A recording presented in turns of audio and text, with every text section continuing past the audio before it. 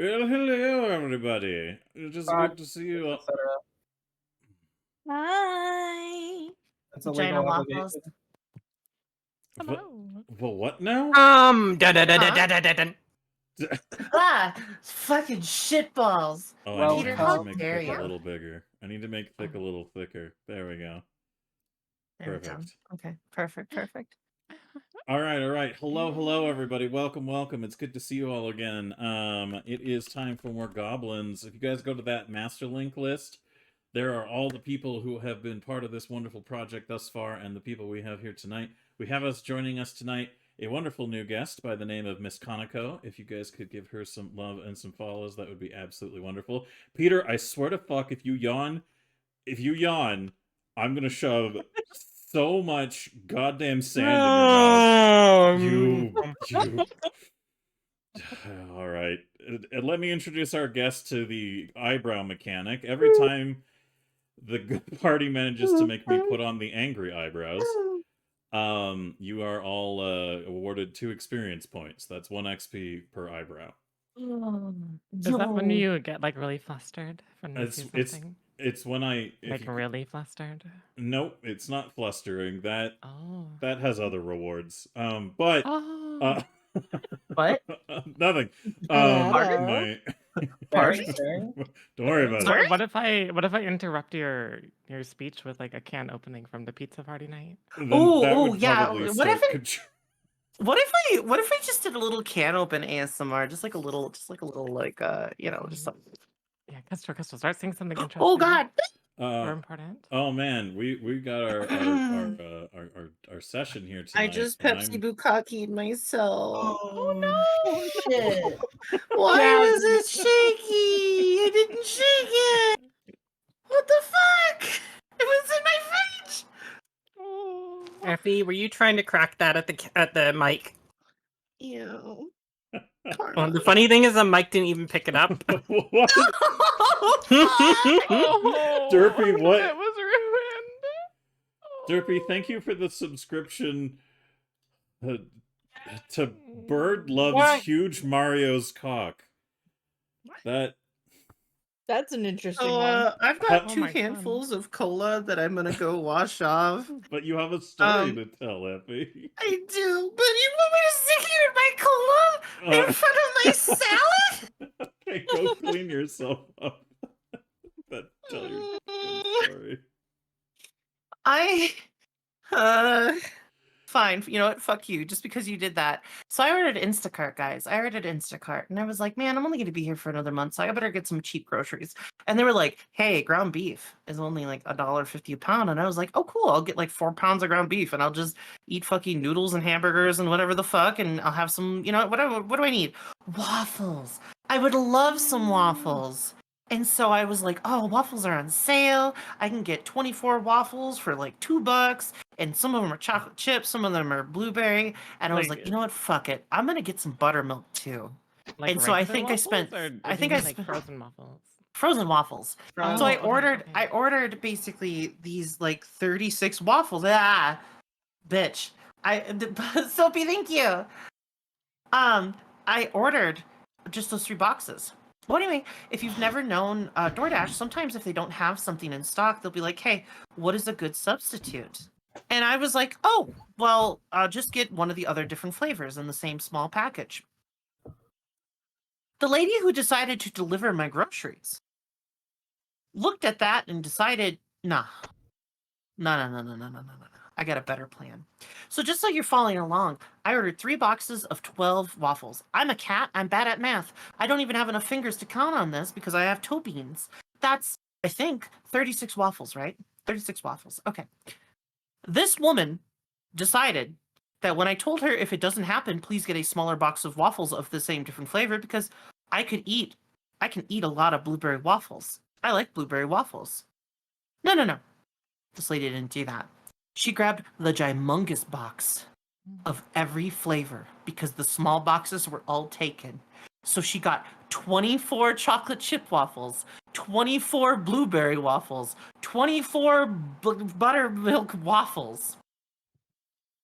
I'm bad at math, so hear me out, but that's 76 waffles, or 78 waffles that I have to eat within a month.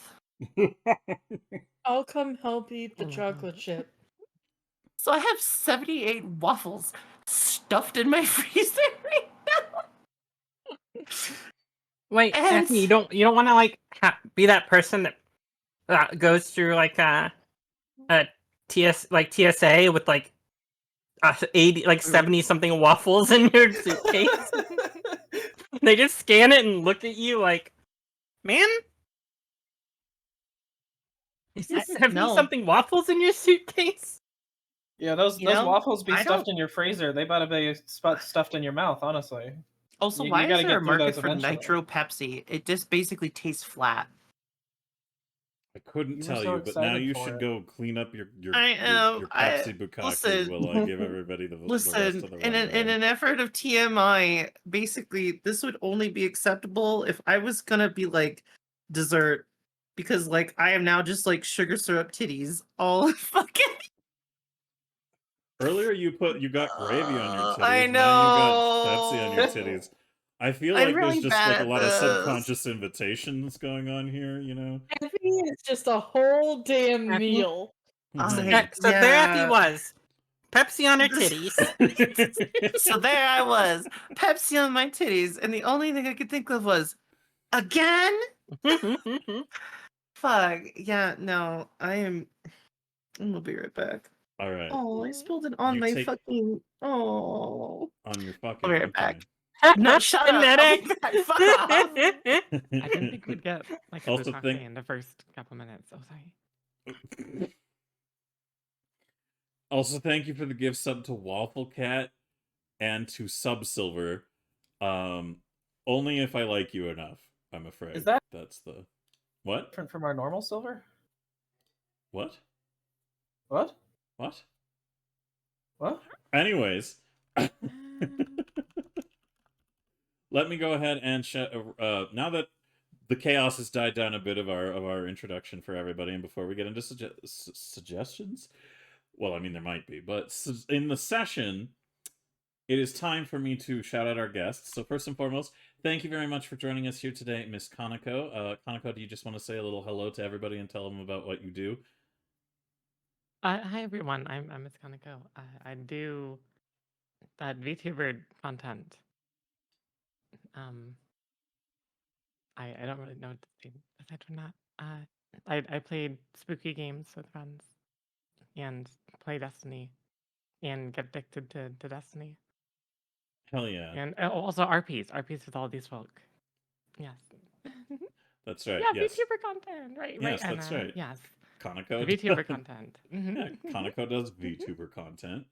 And she does a lot of roleplay stuff and roleplay accessories. So much like myself is a threat on multiple fronts.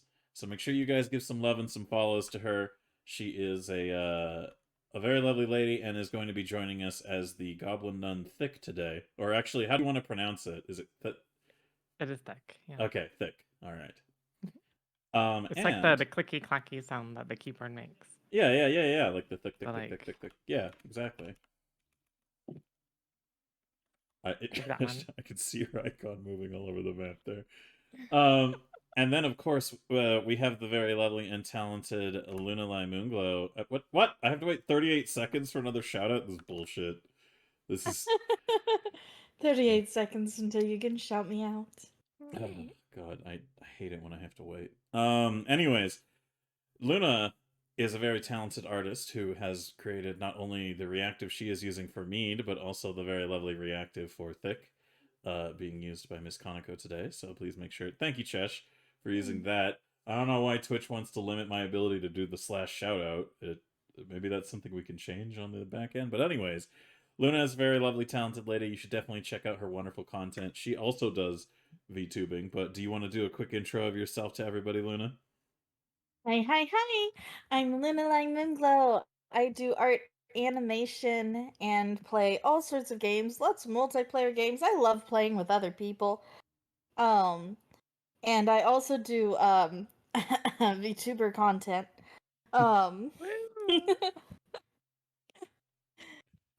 But yeah, I'm just your normally I'm a lovable moon rabbit. But today I'm a happy little goblin.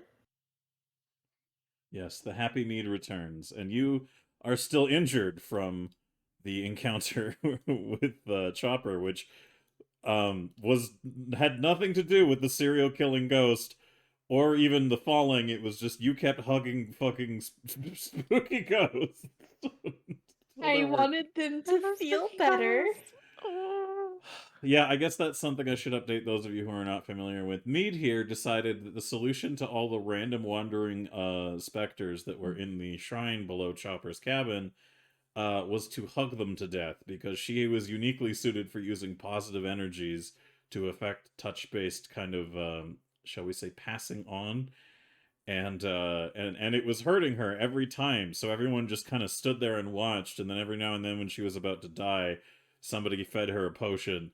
So was that enabling? Who knows? I don't know, but but it was pretty amusing nonetheless. And then We'll certainly find out.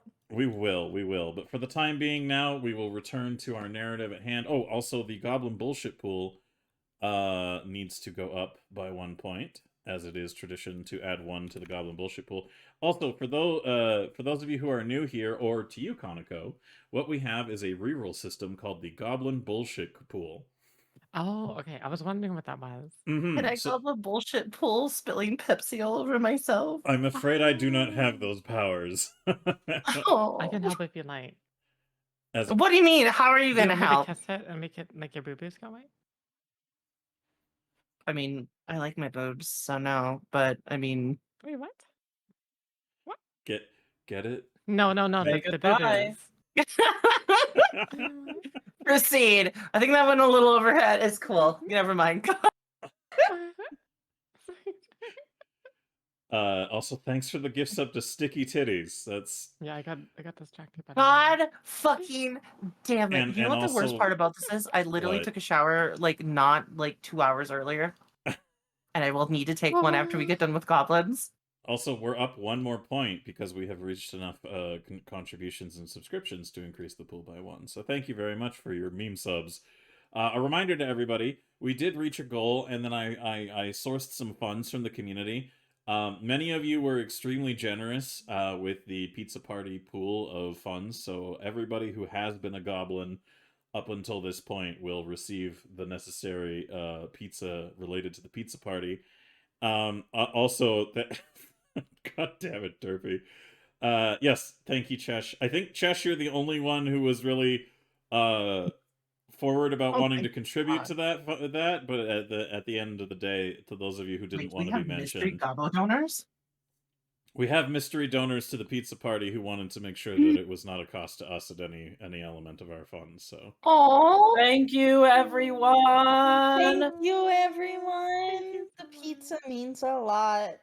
yes. Oh yeah. thank you. But to the community, I will also mention that the pizza is good, and we are happy and joyful in our pizza ways. And in order to this is also seizure warning to anybody who's about to look at the screen.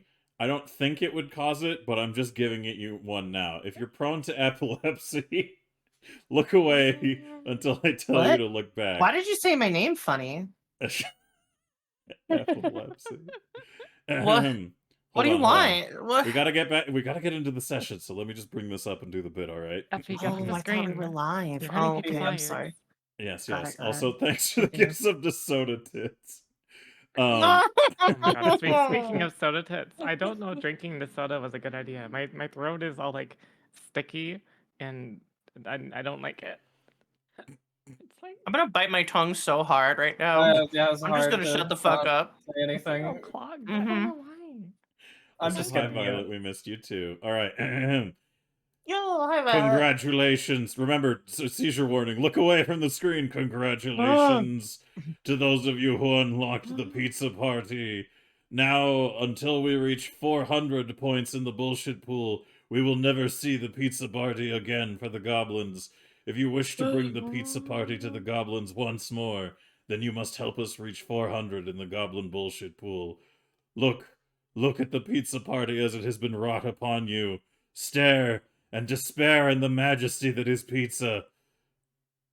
All right, Please that's the turn end. to I'm red. allergic to all of those seasonings and toppings.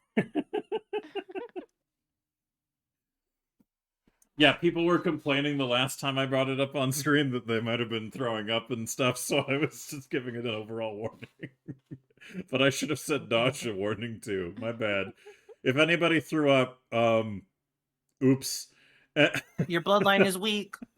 This is all part of his plan. He likes it when Anyone- people throw up. Oh, It's Shut his up. kink. No, we're not doing that. It's his kink. The only thing Silver likes more than throwing up is dinosaurs, and that makes the perfect dinosaur for him as Dilophosaurus throw uposaurus. Sorry? Oh my, oh my. Peter, thank you for the gift sub to Goblin Titty. God damn it. God damn it, indeed. Goblin titties are glorious, Silver. They are. We've already had quite a few encounters with them in this campaign, and I don't think it'll be the last. Ancient. I've realized that I don't have my usual background music, so let me just go ahead and grab that for you guys, and then we can get back into the mix. All right. No, don't- Goblins, are you... Peter, I swear to fuck, sand's coming your way. Anyways, goblins, are you guys ready to jump into today's adventure? Yes. I mean, yeah.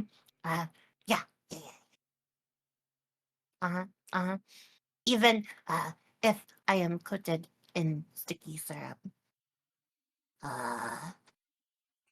My sword still says it's out of ammunition. Let's kill a god. Yeah, I reworked my character sheet here. I am a level 8 barbarian warlock druid. Also, Hobbs, thank you for gifting a sub to Luna. Thank Wow, you. a practical sub? What is this? Fucking... what are you people doing? It's also, that is another point in the bullshit pool. Oh, I got totally distracted explaining the goblin bullshit system. Yeah, so before we get in, if you fuck up a roll and you want to re-roll it, and you're totally okay with the result being the result you get, you can't pick between the two, you can say, goblin bullshit go. And so we'll use Thick as an example here. Oh, So if Thick wants to re-roll any roll, it's any roll that they want to roll. Re-roll. It can be any roll of a dice whatsoever. Then you have to accept the result on the D100 table. So, for instance, an arrow comes flying out of nowhere and strikes the goblin who called for bullshit in the right leg, inflicting 1d6 precise damage. I'm so sorry. I won't ask for Whoa, reroll what the again. I'm sorry. Violet, what the fuck? Violet, that's $100, Violet. Oh my god. Madam. Holy shit. Goodness gracious. Well, thank you for some... Thank you. Violet, I'm making a joke, but it's not to believe it. Shit, my internet. I think Silver's internet would just went poopy My so internet hard did poopy. in It did, outrage. Yeah. Occasionally Yeah, my internet's internet pretty good. poopies when we do goblins, and it only does it the most when we do goblins, and I still can't figure out why it does it. So life is just suffering. Anyways, so that we're up to... Hold on.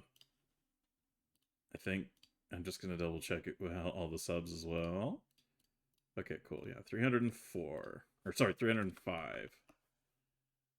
There we go. We are up to 305 in the Goblin Bullshit pool. Hell yeah, Violet. Thank you so much for that contribution. That's very kind of you.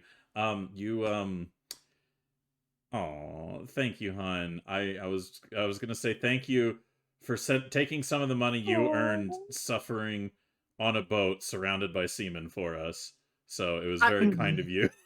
Very You're kind so of you. sweet. Love and appreciate you, Violet. Thank you so much for that contribution. That's very kind of you to support our project. And anybody who makes contributions of bits, subscriptions, or donations, it goes towards the Goblin Bullshit Pool and also goes towards the budget that we used for this production.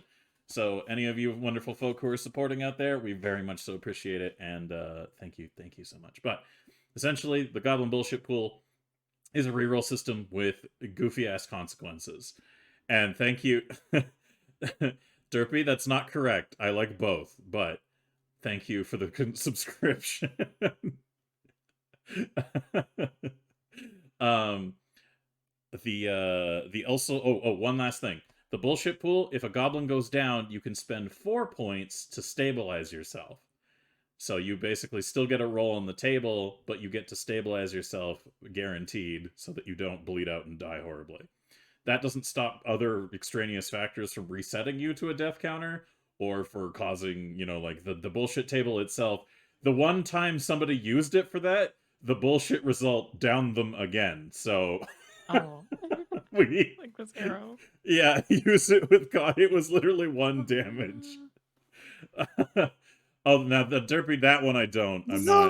I'm not here for that one. It's not really my whole my shtick. That's the Oh, you don't like femboys? No, I do. I just my own is not an Listen, accessible element. listen. Silver is like a door that only opens one way. Mm. And femboys are one of those revolving doors I also Oh, okay. So- that Silver that likes just- to go through. Silver, that no, you just haven't done it right, is all. look. We could sit here talking about my preferences all Oh, night. cool. Let's do that. Hey, No. so Yeah, let's do that. that. Well, Silver, you just need to find the right Give us person. our XP and we'll stop. Give us our XP and we'll stop. This is a shakedown. Everybody gets 2 XP. Yeah, all right. That's what I fucking. Angry eyebrows. Hey, Whoa. Silver, I leveled up. No, you didn't. You didn't actually. Did you? Yeah, because she was only like 6 short. Yeah. So I was like 2 points short at the end of last session. Oh, wow. yeah. Fucking leveled you with angry eyebrows. That's amazing. All right, here, I'll set it to... Yeah, so what we do is we set it to that, and we hit that, and bam, there you go. It should automatically do everything. I'll update your thing, and then if you look under your ancestry feats, you can add another feat as you level up, and then everything else is Okay. automatically added for you. Congratulations on leveling up from my consternation. Do I get any more spells? Yes. Yes, you will. You'll have to look that up separately on the Okay. on the Cool, cool, entry cool, for cool. druids, though. For the time being, however, I think we've already dicked around enough. That's true, Derpy. I do love anime titties, and I do love femboys. So you are correct in those assumptions. Also, the points go up yet again. Whoa, okay, that's not the right number. That'd be a lot of pizza parties. Oh, yes, we did it, guys. We We did did it. it. We got a pizza party every session.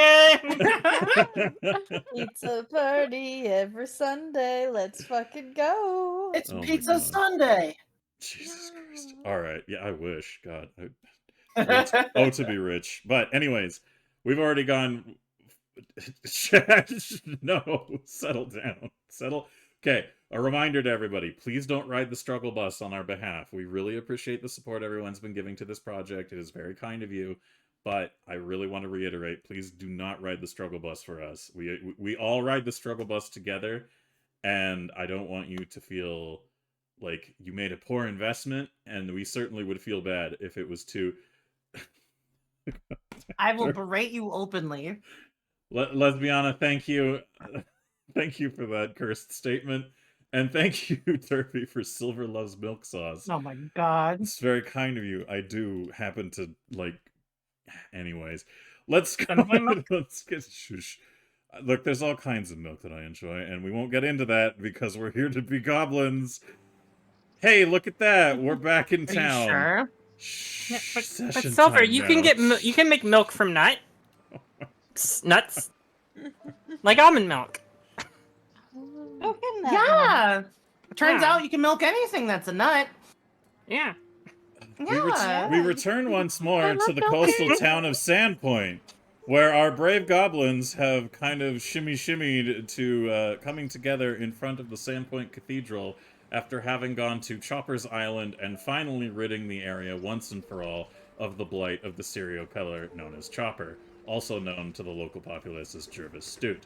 So, with his ghost now banished and the shrine below now, well, at least inactive, hopefully, the rest of our goblins have made their way to the surface. Previously, from the previous group, the goblin known as, what was Yodi's character's name again? It was, Gabjack. There we go. Gabjack is nowhere to be found after you part ways, supposedly wanting to take the haul that he was able to acquire and pawn it post-haste. So he'll probably be around town somewhere, because, you know, there's a lot of goblins in Sandpoint these days. I'm sure you'll reconnect. But as you come to the front of the cathedral, Desi, Newt, Mead, and all of Newt's entourage, Lizzie, Dix, Stevetta, and Steve, Dixie, you managed to just catch up with the rest of the party, running to the front of the cathedral. And Dixie, what do you want to say as you catch up with the rest of the party to kind of give an indication of what happened to you?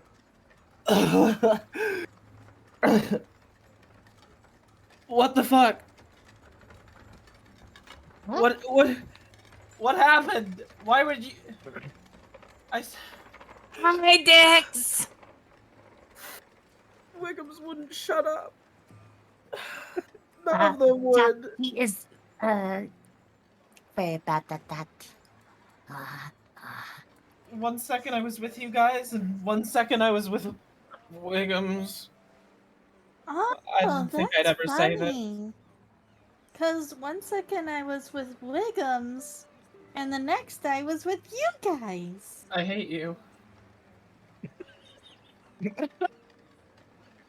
I never thought I'd say this, but I missed you guys. Those guys are crazy. Yeah, sometimes they are a little much to handle. Miss you too, Dixie! Shut up. I'm I over it. missed you too. Mead goes to hug Dixie. Newt will hug Like, Dixie from the other politely side. Walk away. Oh god. All right, give a grapple roll, Newton and Mead, please. And Dixie, you can, if you're not choosing to voluntarily fail on the hug roll, give me a reflex saving throw. I'll give a reflex saving. What is a grapple roll? What the fuck? It's you. I would say easiest is just do athletics or acrobatics, whichever you prefer. No, okay, acrobatics then. At a plus 10, I rolled a 2. I am attempting. Laptop be like. It's okay. If at any point you need me to do your rolls as well, you just let me know. Yeah, it is fighting me. You might need to roll acrobatics for me. I'm gonna Alright, can do. grab a mouse. Lol. What? It's... Bird loves big ladies? Yes, Yo! I do love the thick ladies, that's true. But I'm, you know, I'm a fan of many. But Dixie, unless you would like to goblin bullshit go your hug dodge. No, it's not important enough. I don't know. This might put you in a state of emotional intimacy. I think that's pretty terrifying. Oh my god. Yeah, you Bullshit know? Oh, thank god. Oh no, she's trying to avoid it. Goblin bullshit, go! No!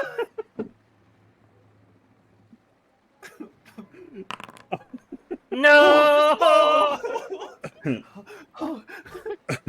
Mead, do you want to goblin bullshit go your acrobatics roll? Or... What was my acrobatics roll? Is this 12. not a It was a 12. You have I'll a plus keep 10. it. You'll keep it? I'll Okay. keep it. I'll keep it. I'm a little tired. Alright. Alright. You well, now we figured out how you got away from the hug, Dixie. Oh, thank god. And you age a year, Newt. Congratulations. Happy birthday. Yo, happy birthday! Death, motherfucker. Well, since I've lost I think 8 years in this thing, it just means Thank you for the follow. I'm only 7 years younger than when I need to give started me now. you need to give me some of those years. Desi is 4 years younger than when she started. Like if I lose another year, it's it's questionable. okay. After gaining that year, Effie, Newt is 7 years younger than when she started. Oh my god! Oh no! We've embarked on a dangerous journey with this, but I We're assure childhood you, sweethearts. We no longer can drink at a tavern. They're gonna be like, "Excuse me, ma'am," and we're gonna be like, "We're 48 years old." Well, no, you look like you're like 14. This town is. Get out. Oh god. all right. So, let me. Did I reduce the pool? I think I did. I didn't. Okay, there we go. Damn, I really need a way to automate that. Okay, so the Dixie, you narrowly avoid an intimate moment of double huggage by floating into the air. Ah! Unfortunately, you're not able to do anything about getting back down, so you're kind of just floating there. As that's happening and you guys are assessing this situation, Desi, Newt, Dixie, and Mead, all of you standing outside the cathedral in accompaniment by Newt's entourage, which I'll put over here to kind of represent the... God, Lizzie's so big. I guess that's what I get for giving you a giant crocodile.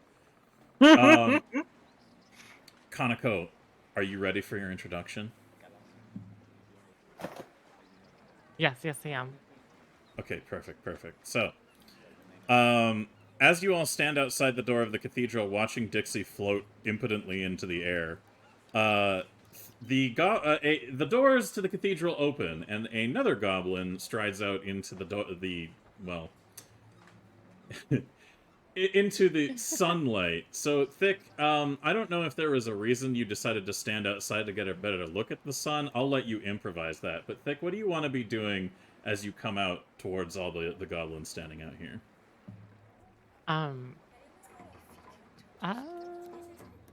It's like midday, right?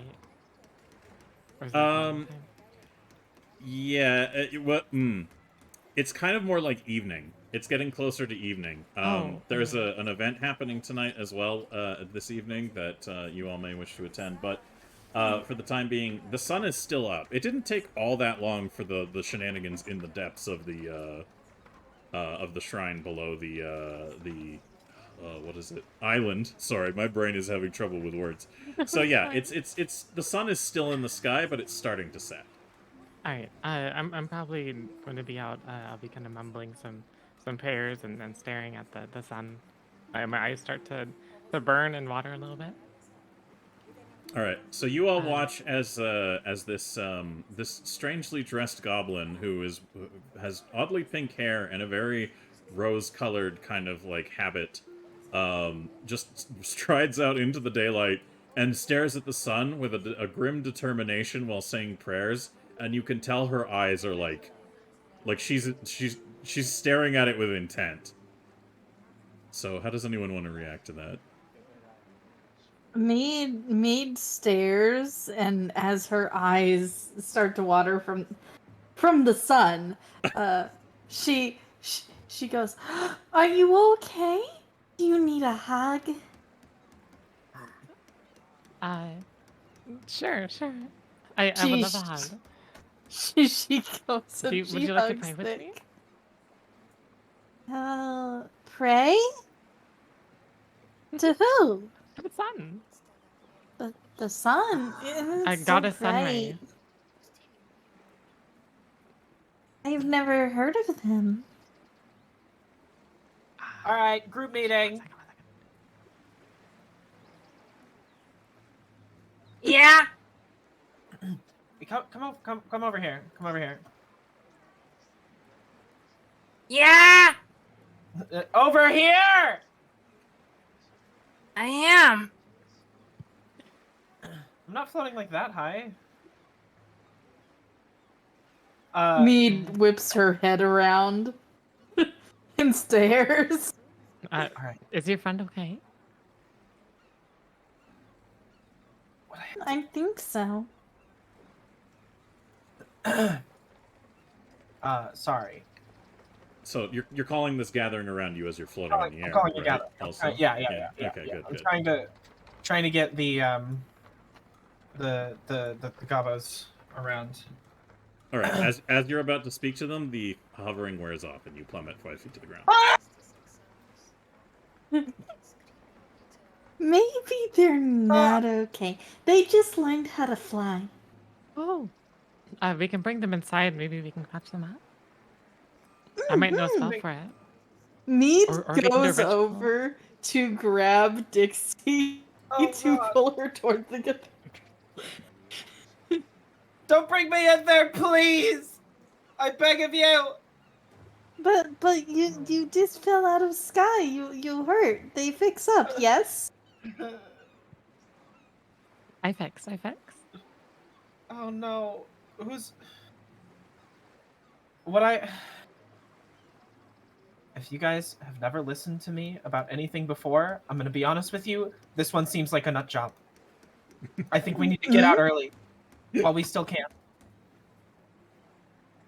What? She has a nut hobby? But please, someone, anyone, agree with me? Or is she a professional nut person? I'm just sitting off to the side, grinning. Does he? I'm just grinning real big, and I'm staring at Dixie for a minute, and I'm just gonna go, huh? Yeah.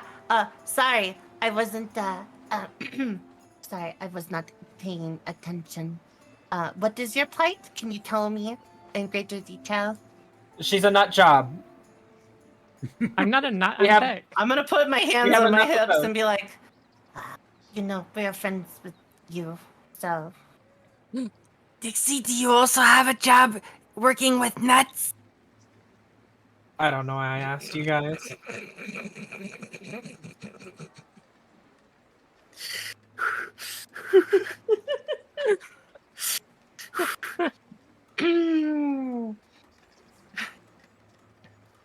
Yeah, Dixie. Go on, continue. Make my life worse. Do That's you, fine. Do you have a job with nuts,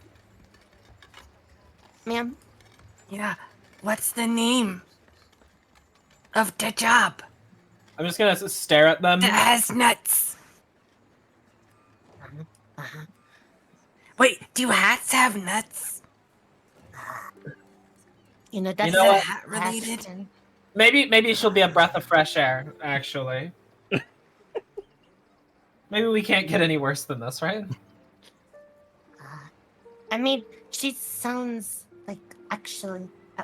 I'm talking to Frank. This is an A to B conversation, and I'd like you to see yourself out of it. I am going to use my tail to slap the hat off her head. All right. Give me a reflex saving throw, Dixie. Fucking all day. Desi, give me a. Oh! Nice. Very Oh important. no! All Desi, I want to take Desi, the give upper me hand. give me an acrobatics. Oh, you want an acrobatics? Okay. Yeah, I want your acrobatics. From Yeah, I can do that. If you roll a 1, I'm slapping you back so hard you die.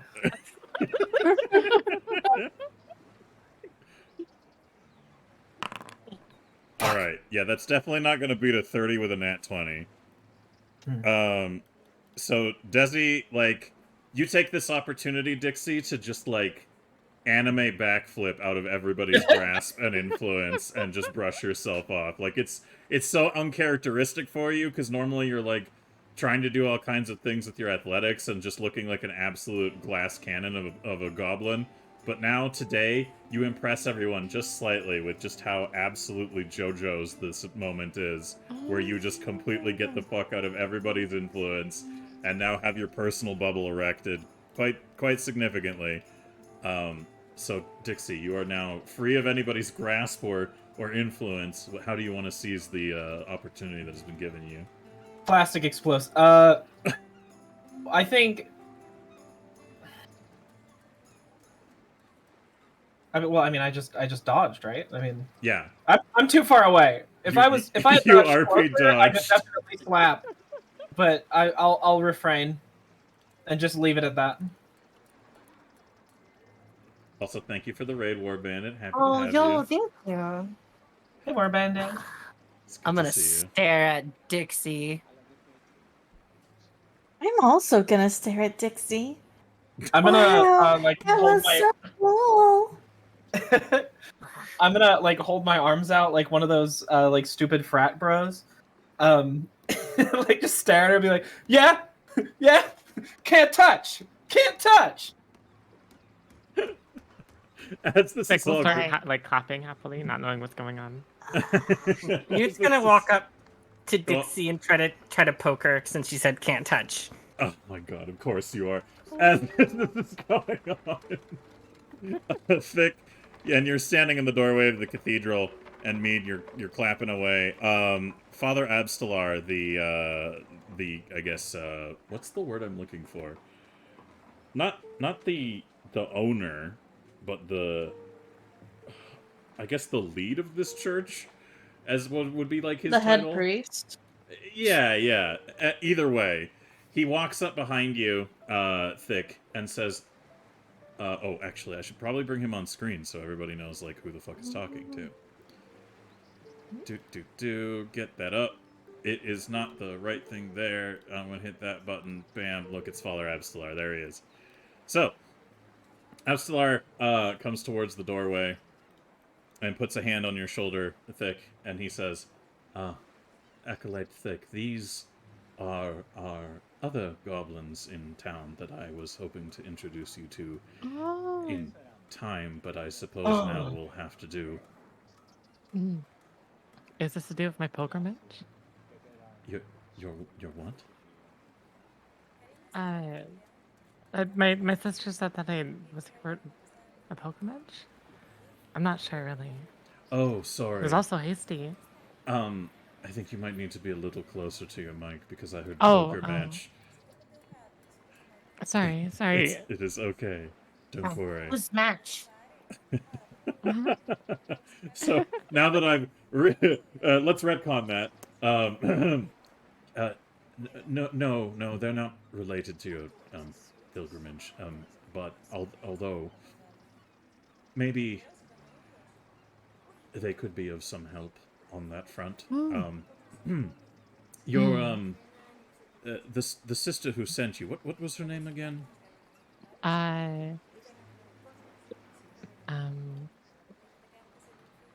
Can I roll a like history check or something? Remember the woman that raised you? Look, I have low intelligence. Okay, I'm not sure.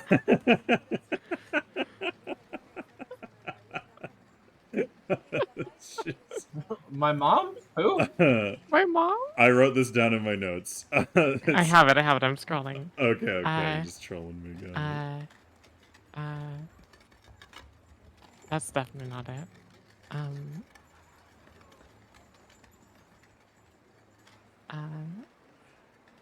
Oh my god, where is it?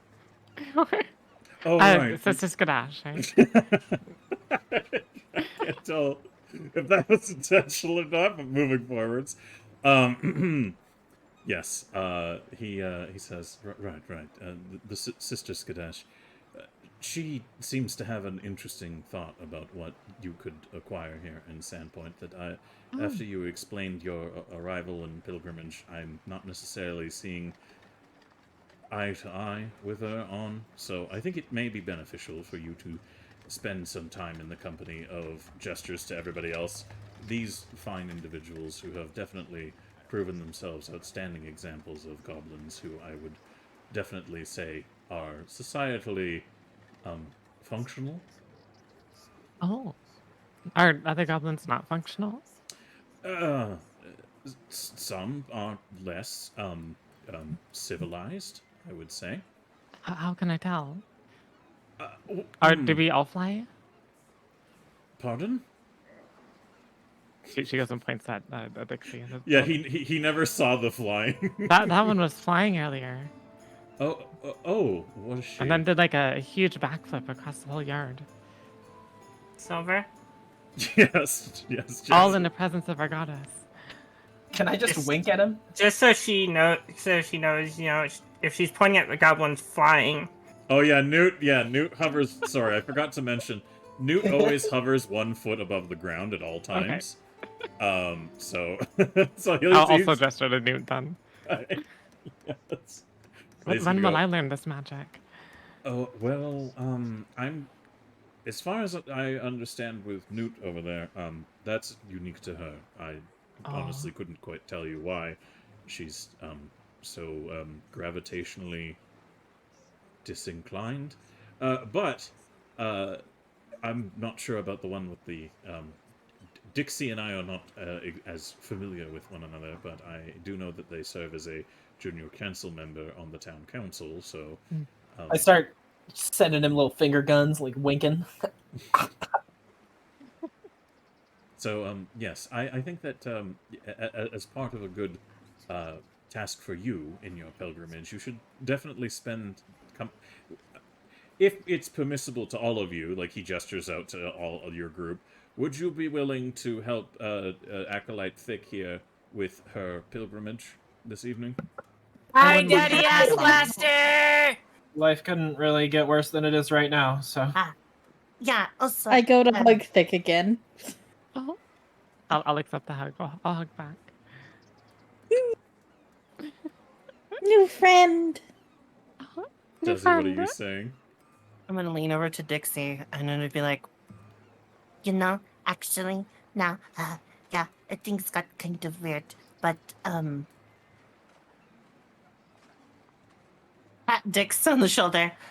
Yeah, hang in there. Yeah, Daddy Assbuster, we, we sort of took care of the, ghost problem for you. Did we all helped? We were all there. Help them pass on with my love and affection. Did what? I don't know about that. Oh, that's one. very impressive. I did my best. I hope they all feel better now. I'm sure they do. Didn't you just kill them? Abstelar looks a little confused and shakes his head and says, hold on.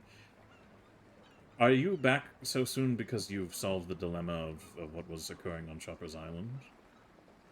Yeah! And what were the results? Ghost Most all the kind. spirits are gone. Spirits, plural? Yes. Yeah. How many? A lot. I can't They all count. had a lot of pain. He looks to Desi and says, could you give me a recounting of what happened? Yes. She's gonna wheel up her device and she's going to clear her throat and take a deep breath and go, yeah, I burnt it all to the ground. Wait, you destroyed the idol and you guys left there, but was your intent to also like burn the shack and everything, or? Yeah. Okay, so in that case, there's a plume of smoke rising over the island as he looks over. Yeah. So what ended up happening in greater detail here is we met Chopper. We had some dialogue with Chopper. Chopper foolishly thought that we were his friends. We descended into the ghost's inner sanctum. And then I melted their idol, the thing that they wanted us to bring into town to kill you all. By the way, you're welcome. And then I sanctified everything and burnt it on the way out. And she's gonna slap the top of her alchemy thrower and be like, yeah, this baby can fit so much salt water and ghost killing liquid in it, but now she is bone dry. Daddy Assbuster, could you top it off? We didn't kill any ghosts. We helped them move on to the next life. Oh, yeah. Daddy Assbuster. Daddy Assbuster, could you lean down here for a second? Hold on, Nate, 1 second. Yeah, we didn't kill any ghosts. Wink, wink. Mead will start crying. We helped them pass on. Okay. Oh, go ahead, Nate. Daddy Assbuster, can you please fill my wife up with your holy waters? What? What?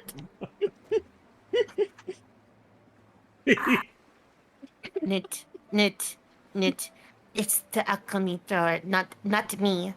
Oh, yeah, the alchemy. Yes. Yeah, my wife's. We have talked about Can this. you fill up my wife's? You need to really stop calling it nature's soup bowl. It's not how that works. Can you fill up my wife's alchemy thrower with your holy waters? There you go. Yeah. She keeps only it half as bad. on her back side.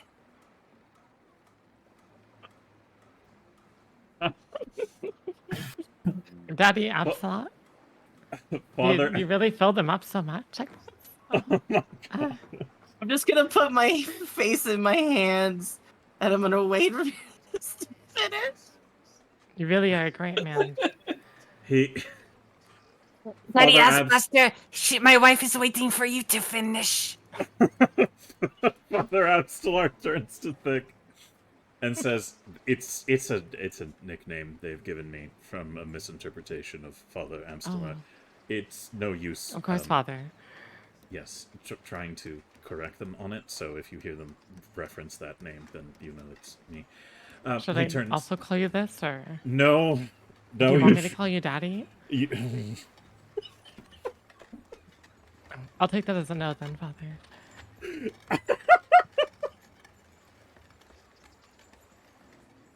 Go on, ass. Are you everyone's daddy?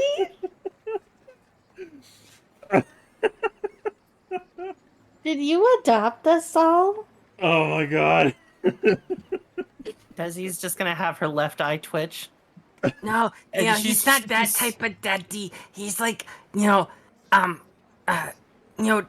daddy, and the Holy Spirit daddy. Mead just looks confused.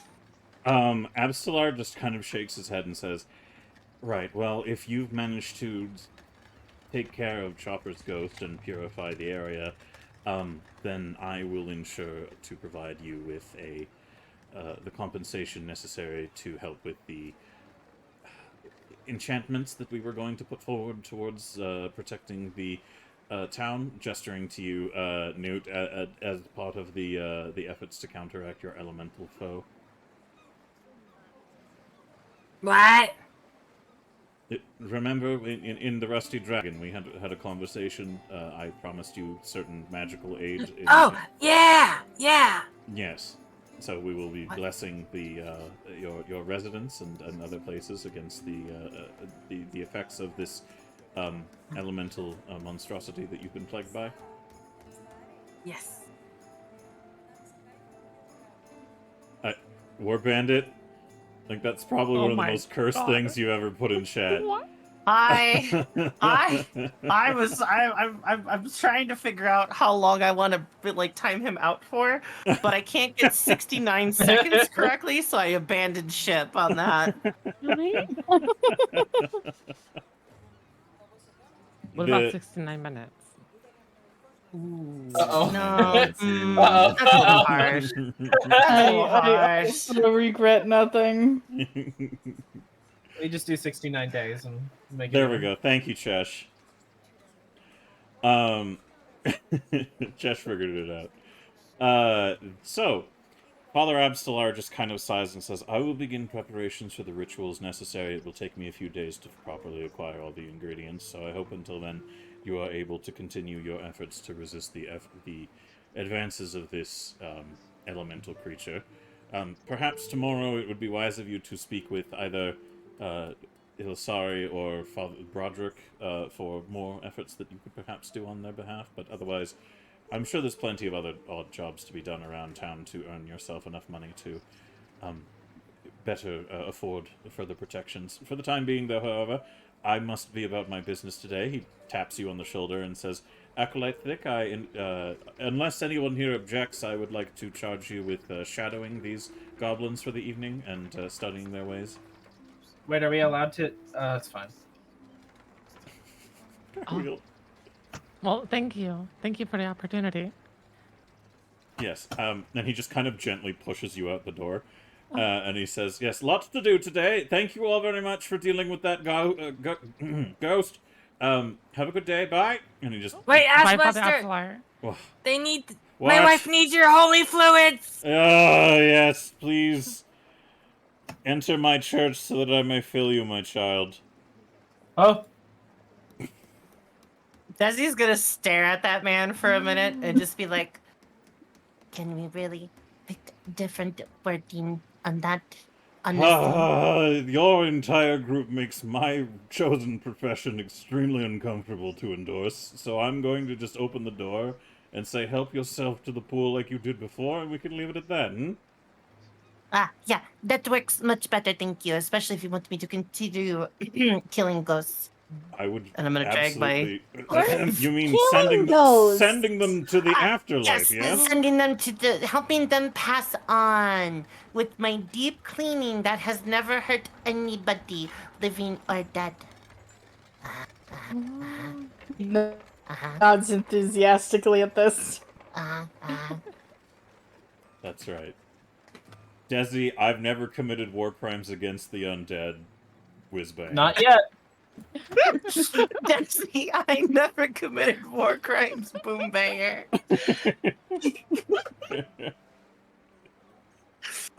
I mean, look, I leveled up and I'm level 5 and my capacity for creating more war crimes is just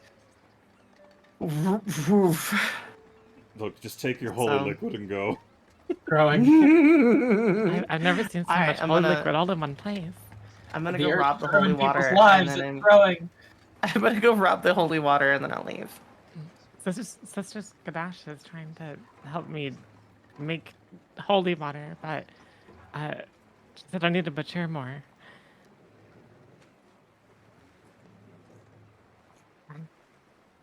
What? Sorry, I Father couldn't Abstelar I was momentarily just gently busy. pushes you out the door further and Oh. closes the door after Desi gets the water that she requires. That makes good sense. All right. Now that you are, as the door closes and you are all left standing out there, Desi, your alchemical caster device, your Luigi's Mansion anti-ghost machine, is now refilled with the holy waters. Excellent. As you are all standing outside, you can see that the sun is now beginning to set. And as you do so, Dixie, you recall that there is an event going on this evening at the Pixie's Kitten for the last day of basically leaving in the morning is Amiko Kaijitsu. So, Dixie, do you want to raise that in any way to the rest of the group? The only one that seems responsible to me. Desi, Yeah? do you remember that like porno thing we had to go to? What? The thing, for Amiko. I'm gonna blink real slow.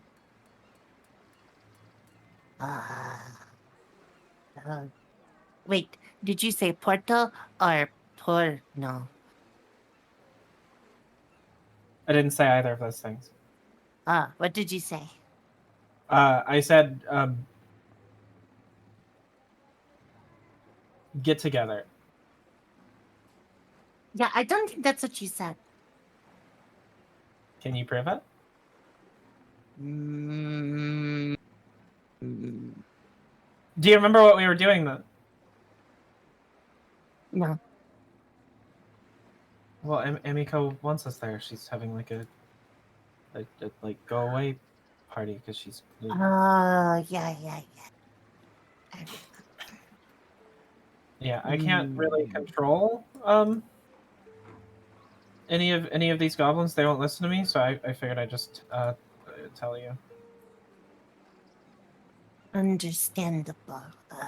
Okay. Uh, hmm.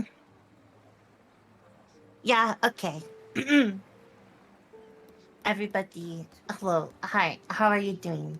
I need you all on your best behavior today because we might actually go out and and I know this is a big deal for some of you, but we might actually be invited in public to be on our best behavior. So. I'm always on my best behavior. I hate you. I love you too. Yes. Okay. Well, yes.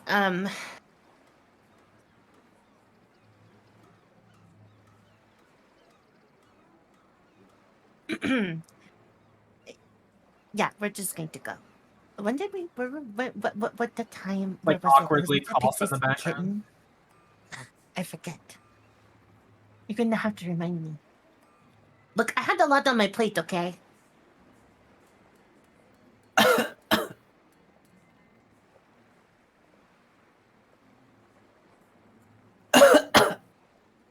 Is that your prompt for Oh, me where to are we give information? going? Is that why you're coughing? I'm sorry, I don't. Honey, is your throat okay? Do you need a lozenge? No, I'm fine actually. It might surprise you to learn that those coughs were in character. Oh, okay. All right, all right. However, Just filling the awkward silence. yeah, as secondhand information, you do remember that the event was to be happening this evening, and the sun is going down now. So, in the next little while, it probably would be good to attend the Pixie's Kitten if you do intend to attend the event going on there. However, there is enough time left before it is actually truly evening time, before you have the opportunity to go there. So, if there's anything in town you want to do, this is the time to do it before heading there.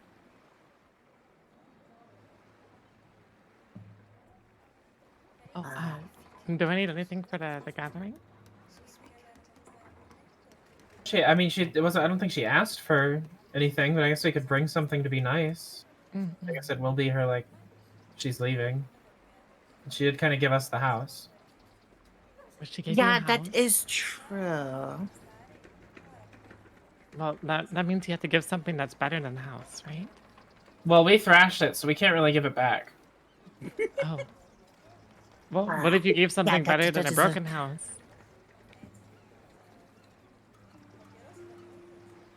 A broken home. You know, maybe we just show up and maybe, you know, maybe we just, you know, tell her, have a good trip, goodbye, and, you know, tell her thank you. Honestly, I think my presence is gift enough. Yeah. Oh, thank you for your presents. Yeah, thank you for your presents. Mm-hmm.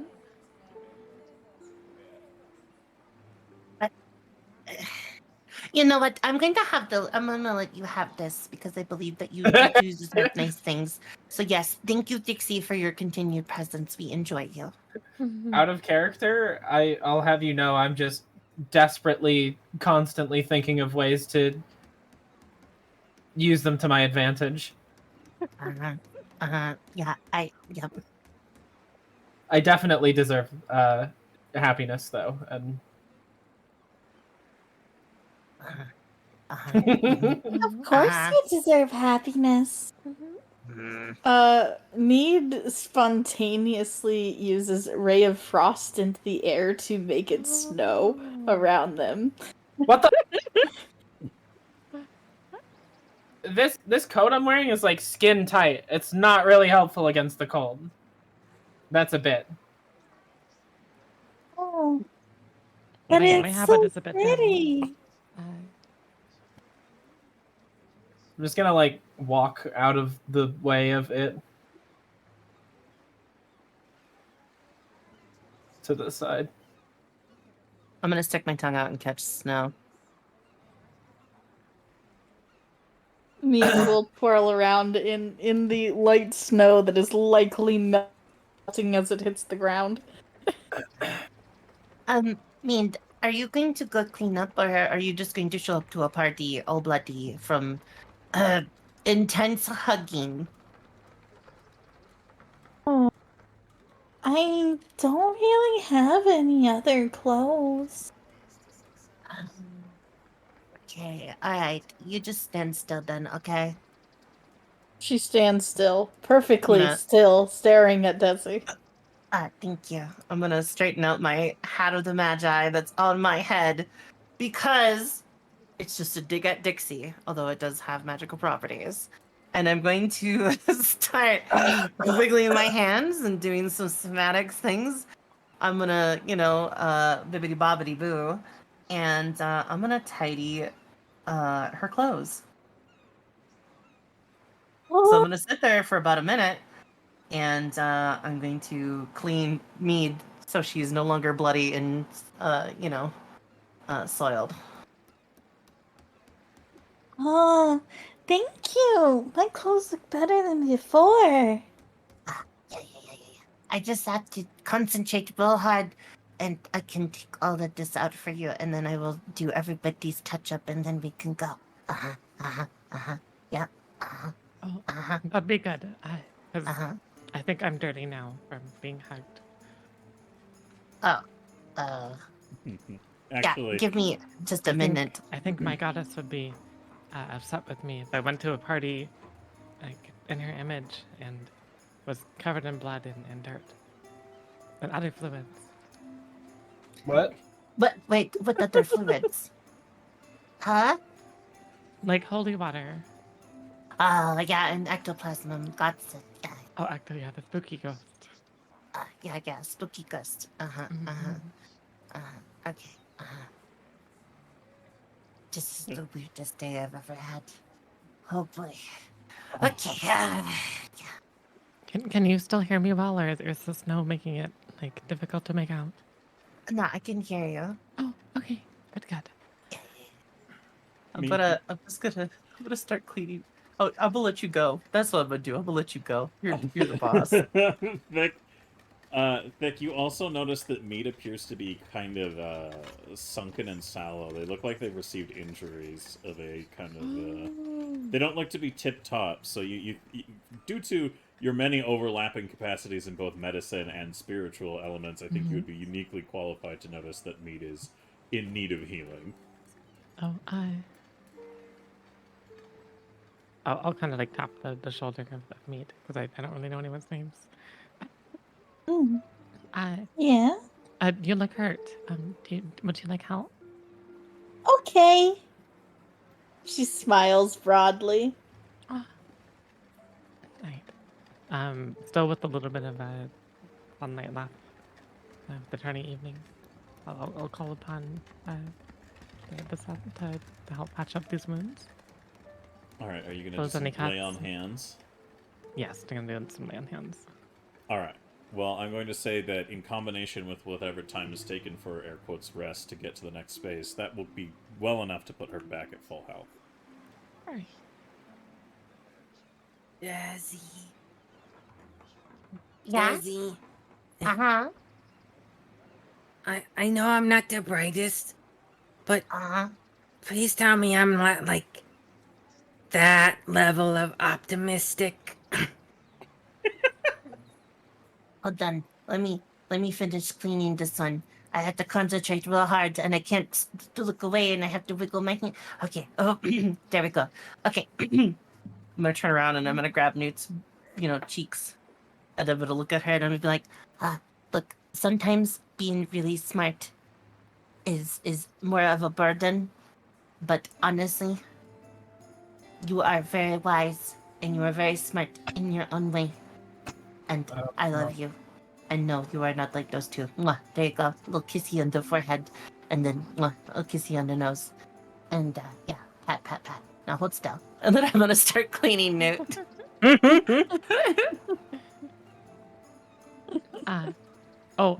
Before we go to the party, I thought we should make introductions. I'm Thick. What's your name? What? Yeah, Mead. I know you're thick, but like, what is your name? What? But- My name but is like- Thick. You're right. My concentration for prestidigitation fails halfway oh. through. Is this one of the Fae things? Am I supposed to give you a turn fake name? around like, you what? And I'm gonna be like, are you Fat's sister? What? Hey, are you related to Fat? Yeah. Oh, I don't think so.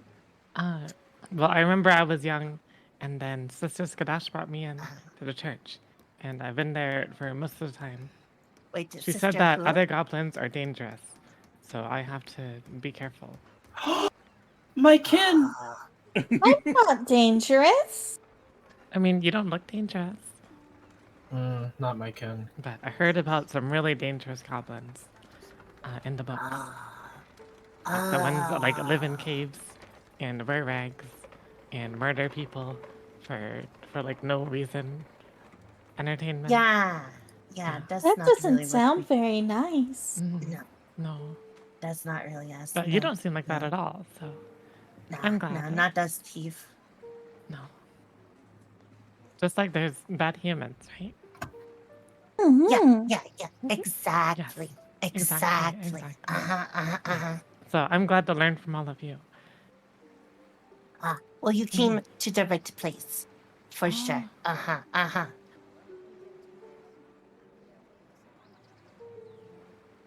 We got you. Oh. So, But tell me your name. Oh, Anything? I'm sorry. My name is Daisy.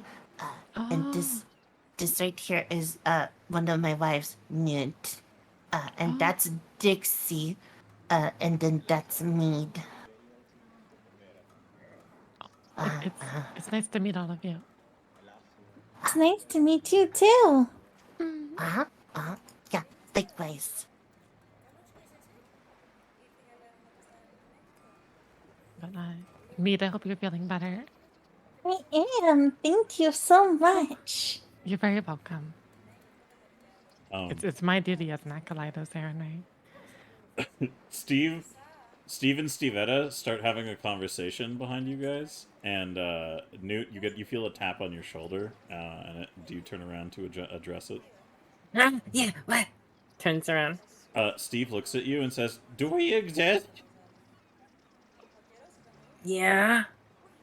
Nobody said our names. Sorry. I thought, yeah, sorry. You know, in at a certain angle, I didn't see you. This is Steve and Stevetta. Also, that's Oh. Lizzie. Oh, Yeah, Yeah, you- and this is... I'm Thick. Sorry. Yeah. Thick. Only until now do you realize there is a giant fucking crocodile behind everybody.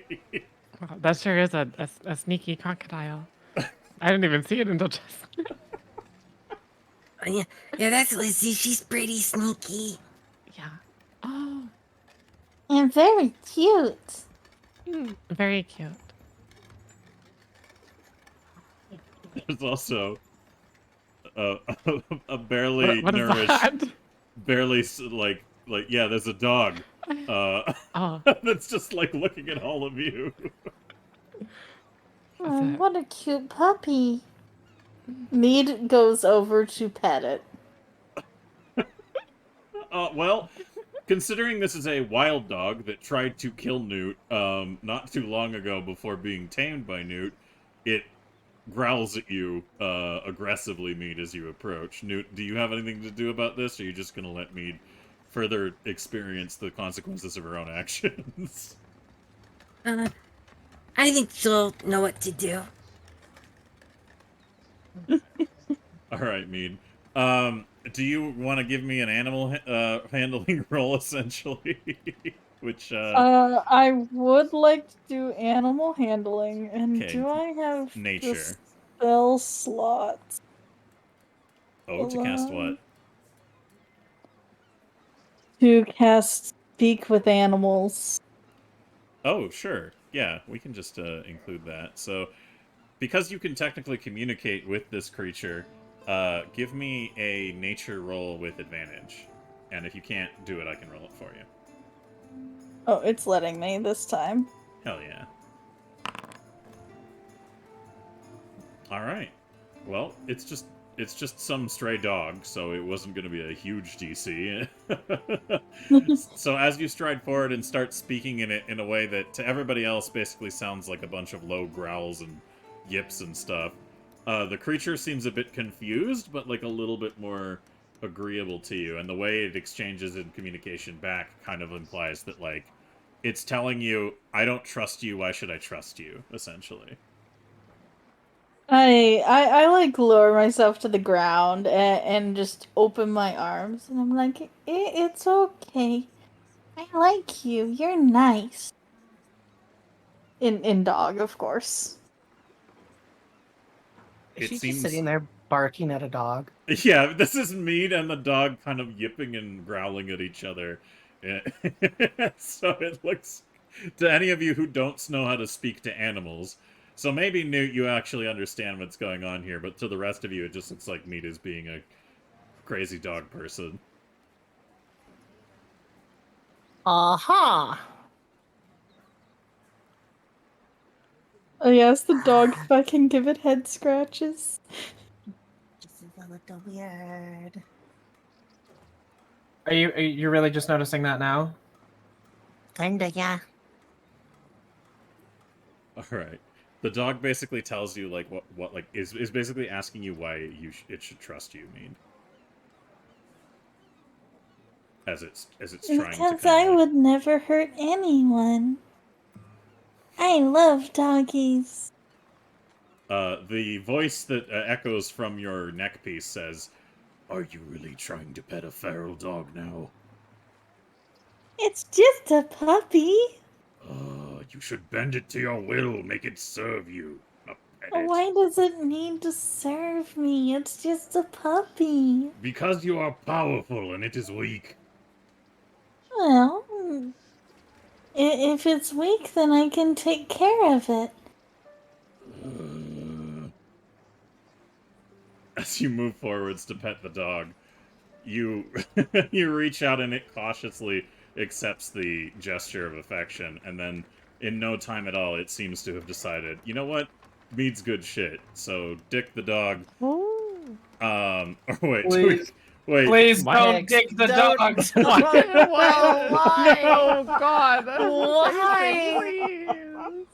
No. White woman jump scare. Yes. Sir. Dicks. Sir. This I knew this would come Alright, back and bite me in the ass. I thought you didn't like it in the ass. Oh my Do we need the FBI? Yeah. We need. Fuck my life. We need an adult. Anyways, I'm sorry, Silver. You can't goblin bullshit go that. I know. You're not allowed to goblin bullshit go. I really can't. I really can't. Alright, yeah, Dixie, the dog, is now being pet by Mead the Goblin. There are pleasant, platonic feelings now exchanged between these creatures. Mm-hmm. What do you all do next? Kill the dog. Wait. Oh no! Could I pet the puppy too? Vic, give me a nature roll, please. Okay. And that's under your proficiencies tab for your character. It's the little hand. Okay. Wow, alright. Damn. You're really popular with Dixie. It's almost like you have a natural affinity to this weird, wrinkly, long creature. We had dogs I- at my old church. I get along with them pretty well. I hate all of this. Everything that's going on right now. I You just. can't. That's it. Banned. I would Sister like to Skadash pull said that out was some her rations and favorite feed dog the dog. lover. Her dog, what now? Walker? Her dog, that was the favorite dog lover. I see. Well, I love dogs. yep, that is very apparent. Apparently, Thick very popular with this dog at the very least, because it's like, for some reason, you just radiate like a divine aura to this creature, and it immediately takes to. It's already been kind of buttered up to being a little bit more friendly because of Mead, and because you walk along thick with your extremely endorsing and, you know, redeeming presence. This dog just seems like almost weirdly like willing to. I think it's because I'm warm from the sunlight. Yeah, sure. I'm gonna just leave this in perpetuity. Dog likey, go onwards now with narrative. I would like to feed the dog With what? with rations. Yeah, yeah. Okay. Yes. All right. That's my last canine act. I promise. Hell yeah. All right. You feed the dog. Everybody loves this dog. It looks ugly as shit, but man, is the love coming for it. It's so ugly, it's cute. Right? Yeah. Like Like a movie that's so bad, but like you can't help but keep watching. Yeah. Oh, good puppy. All right, team. As Mead and Thick are doting over Dixie, the dog. Dog. What do the rest of you want to Nerd. do? Do you have any? Oh, go ahead. I'm gonna Desmond. make sure to I'm gonna make sure they're all clean, and then I'm gonna try to like fucking. I'm gonna try to fucking usher them. That was so hard to do. Holy fuck! That fucking dog, pet dog, please. Blurp. I want to try to herd them towards the Pixies kittens so we could like, you know, move on with things. I'm just like, yeah. You just hold still. Pet the dog. Yeah, that's good. Yep. Okay, cool. Now we're going to. Yep. Yeah. Okay, we're gonna go now. Okay. No. My petting dog. Dog is coming with us. Oh my god. Okay, we got to go this way. Yeah, that way. Okay. Does anyone have anything else that they would like to do or say before we reach the Pixies kitten and continue on with the evening? Mead will happily follow along. Newt, any immediate prerogatives for you?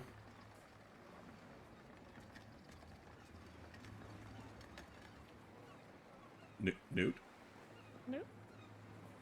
Jazz? Can you not hear me? Now I can. Oh, Oh. it didn't say I was muted. That was weird. Do you have? Okay. Yes. Can you go. hear? You can hear me now, Yes, though. I can hear you now. Okay. Good. I'm here. Yes. Let's.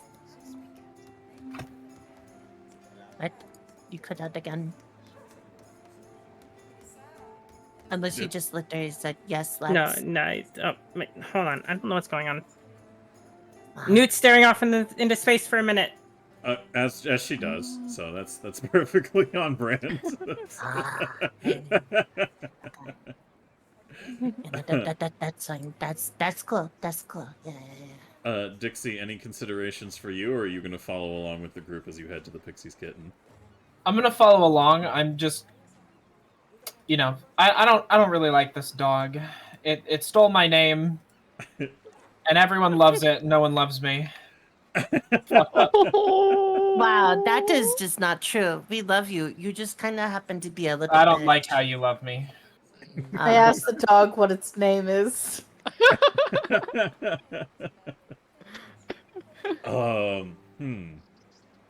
This raises a question. Do animals have their true names that they would provide, or...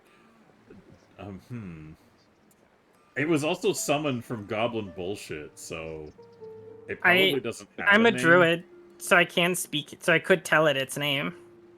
Well, yeah. So it probably wouldn't shit. have actually cared about having a name when it came into existence, and then because you named it Dixie, it would just tell you that its name is Dixie.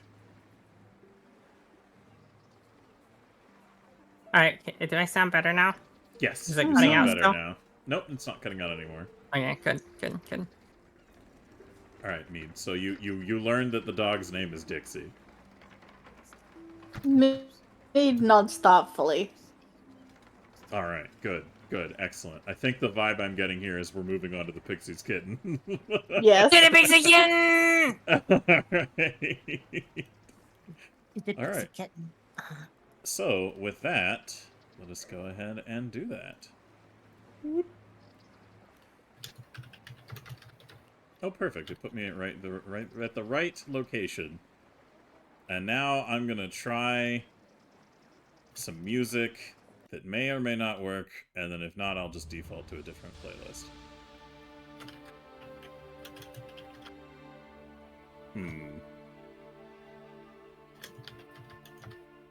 It's not really upbeat.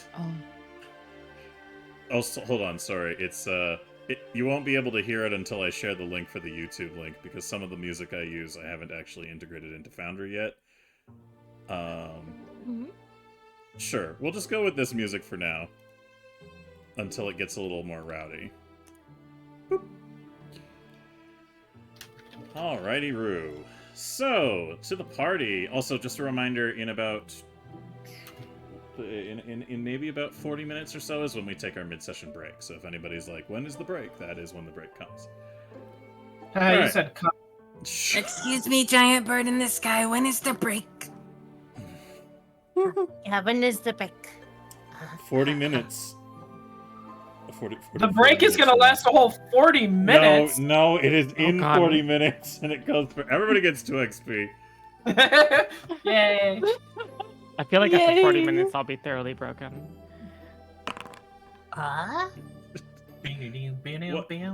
What was that roll? Who did a roll?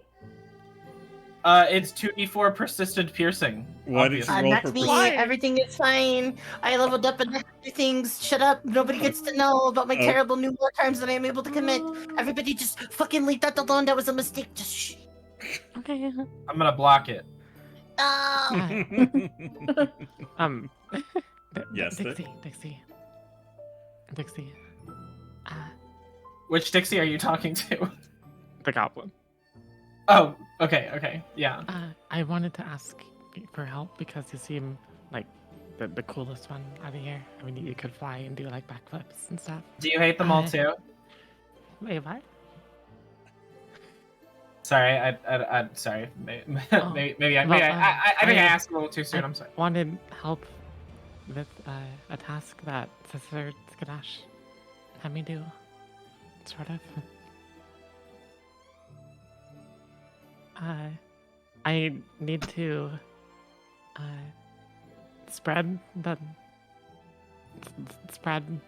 Oh well, we'll be doing a lot of spreading at the Pixie's Kitten. No, I need to like spread the light, right? Or I'm not sure. What does that mean? I don't know. Just like make it brighter in places? I thought that maybe you could help me with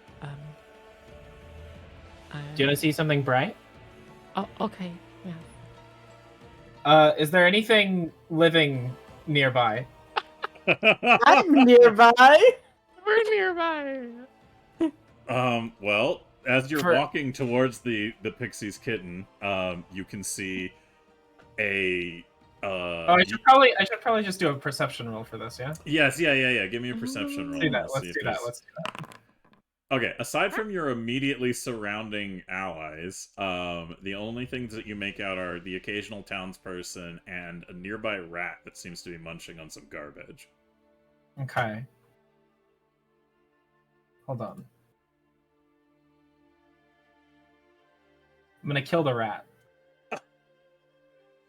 My God. I'm gonna summon the light of Thor himself! That's good. No, Zeus, nobody. I call upon you! No. I would like to roll perception to see if I noticed the killing of the rat. Yes, please give me a perception roll, mean. It's on the left. Yeah. The DC for that would have been 2 because it would have been pretty obvious that a rat would have been struck down by the equivalent of a fucking lightning bolt from the sky. Oh my I god! like to think Mead is a little more oblivious, though. Yeah. I could have artificially enhanced that to a 4 for you, but either way, it was really hard not to pay attention because Dixie is a shell woman, and she was putting on a bit of the old razzle dazzle before she summoned that killing blow. I'm not gonna have you roll Just anything blacker else than because it's black. a rat. Dead rat. That rat is dead. It absorbs it all. I think it's just gonna like freeze up and then like internally scream that this rat Why was did you murdered. hurt it? I'm gonna turn to Thick. This is how you bring light to the world. No, my goddess never asked me to do something like that. Goddess? What? Why would you do that? I just spit at her feet and walk away. What? Mead starts to cry. Oh, no. Now you done it. No. No, listen. Oh, God. Oh, no, this is why I never wanted kids. Oh, God. Desi's gonna open the top of her alchemy machine, and she's gonna stuff her head into the funnel bit, and she's just going to scream.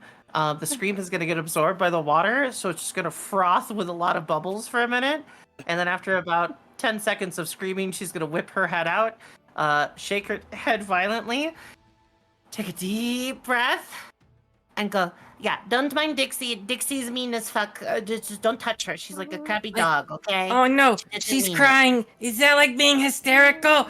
Cast sprout no. or like basically cast water and spray her in the face. On who? On Mead or Thick or both? Yeah, on Mead because she's hysterical. You said hysterical, and I was gonna scream. I also thought so. I know. I panicked. Yeah. Mead is now wet and crying. All right. So poor rat. Quick! Someone cast Earthquake! She's still hysterical! Thick, what are you gonna do in all of this? I'd like to go to where the rat was. Okay. I would like to make a desperate prayer. Oh my god. Mead is going to join her, but praying to Baba Yaga. All right, what? No. Newt's gonna go over there and join them, but Newt's just gonna pick up the rat and try to like What rat? try to like. Actually, Actually, Newt's gonna try to cast heal on it. And see if does she the can. rat even exist, or is it just like a spot of ash upon the ground? It's like Newt's a like- charred remains. It still has a Newt's gonna be like, physical "Don't worry." element, I think I Okay. can fix it! Cast heal. but... Oh my god. All right. Mead, Can do we you make cast- direct mention of Baba Yaga in your prayer, or do you not? Yes, I do. Okay, Dixie, you overhear the mention of Baba Yaga. Do you get involved in this bullshit too, or... I'm gonna tackle Mead. God. Well, and then what? Yeah, what's the roll Wait, for that? isn't What's the roll tackle in for that? athletics? Yes, actually it is. Give Yeah, I me was an waiting. I was athletics. waiting for that. I was waiting Yeah, for give me an that. athletics. All right, with your Ooh, minus that's one of my 5. better ones. Yeah. It's actually in the positives this time. You, Mead, can you give me a fortitude roll, please? Because I assume Yeah. you're too distracted to notice it coming, but... Yeah, I'm too distracted to notice it coming. Okay, cool. It's the equivalent of Barely Dixie creepy. slamming into a fucking, like, light post. You try to tackle Mead, but all you really do is manage to just smash into her while she's just staying focused on her prayers. So, Dixie, what do you... I wrap my arm around her throat, trying to, like, get her in a chokehold. It doesn't really feel like much of anything, but I'm really going for it. I'm trying my fucking hardest. Mead, her... God. You Dixie's- keep her name out of your mouth! Dixie's... Oh, Dixie's soft, supple hands feel like a caress upon your body. Mead just looks at her confused and crying. Oh, she's hugging! Look, Dixie's hugging someone! Mead goes to hug her, thinking she's trying to apologize for the All right, and Newt, you're still trying to resurrect the rat. Yeah. Okay, so we've got chaos magic, we've got occultism, and we've got, well, two sources of occult magic, and we also have divine magic here involved in what is essentially resurrecting a 1 HP rat. Desi, before I do any other rolls to that effect, are you doing anything, or are you just standing there staring in absolute abject stupid horror?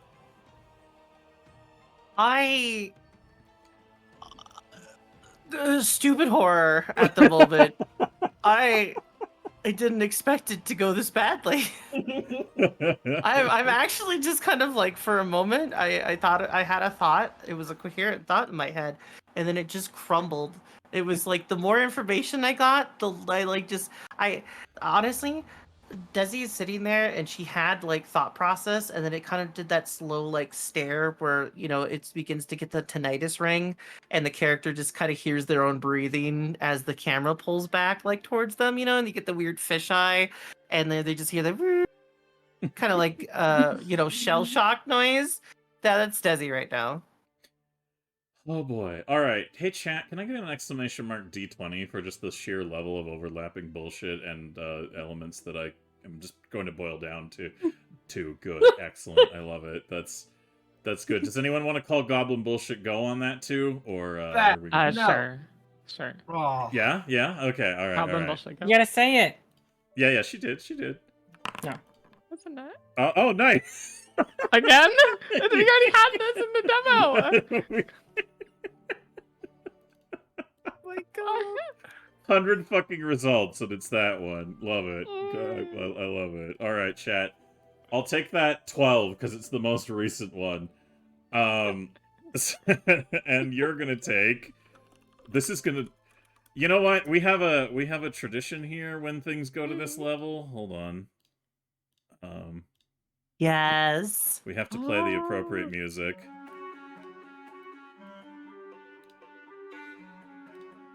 Alright, I'll set the scene.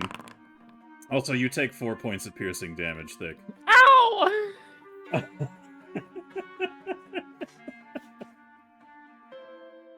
Alright, so,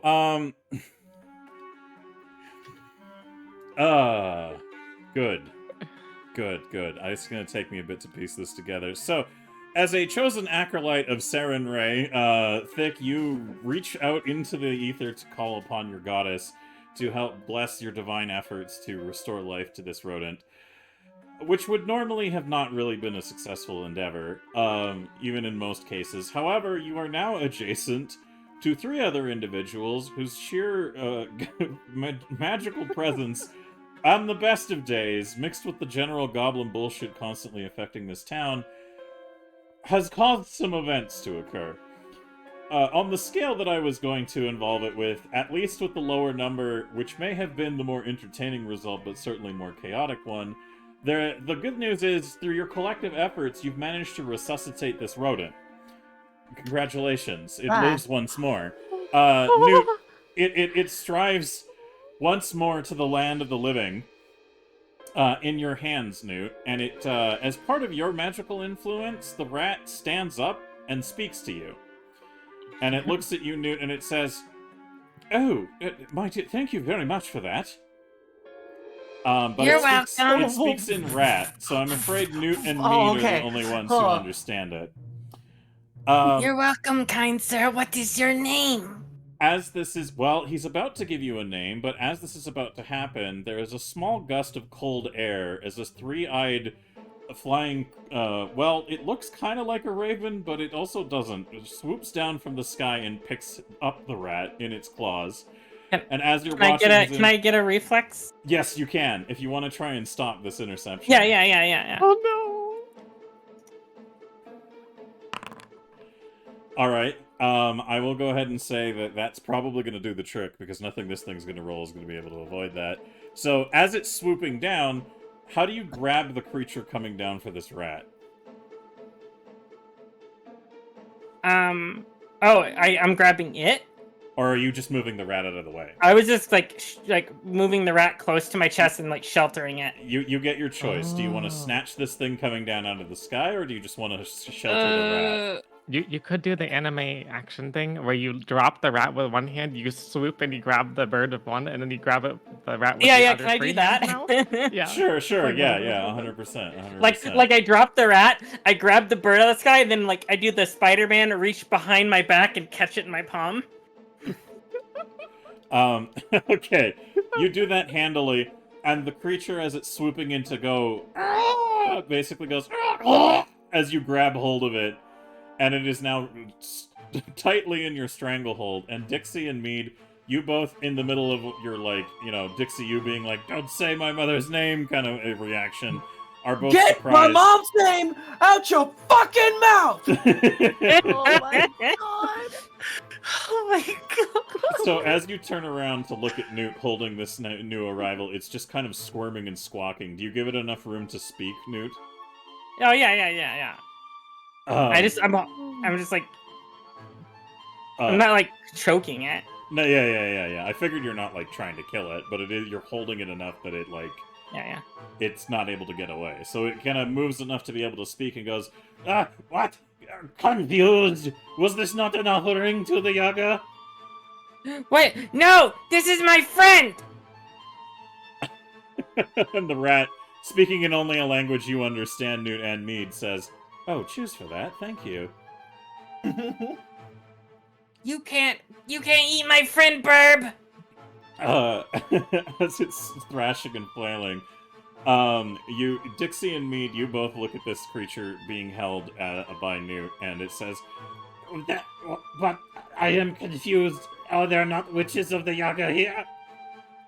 Mead lets go of Dixie and just sort of raises her hand. I wanted Baba Yaga to heal the rat. And she just smiles innocently.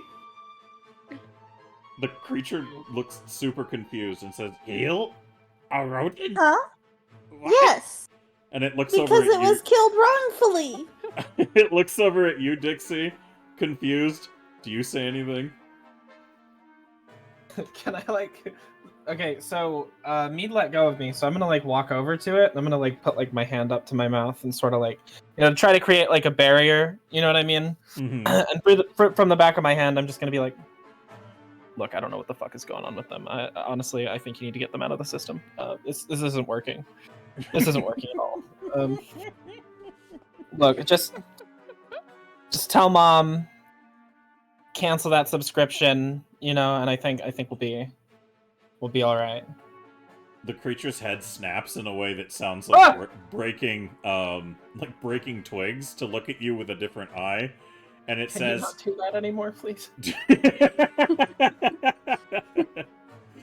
do you deem to tell the Yaga what she makes her business? Well, no. I was trying to help. Is all.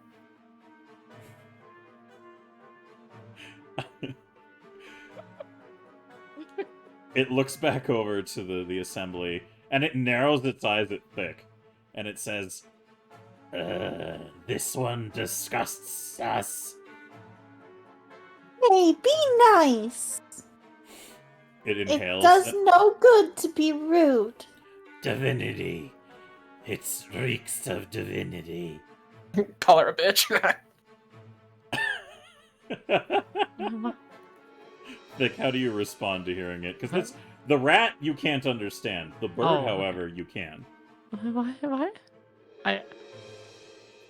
What's going on? Does anyone want to answer that for Thick?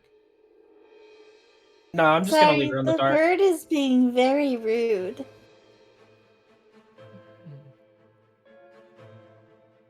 Yeah, Bird tried to hurt friend. You We were just trying summoned to him. save our friend. Get out of here. You know what we do to things that hurt friends? They get the squirmy wormies. Oh no! Oh.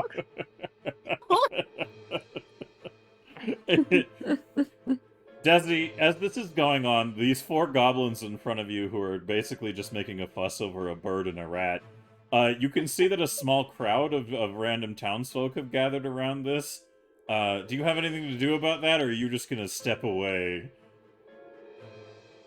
Yeah, I'm gonna take out the cantrip deck. I'm gonna pull out one of the fucking cards out of it, and I'm gonna I'm going to use Ghost Sound, and I'm going to make just the sternest clap sound that should resonate loudly above these squabbling goblins, and be like, I'm just gonna be like, pause, stop. You need to stop. And Desi's gonna be like, everybody just shut the fuck up and stay where you are for like 1 minute. No more fighting. I freeze completely in the position that I was already in. Mead also freezes in the also position she freezes. was in and stares. Yeah, What do you Newt use? does the same. I'm gonna use my amulet at Mage Hand to basically take the rat away from the bird. And No, Newt has separate- the rat. Oh, Newt has the Yeah, Yeah, the yeah. rat's fine. The bird is in Newt's grasp. Yeah, Newt Gotcha. snatched the bird. Yeah. I'm gonna try to snatch the bird from Newt. Oh yeah, Newt doesn't care that much about the bird. All right. Thick, do you Okay, do I'm gonna anything as mage this is hand. going on? Oh, I will stop reaching into my robes, and I'll let go of the small object, and then kind of return to like a polite position. And ask to I'm wait.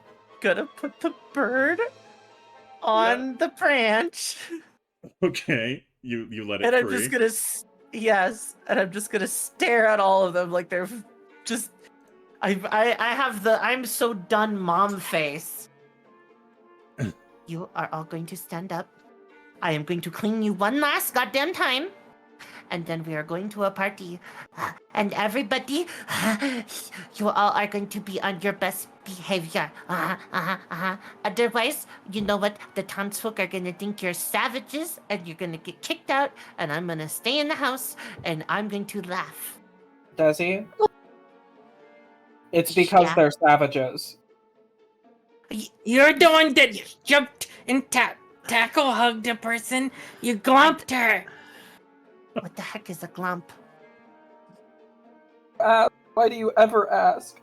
Oh, isn't don't know, that I don't- like the big gooey A thing? clump is when a bunch of goblins cuddle up together and sleep in a pile to keep warm. Don't they have blankets? Sometimes. Newt's gonna walk over next to Desi. Just be like, Yeah, I think you're right. We should get going. Thank you. Okay. I'm just going to start Um, cleaning Newt. is the cantrip deck has is it which one's the one that lets you change like your clothing look? Prestidigitation can make minor changes to stuff. Okay. Yeah. Newt's gonna use that on the rat to give him a fancy little suit and like a top hat. Oh no. Oh, well, yeah. No, that would- I have to voice a British rat that's coming into the party. I've done this did this. myself. You The did rat this doesn't have yourself. to come. You can always have the You rat. guys do are something else. fucking I love it when rat Silverroll hat. plays with himself. It's a fucking Brit! Can we Parasite. have Wickham's and the rat have a nice 20-minute dialogue? All right. Just leave Wiggums, the What's your rat, name, Mr. Rat? Oh, it's you know, quite funny enough. I've never really deemed to give myself one, but if you had one, I'd gladly use it. Oh, good. What's a good, I feel like it has to start with Sir. Sir Reddington. That could be. Okay, what if we name him Jeff, but like we spell it weird? Why Why don't don't we you call just him take the time Radigan? to think about it? Sir Radigan. Like, Sir Jeff like, Ratigan. like Jeff, but spelled more like Geoff, you know? Geoff Ratigan the Third. Yeah. Ratigan the Third. Yeah. Adding it to the character list.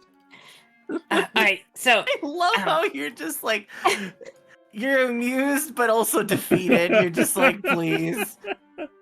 My mistake was Please. making him British. Anyway, so Kill a random rat, please. God. Sir Geoff, this is Steve and Stevetta, and that's Dix, and that's Lizzie, and this is Newty, and this is Shroomy. Shroomy, introduce yourself to Sir. No, why do you do that?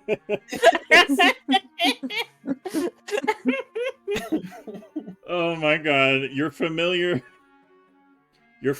comes out from underneath your wherever. I don't know where he stays during all of this. Maybe he just rides your back. I don't know. But your little, what does he look like again, by the way, for me? Like a penguin or pangolin. What are those things called? Pangolin. Yeah. Pangolin, yeah. But like plant. Right. Plant Like pangolin. mushroomy. So he just kind of scrolls up, and the rat says, "Oh, sorry, what's your friend's name here again? Shroomy? This is Shroomy. Yeah, hello, Shroomy. I'm Sir Geoff Ratigan III, apparently." And Shroomy says, Sorry. "It's a pleasure to make your acquaintance."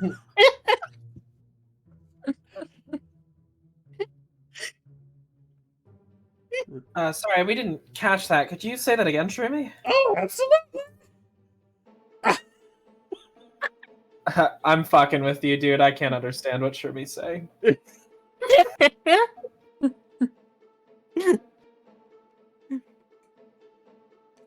Oh, Shrimmy's really cute. Yeah. Oh, Shroomy, this is Mead. Say hi to Mead, Shroomy. Oh, it's a... And down over there, that's Thick. Say hi to Thick, Shroomy. Oh. It's a pleasure to meet you, Mead. Yay! This is Shroomy, guys. Be sure to ask him all sorts of questions whenever you want. Oh, could I ask Sir Reddington the third question? Absolutely. Or do you speak to animals, Newt? Yes, I do. Oh. Could you ask him what it was like on the underside? I'm collecting research of it. Uh-oh. She wants to know what it was like on the other side. Well, the other side of what, my dear? When you die. What do you remember? Oh, sorry. Yeah. Remember, this is Yeah, when he says blah blah blah. You hear squeak squeak squeak. Yes, squeak. I hear squeak. I did not Yeah. speak rat. Yeah, or yeah. penguin. What do you remember from a little while ago? Actually, Shroomy can speak common, so. But okay. yeah. So the rat, looking at you, Newt says, you mean when I expired earlier? Yeah. Well, I was just helping myself to a delectable little bit of expired cheese. When a lightning strike of epic proportions, sizable akin to that of a god, struck me down as I was simply feasting. Yeah, do you remember anything after that? No, I'm afraid it was just darkness. And then I was... Just darkness! Mead's ears tilt down. When Thank her you. I need eyes to write this go down. wide.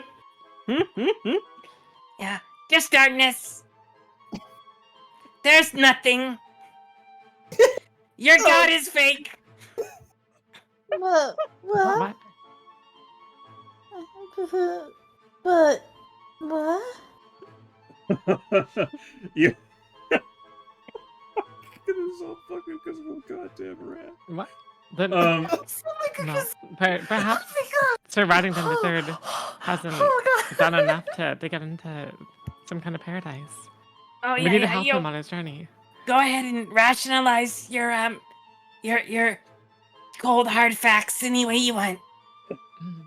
Mead As you're having this downturn, the voice in your little gem says, "Do not listen to these petty creatures. You will be served well in the afterlife when you free me." Mm. Okay, dazzled. She responds out loud to her necklace. I trust you. Does anyone else have a reaction? Is there another? I lean over. Yeah. Okay. No. What are you doing, Thick? And then I'll go to Dixie. Oh, I'm looking in the air for some kind of creature that I can't see. Oh. I'm going to. Seeing that new I'm going to construction, lean that's- over to Thick, and I'm going to be like, "Yeah, I think she's got it. She's got a screw loose. Oh, Wait, that doesn't work. Do you think the rat can actually talk then?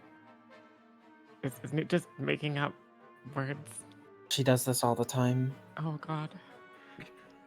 Yeah, I she's see now why you say you crazy. hate She talks everyone. to inanimate objects and like she's talking to like animals and stuff. Mm. Shut up, Frank. I understand what you mean now when you said you hate everyone. I think all of you are a little fucked up. You know, that's offensive for her, right? That's offensive. What? What? No, I said friends, not offensive. As you're all Oh. having this Aren't the conversation. four of you good friends?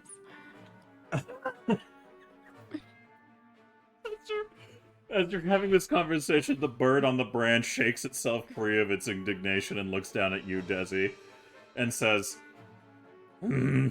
"Ensure these fools do not summon a representative of the Yaga again if there is no intended offering." I'll kill her next time she tries. They will do no such thing. Look, Mr. Bird, I don't actually know what your deal is, but I promise you, this was an accident. I'm very sorry, and if I didn't think you'd bite my fingers off, I would give you a pat on the head. But here, give me a second. I'm gonna dig into my thing, and I'm gonna hand them I'm gonna hand them a use of one of the cantrip decks. I'm just gonna hand over a cantrip deck, and I'm just gonna be like, yeah, this is for your own amusement. I love that you I can thought you were gonna craft... give him plastic explosives. It just explodes into a puff of feathers as he flies away. I love how your solution is literally to bestow minor godhood upon benign entities with your fucking magic cards every time. Oh, listen. You want to know the worst bit? Do you want to know the worst bit? I hit Mhm. level 5, which means I can make level 5 magic items. Oh my And so, God. since we hit level 5, I get to add more formulas to my thing. So I'm looking through the formulas, and there's just, man, you know the Mario movie where you can get the blast boots and you can Mhm. jump? I can make those. Oh my God. And the worst part is you just never sleep because of goblin bullshit, so there's just no way I can stop you with downtime either. It's fucking amazing. The bird That's looks at so you and good. says, "You speak wisdom. Goblin fingers are my favorite snack." What? Yeah, but I need them, and she's gonna wiggle them. I need them for work and wives, so you can't have them. Alright, bye!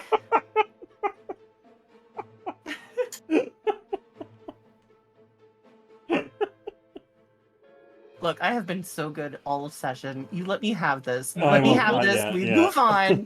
We move on. You let me have this. God damn it! The bird graciously takes the deck, and it swallows it whole. It just goes like really God, unpleasantly. the bird swallowed the dick hole! Oh my! Mead waves at the bird and says, "Thank you for coming, even if it was for wrong reason."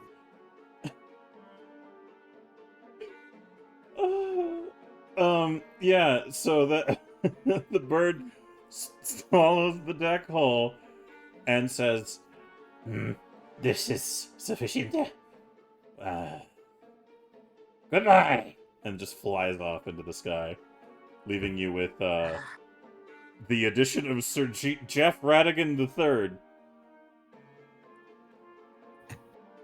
Oh, well, We're sorry to take so much of your time, Jeff. Oh, If you want us to drop you off anywhere, we certainly can. well, We're on the way actually, to a party.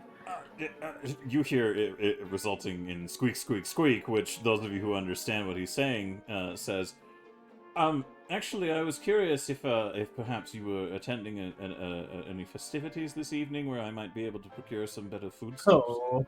Oh yeah, of course. We can get you some really fancy cheese where we're going. Oh, perfect. Well, in that case, do bring me along. Newt will open up like her like little satchel so you can like hang out. You know, kind of like in like cartoons where they'll be in like the purse or the bag, just peeking out. Yep. But he has like a little like suit and top hat and like a monocle or something. I was wondering at what point I'd have a chonky in this fucking campaign, and now I do. So.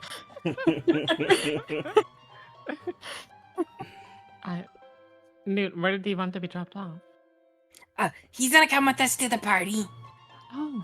He wants some nice food. Okay. All right. So, go on, Pick.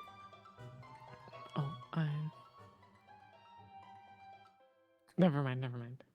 You sure? Okay. So,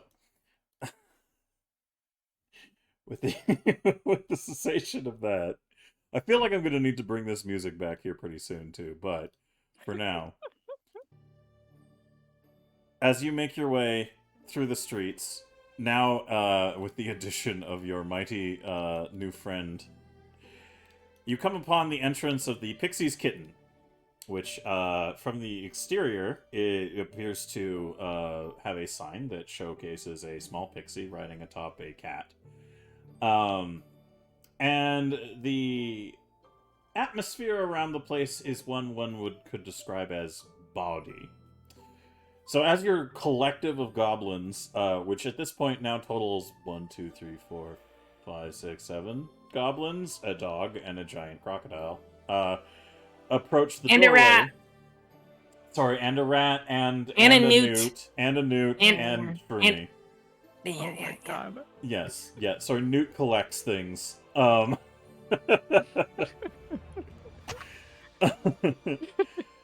So as you arrive at the door, you can hear that there is festivities going on inside. It sounds like people have started things early, and despite it not being fully sundown yet. However, the sun is now setting, and it is getting close to evening. And as you approach the front door, you can see an unfamiliar face. It looks like some hired muscle who's acting as a bouncer for the evening. And as you approach, he folds his arms. This man's probably about 7 feet tall and about 300 pounds worth of muscle. And he just goes, "Well, I wasn't expecting any goblins tonight." He just looks over all of you and says, "I don't know if I can let you in." Excuse me, pardon me. I walk to the front. It is I, the great and powerful Dixie, and you will let me through because I happen to know very important people in this town. Alright, you're gonna give me a... I mean, you're not wrong. I guess technically I'm not. No, you're not. You're part of the fucking town council. I'm gonna hold on. You're gonna give me a roll, Dixie. Which is Performance, society. You know what? I think it's probably fair to say you're trained in diplomacy at this point. So go ahead and give me a diplomacy roll, please.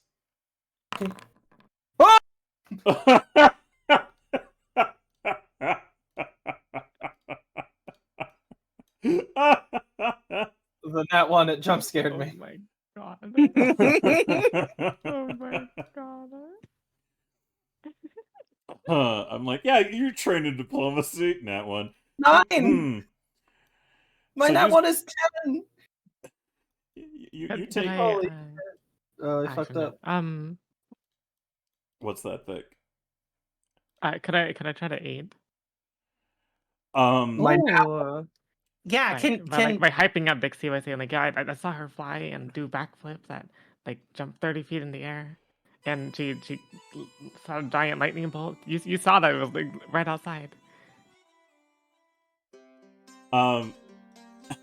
That was a ways away from this location, so that was not seen by this bouncer, unfortunately. You guys have gone all the way to the southern half of the town from the cathedral in this journey. So It was slightly farther away than just outside. I think despite your best efforts, I'll give you a diplomacy with disadvantage at best here. Actually, Wait, I'll can I have help the 8 action. Dixie? can you help Dixie? Yeah. I'm gonna be like, Don't worry, sir. and open my jacket, revealing my badge. I'm a deputy. Hold on. Okay, so Thick, first we'll resolve your input to their now technically you're not telling a lie. So give me a diplomacy roll with disadvantage. No, I'm not lying. So what you do is you go to your proficiencies, you click diplomacy, and you choose keep lower, and then roll it. Okay. Diplomacy.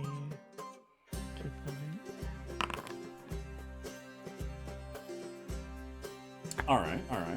I'd say that's a decent enough influence. This fella here, we're gonna go ahead and give him... We'll do that. Alright. So initially, his reactions are like, oh my god, I'm getting conned by weirdo fucking goblins at the door. He thinks Dixie's some kind of, like, crazy person who's just... in fact, he's pretty sure he heard something about a dangerous red-skinned short creature that had been responsible for the destruction of the Fat Man's feed bag in town. And this guy's not from town. He's a recent addition and a recent hire for event security. He's just kind of wandered in. Yeah? Do you think he would have heard about anything that happened the last time that we had attended the Fixie's Kitten? Anything that I may have been involved in? Chat, can I get an exclamation mark D20 to see if this guy knows about goblin happenings that have happened here? He's vaguely recalls that there was some goblins that resulted in an evening of nude mud wrestling that also happened to feature an unfortunate demise that he wasn't quite well aware of. So he doesn't possess all the facts on it. Oh, they were unrelated then. It was unrelated. So he's just kind of like a little confused on all those fronts, and then at this point he thinks you're just a group of con artist goblins because Dixie, your outfit, and Thick, your outfit. He's like, what the fuck? Like, is that a nun goblin? It's none of your goblin. Oh my god. Mina's just standing there politely with her hands folded in front of her. She's waiting for her turn in line at the lunch table. That's right. So the guy at the door looks at you, Newt, and now he can't decide if so because of the previous what the fuck is this goblin? What the fuck is this goblin? And he's not from here. He doesn't know, Newt, if you're just also playing up a bit of like a costume experience. So he's gonna look at all of you, and he's just gonna go, okay, all right, look, I don't care what your business is here, or what this con is, or however you felt you needed to dress yourselves up to come into this business. I was told there might be goblins attending tonight, but at the same time, a lot of you are looking pretty young. And I just want to make sure that everybody here can prove to me that, you know, how old you are, because I'm not going to let any underage goblins in here. And he stops for a minute, and he points, and he goes, is that a fucking crocodile? Yeah, that's Lizzie. Yeah, that's Lizzie, sir. We can leave the crocodile out of this. We can just, they can stay outside. I'm gonna have to go ahead and request that any pets be kept outdoors for the sake of the event. Lizzie's not a pet, they're a friend. Yeah, I think the bird might get upset if you they're a had to friend. start narrating a bunch of them.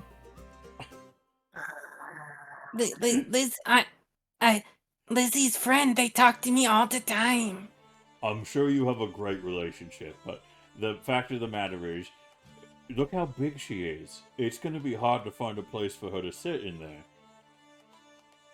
Why Oh, don't that you tell makes Lizzie that they sense. can go into the lake and there's lots of fish? You know? Okay. Newt's gonna like lower her head and We'll walk get her. We'll sadly get her a over snappy to job Lizzie bag. and What about like, fishing license? you like remember Silver how I said like Lizzie doesn't act like normal snappy jaws? Yeah, I would do like the thing where you like scratch underneath the chin like a dog, and she's gonna start like doing like the dog butt wiggle. Yeah. Oh my And then God. I'm gonna be like, now Lizzie, go to the lake, right? Go to the lake, girl. And then she's gonna do like the dog excited prancing off towards the lake. Just imagine an alligator like flippy floppy and they're waiting the fucking shore. Lizzie gets the message and just kind of fucks off into the distance a bit to go, because you guys are pretty close to the shoreline here, and she's just gonna head to the water, and will be kind of, you know, out of sight for the time being. She'll follow that prerogative at the moment. Meanwhile, though, however, you do have the dog, Dixie, which has been staying very close to Thick also, during this whole experience. Yeah, but he didn't say anything about the dog, so Newt's not gonna send it away. As soon as you get up from that, he looks over and he goes, and I'm afraid no dogs allowed either. What? Dog. No, Dixie. no, she's a goblin, pointing over at Dix. Oh. Oh yeah, he's a goblin. Oh, he's a goblin? I thought he was a dog. He's a dog goblin. Just because she like rolls over a lot doesn't mean she's a dog. Okay.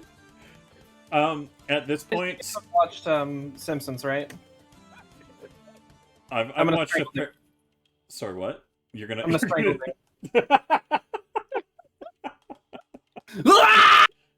Okay, give me an athletics roll again there, Dixie, What please. the fuck? Okay. All right, Okay. Dixie's unconventional method of launching into hugs is a little soft to you. Oh, see, you hurt her feelings. Hug Dixie back. Oh, poor Dixie. It's okay, Dixie. Look, you made her cry. Oh my god. The guy at the door just like, he just takes a deep breath and he says, "Look, it's gonna be a busy night, and I've been hired to make sure that there's nothing like this," pointing at the dog. "The rest of you, we need to figure out if you're, you know what?" He just thinks about it and he says, "It's not my business. I'm just gonna do a quick question to each of you, and you can let me know the answer. And then that'll help me figure out if you can come in tonight." But he points at the dog again. "That can't come in." Goes over I'm to sorry, Dixie. goes over to Dixie and be like, actually, yeah, and I just imagine like Dix is just hanging off of Newt as Newt just walks over like casually, not noticing, to Dixie, and just be like, Okay, Dixie girl, you have to go home. Do you remember how to get you to home? The Dixie wags their tail and nods up and down. Okay. and then gonna give Dixie like a treat, and send her home. All right. Before the dog leaves, Thick, you sound like you're about to say something. Did you want to impart anything? Oh, on that I was gonna prepare to subject myself to search. front? Oh. Oh my god. Whenever you're ready to begin, should we go to a private room? Bouncer just looks at you. What?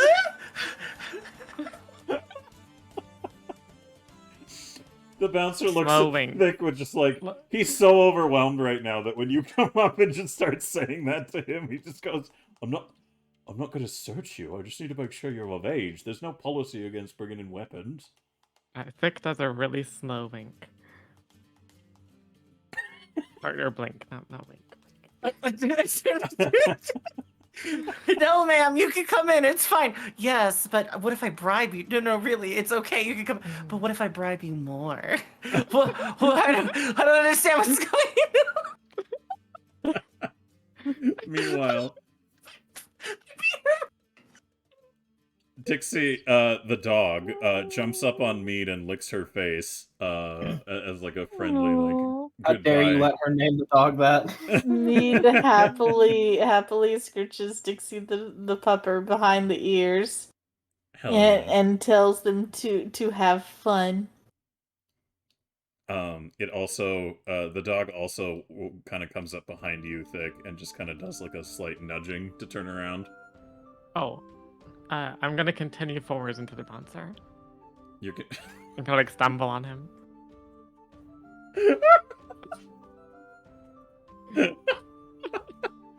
All right, the slight nudging you use as an excuse to fall onto the bouncer.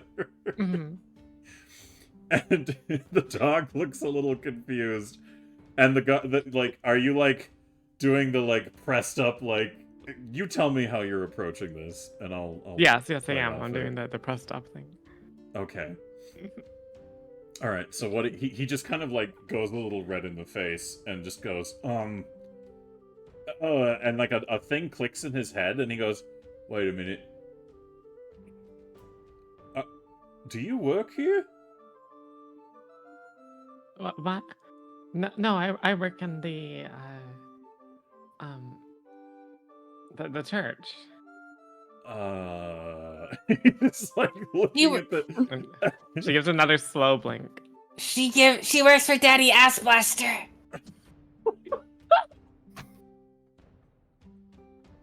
Oh This guy being out of town has Yes. no idea who that is, but as you say that name, he just narrows his eyes and looks down at you Thick and goes, How old are you? 22. And he just opens the door and just kind of goes, you can, in you go, be about your business. Mhm. Oh, thank you. I'm 22 as well. Me too. Mead raises her hand. I'm actually like 24. What? What? I was 28, but now I'm 21. Wait, hold on.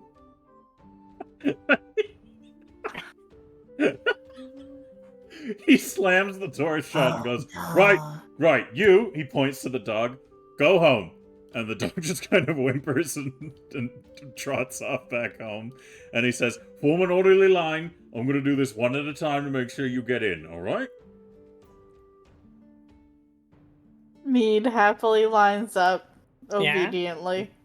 Alright, Yeah. form a line in front of the bouncer, everybody. You have control of Yeah, your tokens. What is it? Desi, I'll I put was buttons older onto than that. you, but now I'm younger than you. Sorry, what?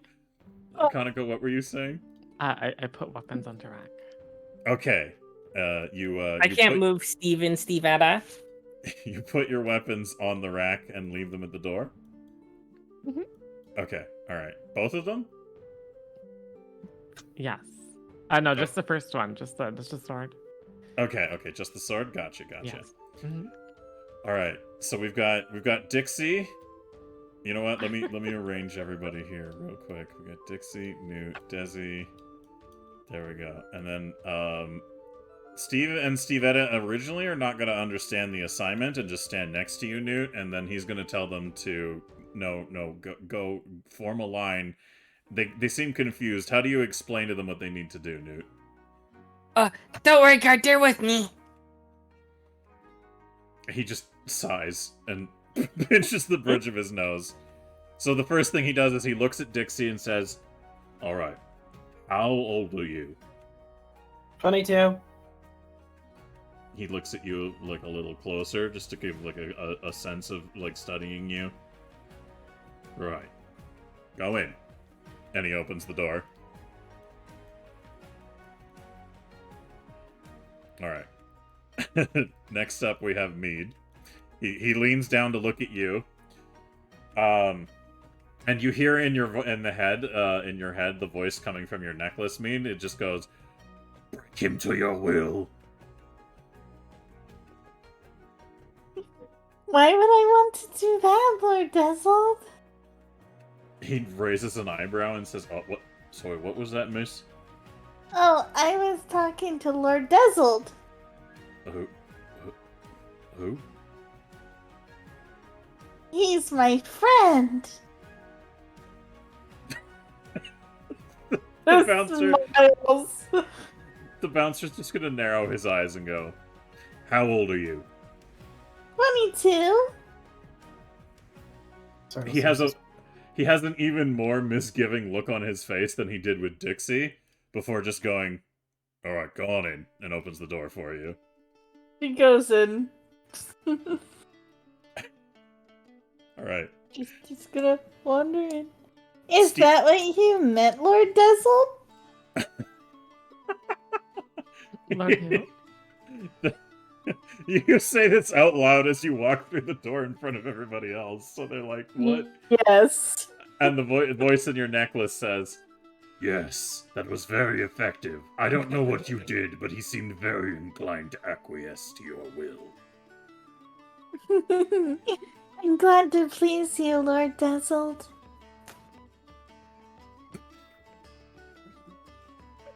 Meanwhile, Newt, Steve, and Stevetta are like walking right next to you, Newt. Like, they're trying to become like as sandwiched up against you as possible.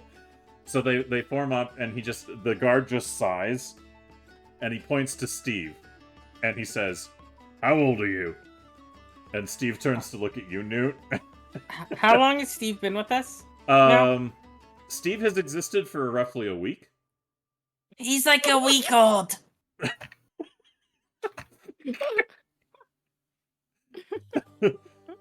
The bouncer looks at you and looks at him.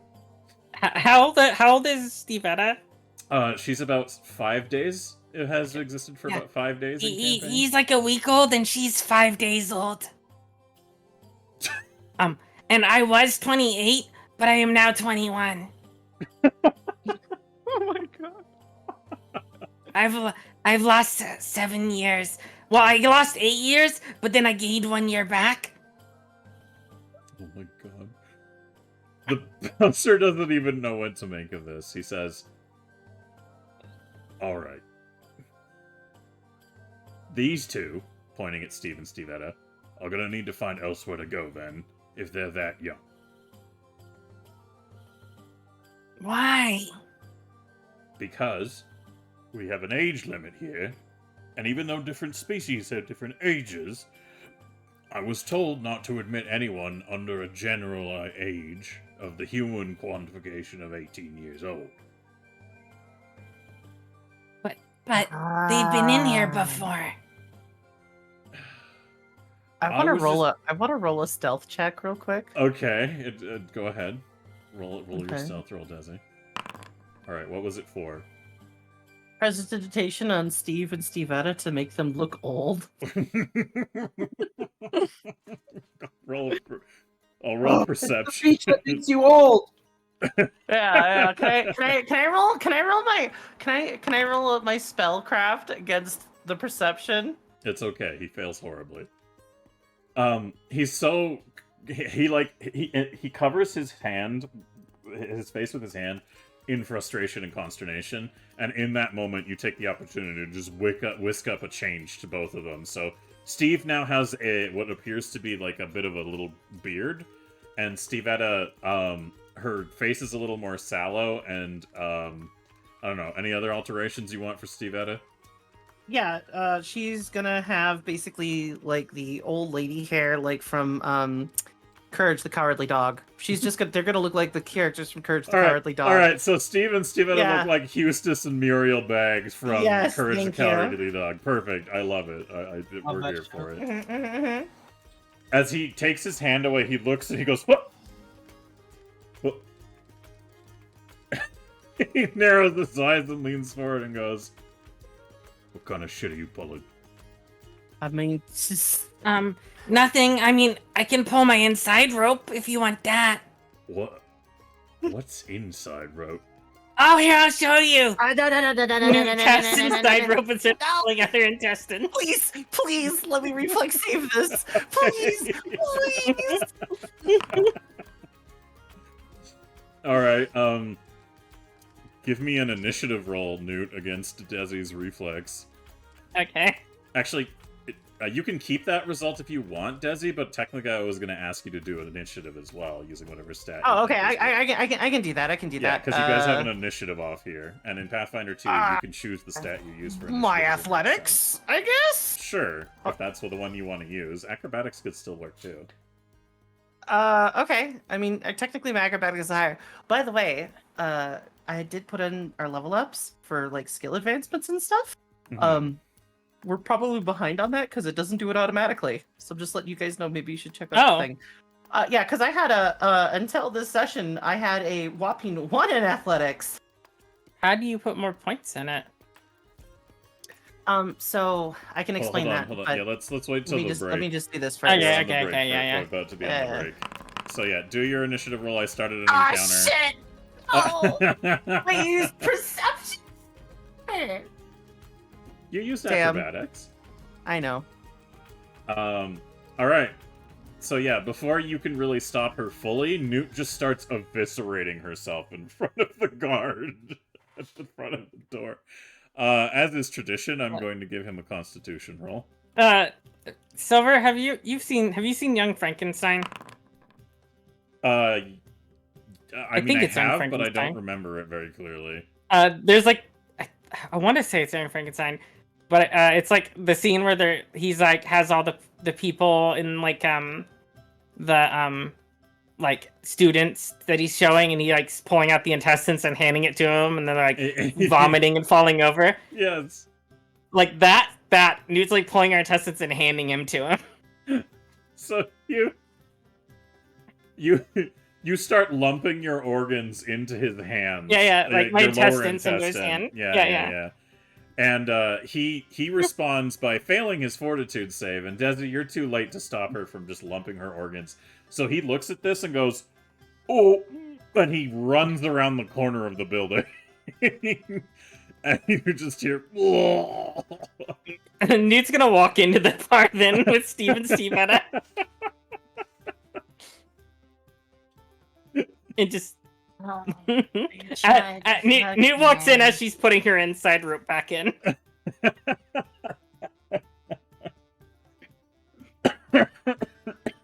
Desi, what do you do as the last one to enter? I'm gonna count on my fingers, thinking about what Newt said, and then she's gonna be like, "Wait," and then sneak in because she realizes she's 20 and she's breaking the law. But you know, that's all fine and dandy. So, All right. she's gonna sneak in. All right. Now, with the party of goblins successfully into the Pixie's kitten for the evening, before we continue on with what is going to unfold in this room, I think what is important now is we take our mid-session break.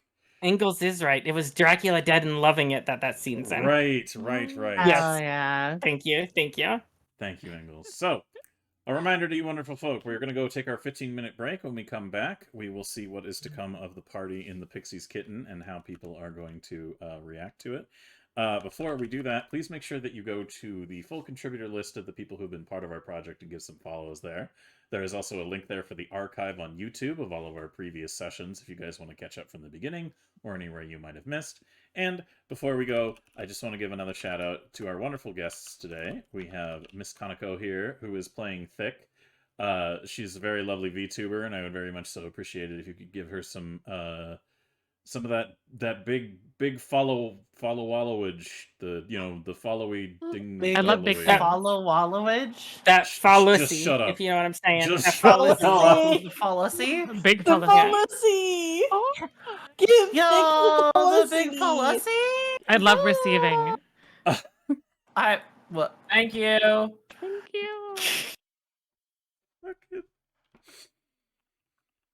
Are you And proud of also, yourself now? also give some follows to Luna. Luna Lime Moonglow. I really got to see if we can change the timer on that. But for the meantime, Luna Lime Moonglow. There we go. Oh fuck! It was just, it didn't do it. I die. I think it's SO actually, not the full. There we go. It doesn't have an alternate command. Nice. So please give some love and some follows to Luna as well. She is an absolute doll, and she did the reactives for Mead and Thick. Very talented She's artist. a bunny, Oh my god. not a doll. Everybody gets 2 XP. A bunny. Yeah, it's a bunny. Please give me your fallacy. She's she's a degenerate bunny rabbit. Oh, you're that kind of streamer, the fun one. Yes, I am. Yes, Luna and Miss Kaneko definitely do VTuber content, so you should definitely follow them and check them out. Collab one. Collab one. Okay, what's that? I'm It's- ready for collabs. Oh my god! All right, hey, who? You hear that noise? It's the break horn. I thought that was an That break owl. horn Oh can my slide god, right we're into going my on break. DMs. Goblins, say goodbye for now. Yeah, and we'll goodbye come for back. now. We'll be back. Goodbye I'm gonna for teach these now. people how to level Goodbye up. for now. Bye. Just need to get that milk back in the cow. What? Hi everybody. We're back. We're here. We're back for gobbling. Gobbling those nuts! No, not the Got goblins. Oh Everybody gets 2 XP.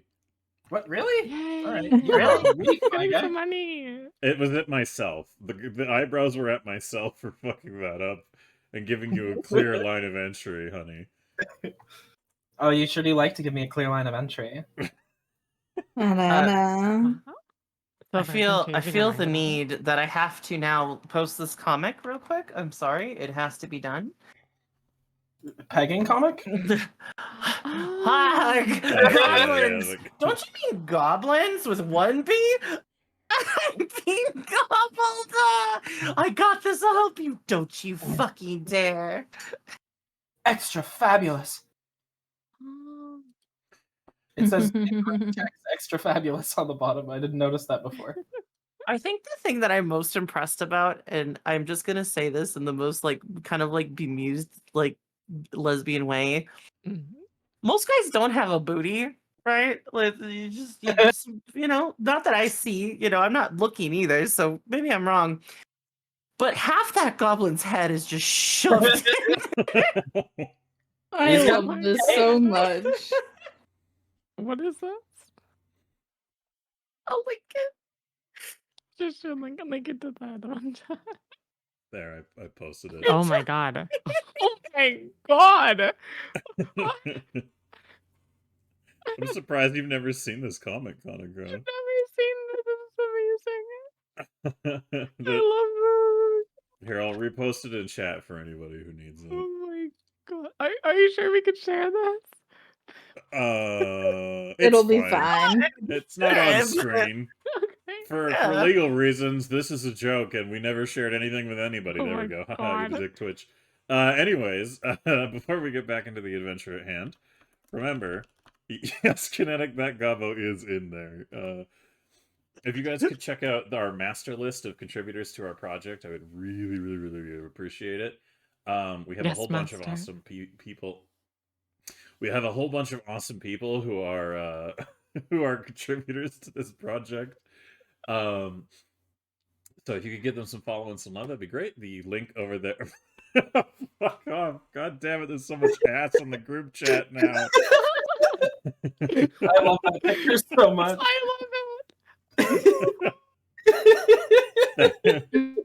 Chat, they're filling the group chat with ass. We need more ass. That one's one of my favorites. I love that one. Nothing. Everything's fine. Everything is good. Nothing here is wrong. Everything's fine. Everything is Everyone is very so wholesome. everything that is occurring right now is perfectly fine and normal. I can't think of anything wrong with any Oh my goodness, Goblin short stacks. Alright, anyways, before we get back into the adventure at hand, make sure that you please give some love to our wonderful guests. We have Miss Conoco here with us. She is a very talented VTuber, and she has been a delight so far to include in our experiences. So thank you for joining us here tonight, Miss Conoco. It's been a pleasure having you and your nunny, punny character, who has been a very enjoyable experience. And another shout out here to Luna Line Moonglow. There we go. Yeah, Luna is a very awesome, talented artist. She is also a VTuber who does VTuber content. And you should definitely give some love to her as well. She did the reactives for both Mead and Thick, so definitely give that shit a check.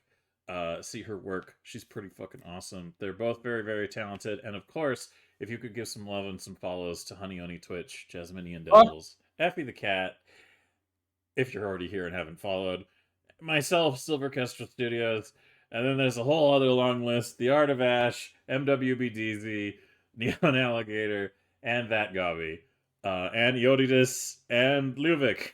Am I missing anybody? What? What's up? What did you say, honey? Nothing. Okay. Anyways, so yes, there's lots and lots of awesome people who've been part of this so far. I would really appreciate it if you could give some love and some follows. Otherwise, Goblins, are you ready to get back into the party at hand?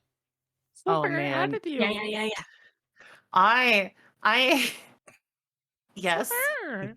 Yes, I can see the group chat full of sexy goblins. Thank you. I'm very I've been watching. I it. want Hello. McDonald's. Yeah. Nana. No, Kinetic Absol hasn't guest starred yet, but I wanted to line that up eventually. We have a couple of other people who I wanted to do some guest star stuff with, but we're still working out the kinks on some aspects of things. So, doing bits and bobs. Doing little bits and bobs. God damn it, honey. All right. I'm ready. But I promise I'm gonna behave now. I swear to Alright. fuck. Likely I won't laugh. fucking I story. won't interrupt you. I won't make you put the eyebrows on. From here on out, for realsy, for real, I am going to be just a bastion of good behavior. I'm already Bastion. Fuck. I can't what promise Goblins my do. good behavior. I have a voice that speaks to me sometimes. Yeah. He's great. I love him. He's my friend. Just don't, you know? Yeah.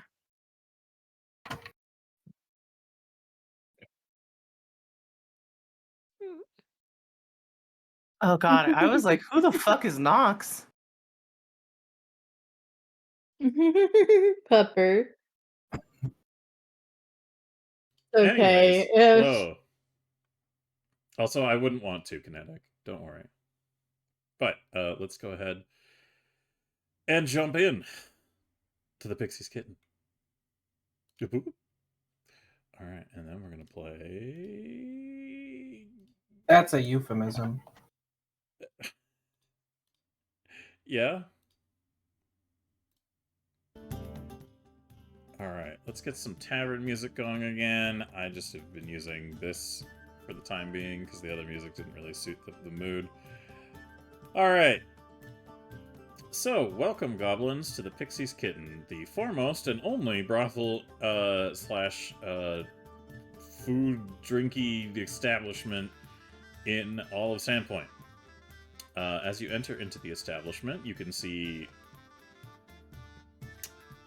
I guess, very little, because you're all short as fuck. But as you move out further into the room, I guess that like the question is where you guys go from here. But you can hear the sounds of festivities and people kind of like, sharing drinks and talking. The night has only just started. but things seem to be already in full swing. So Dixie, I see you moving. What are you gonna do? I'm gonna go in order on each of you to see what you're gonna do once you enter into this place. Oh. I think I have an idea, but yeah, I guessed it. I guessed it. Okay, Dixie, is my assumption correct in that you are charging straight in to sit next to Shalelu and Asana awkwardly? I am going to do my best to keep my cool.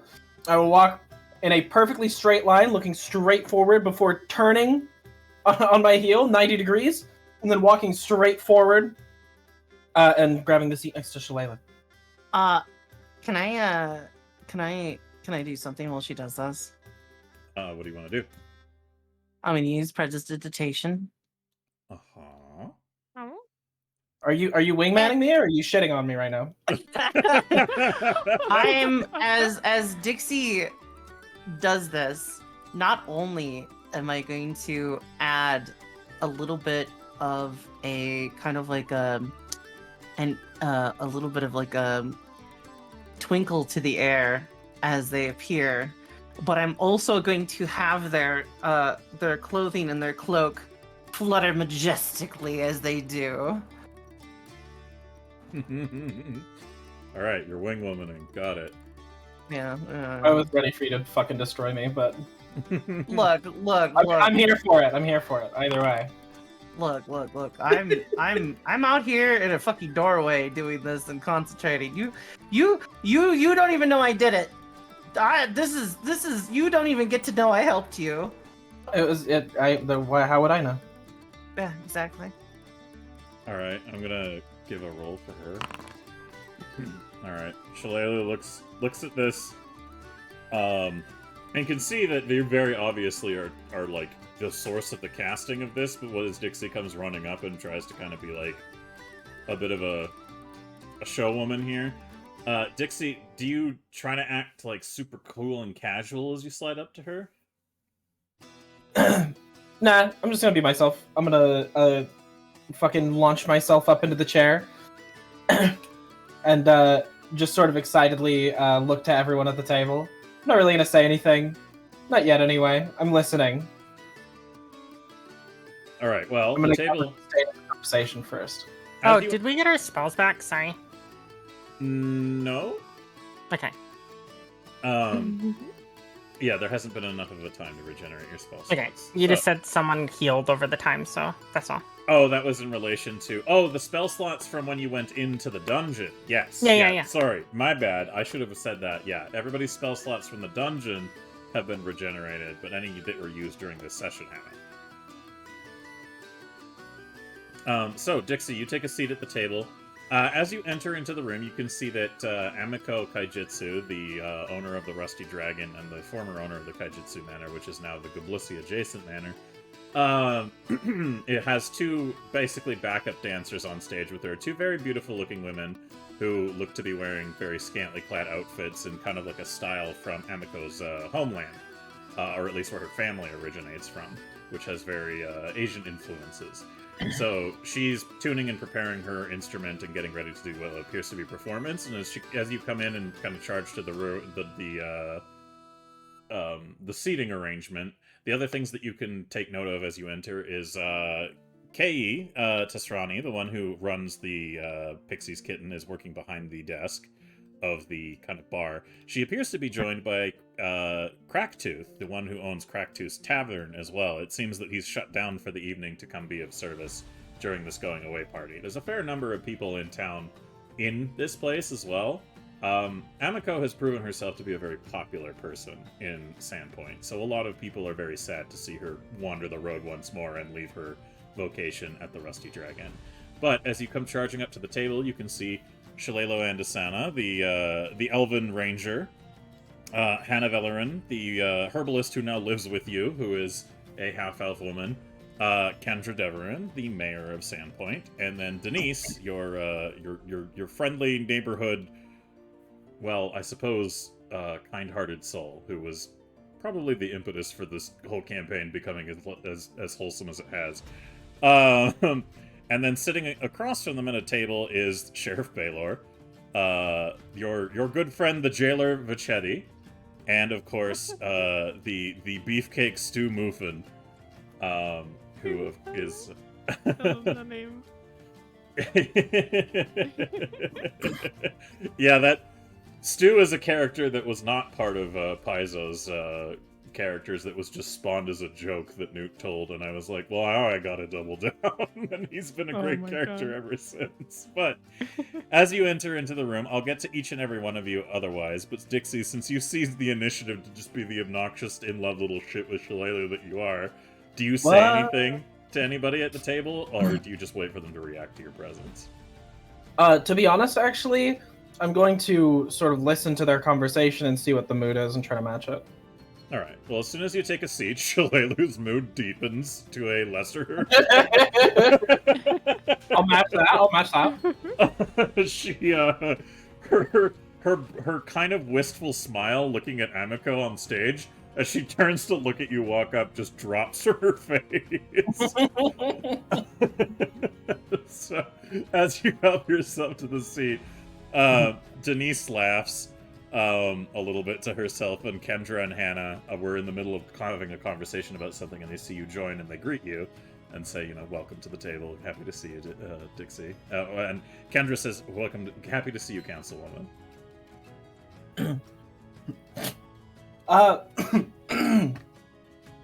It's nice to see all of you guys again. Hi, Shalalu. Never. Like really awkwardly. I can't get enough of this, this dynamic. It's so good. Meanwhile, as this interaction's going on, let's start with Desi. Desi, where do you head as soon as you get into the Pixie's Kitten? I did a roll off screen because I didn't want to break your train of thought to see if Desi's ever been in a strip club before.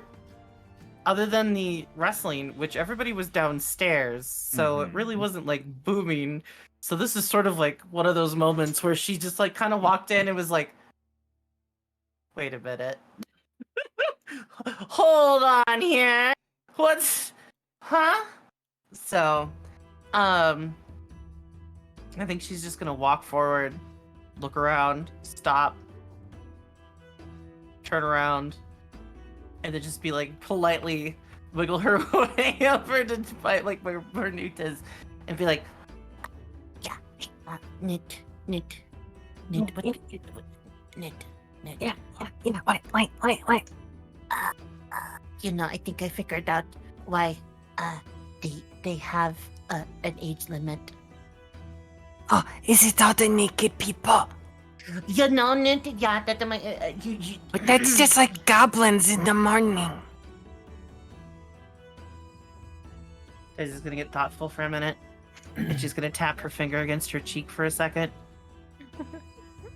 Oh yeah, I'm the only one that doesn't do the naked. That's not true. I think it's because these people shame their bodies, I'm so not they bad, feel though. they have to hide them all the time. And so this is the one time they don't feel shamed. Ah, got you. So this is like freeing. It's like a clothes purge. Oh, yeah, where everything is naked and legal. Got that. Okay, yeah. She's gonna open up her science book and she's gonna flip past, she's gonna flip past Oleg.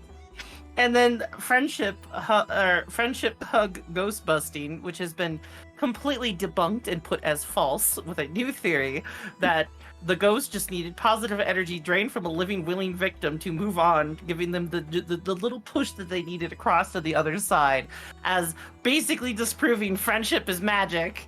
And then she's making a new entry that basically is clothes purge, and then making a note of the date, the time, the location, and then is just going to be taking notes. Ah, yeah. Okay, yeah, okay.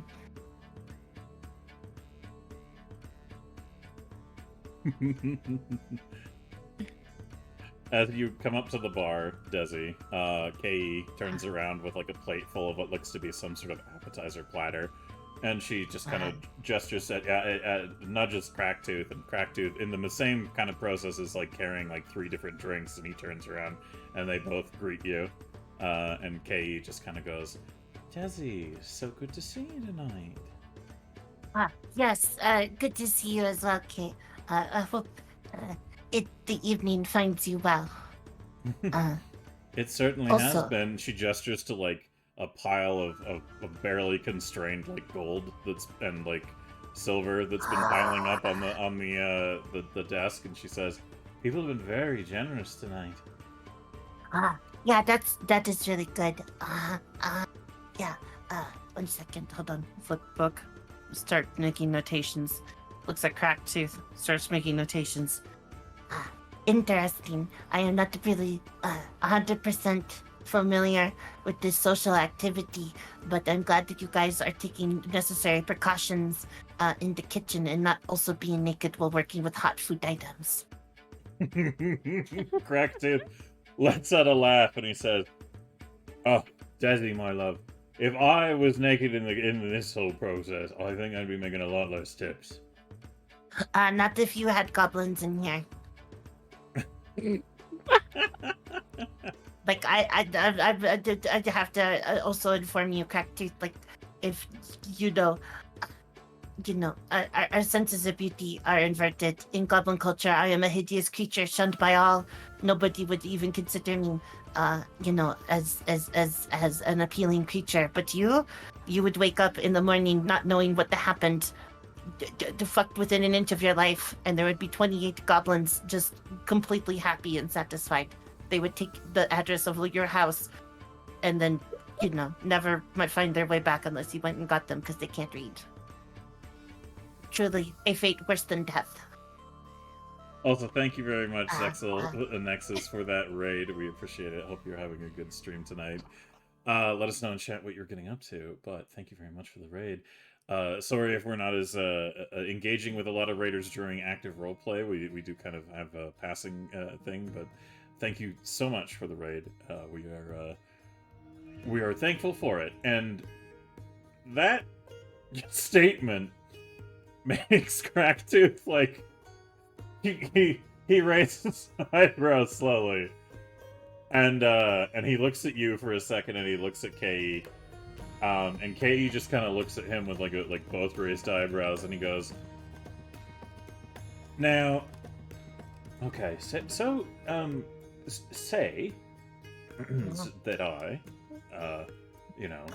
after imparting any services rendered here for my good friend Kei, if I was to perhaps wander and meander over to where you've nestled these new goblin additions to the town, is there a law against that, or a fee?"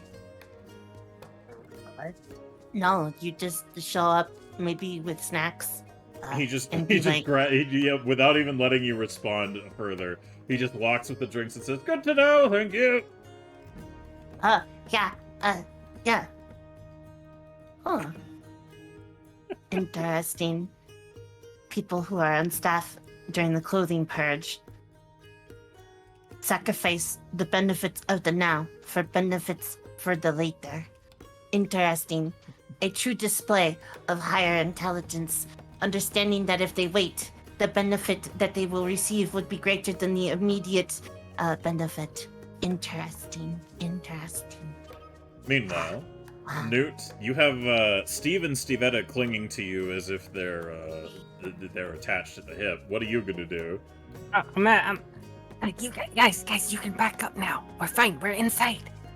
They kind of like awkwardly shuffle a little ways away from you.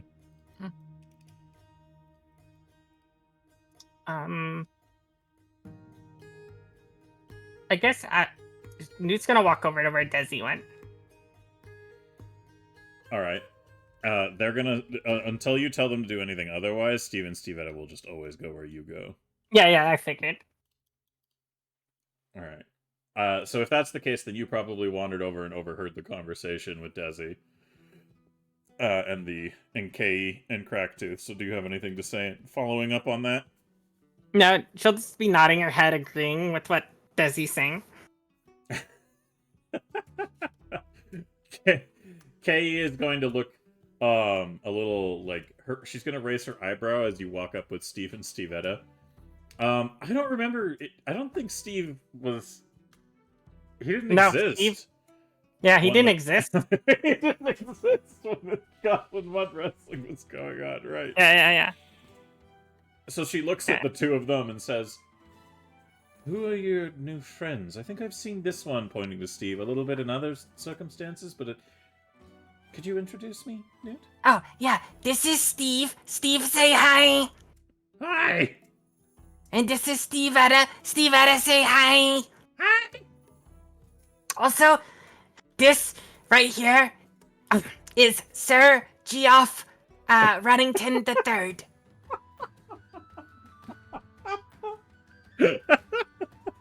Alright, you open your bag, and out comes the best dressed rat that this woman has ever seen, as he just does a little bow.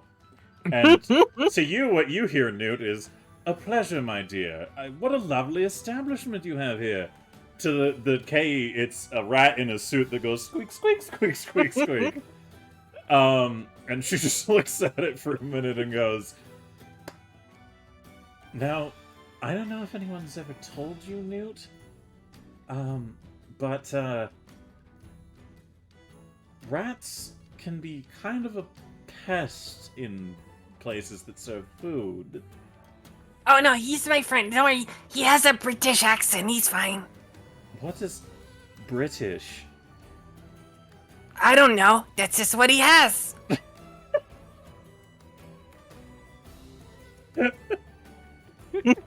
Alright, meanwhile, Mead, what's your course of action now that you're in here? This is your...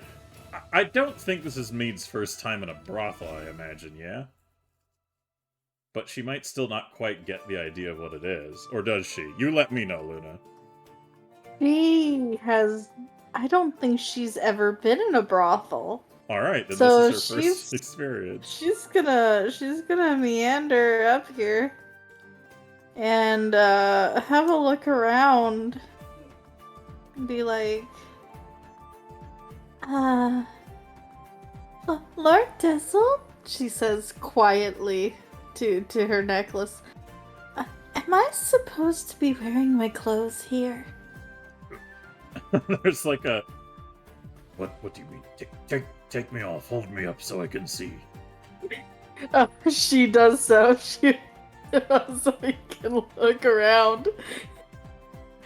You hear like a... You unclip it and hold it up, and there's a brief pause, and you just hear... Disgusting. She puts her necklace back on securely. So I keep my clothes on? Yes. Okay. Do not listen to me well, little goblin. Do not remove your clothing here. Wait, do not listen to him? Oh, listen to me. Listen to the words that are floating out of my mouth and into your head that only you can hear. Do not remove your clothing in this place. Okay, I'll keep my clothing on. Thank you, Lord Dazzle. You are welcome. She just sort of wanders around because she doesn't know anybody yet. All right. As Cracktooth is over here unloading some drinks, and I guess Mead, because this is all kind of happening simultaneously, before I do your little encounter there, Mead, Thick, what stands out to you as the biggest priority in this space? I need to find someone to do the Lord's work. All right, proceed. So Sarenrae is the goddess of the sun and life, and I will do my damnedest to foster new life in needy places. Go on. Please explain how you're going to pursue this goal. So I'm gonna go see Cracktooth here. All right. So simultaneously, as you're walking up to talk to, so Cracktooth like turns. He's still got some drinks on his plate, and he turns, and you're here, and Mead's here. So Stu, who's sitting over here, just turns to look at you, Mead, and just kind of looks a little confused. So as Stu turns his head, he goes, "Hey, are you supposed to be blue?" Yes, I'm a snow goblin. Snow goblin. That's... From the north. Sorry, I think I'm doing the wrong accent. He's more of kind of like a fucking meathead surfer dude type. Yeah. Well, okay, cool.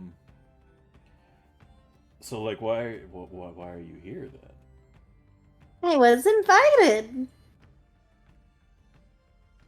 No, I mean, like, there's not a lot of snow in Sandpoint, like, except for like 2 months of the year. Oh, well, I'm trying to help free my friend. Oh. So I'm traveling. Who's your friend? Lord Dezel. You hear from the voice inside the thing around your neck. Don't waste your breath on this one. He is a lump. That's not very nice, Lord Dezel. I do not Be care. Nice. Meanwhile, Stu just kind of leans forward and says, he looks around, like completely confused, and oh shit, my internet shit itself a bit there, my bad. That's fine. So Stu leads in to Mead and is like about to ask a question when Vachetti, already quite into his cups, leans over behind Stu and goes, "Hey, look, it's another goblin! Oh, there's so many of you now." There are a lot of us. Yes. Hey, are you part of the He looks around and can see like he sees like Newt and Desi and the other two over there, and just kind of vaguely gestures, and he says, he's like gesturing to you and to them. We're friends. Good. Then that does that mean you are also one of Vachetti's little sisters? I guess. He's like pushes it off of the desk, and he goes, "Okay, come here." He's like coming over for you for like a big hug, Mead. She is so happy. And she goes over and she hugs him. All right, Vachetti picks you up in a huge fucking bear hug, and just like squeezes you like one of those squeaky toy plushies, practically. And Mead literally squeaks, but she looks so goddamn happy. Meanwhile, the voice in your head says, "Oh, this one looks like they reek of desperation and goat piss." How dare you say that to Dad Shetty? You fucking little bitch. Lord Dezel, be nice.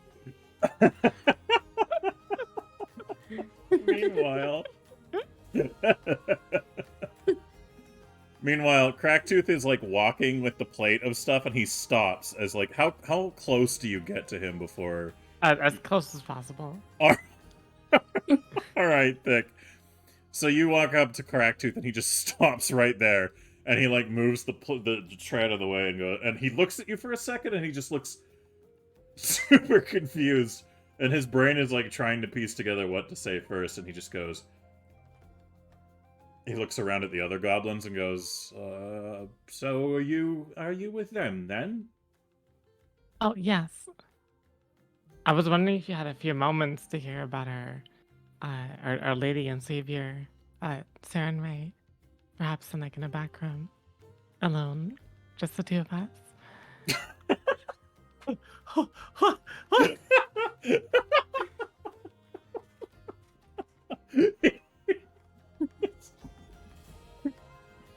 He Cracktooth just like he doesn't even know what to do. He just holds the platter for a minute, looks at the drinks that still need to be dispensed, and he says, hold on a minute. And he walks over here. He puts the drinks down for Stu. Stu nods at him and gives him a silver, and he says, thanks for the tip. And he walks back over to you, puts the plate down over here, and he gets down on one knee, and he says, my lady, I would love to hear about your goddess. Mm-hmm. And he just stands up and he goes, "Okay, I'm taking a break." Can I do something? Yeah, go ahead. I'm just gonna turn around.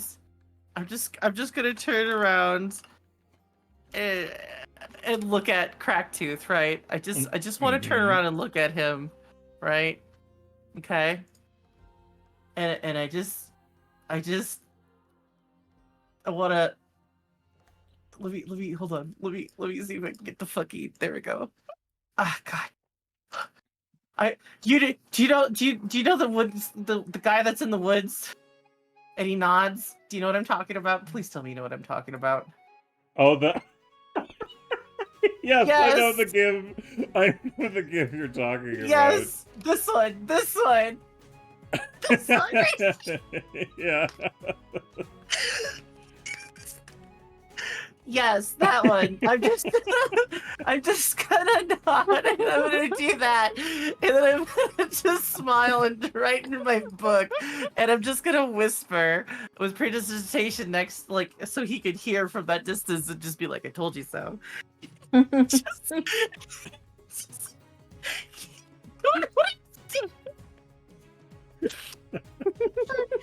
Oh, fuck. Oh, sorry. No. No apologies necessary. Oh my god. So she'll look up at him and say, I'm thick, and I'd love to enlighten you.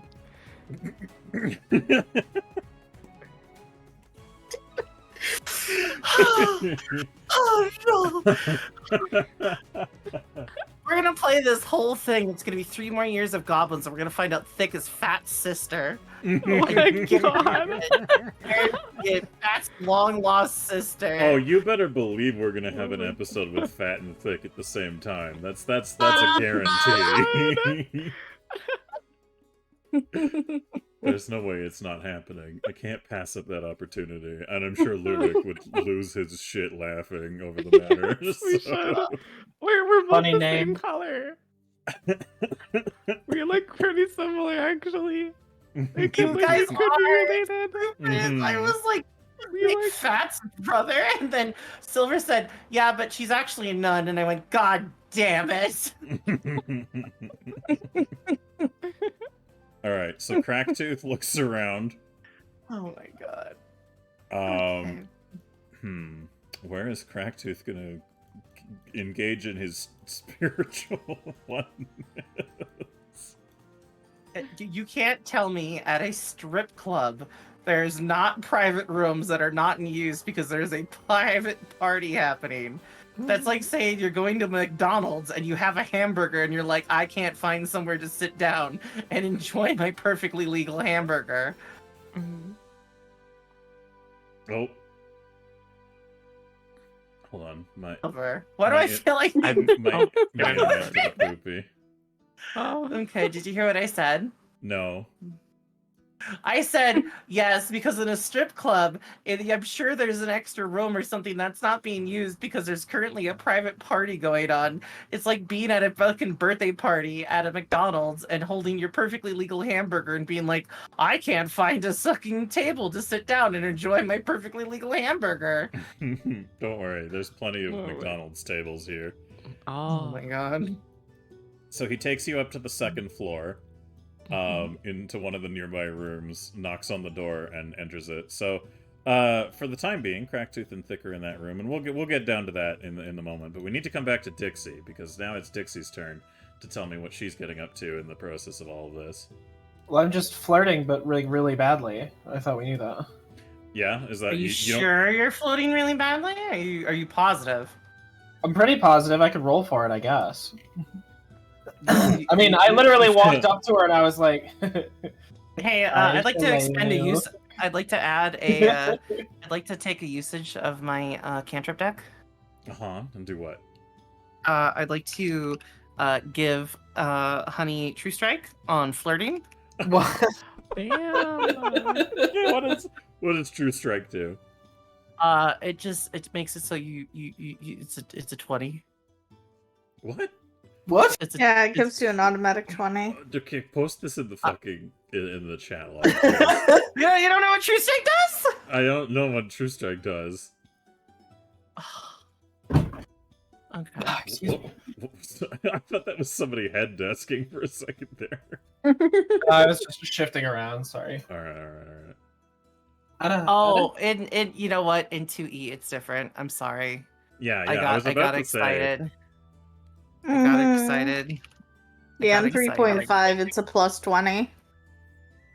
Yeah, sorry. I guess I'm just going to have to do. Let's see.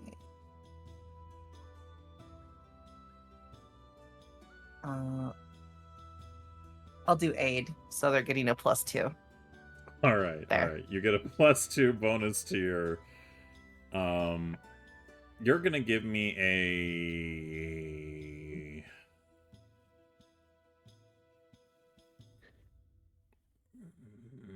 You can choose for which one you prefer. I think. Go ahead. Do you want to do diplomacy or intimidation? What?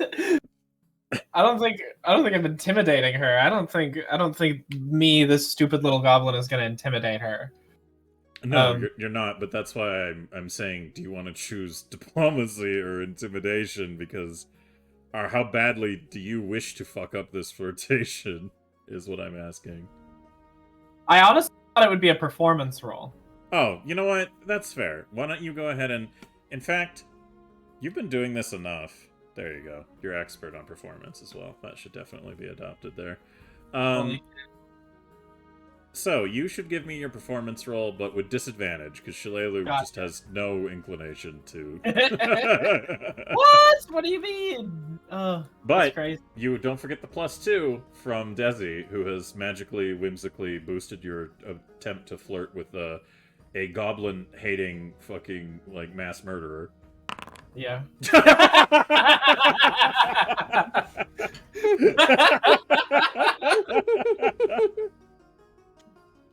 Oh my I god. tried. To be fair, you failing is better than most people's attempts.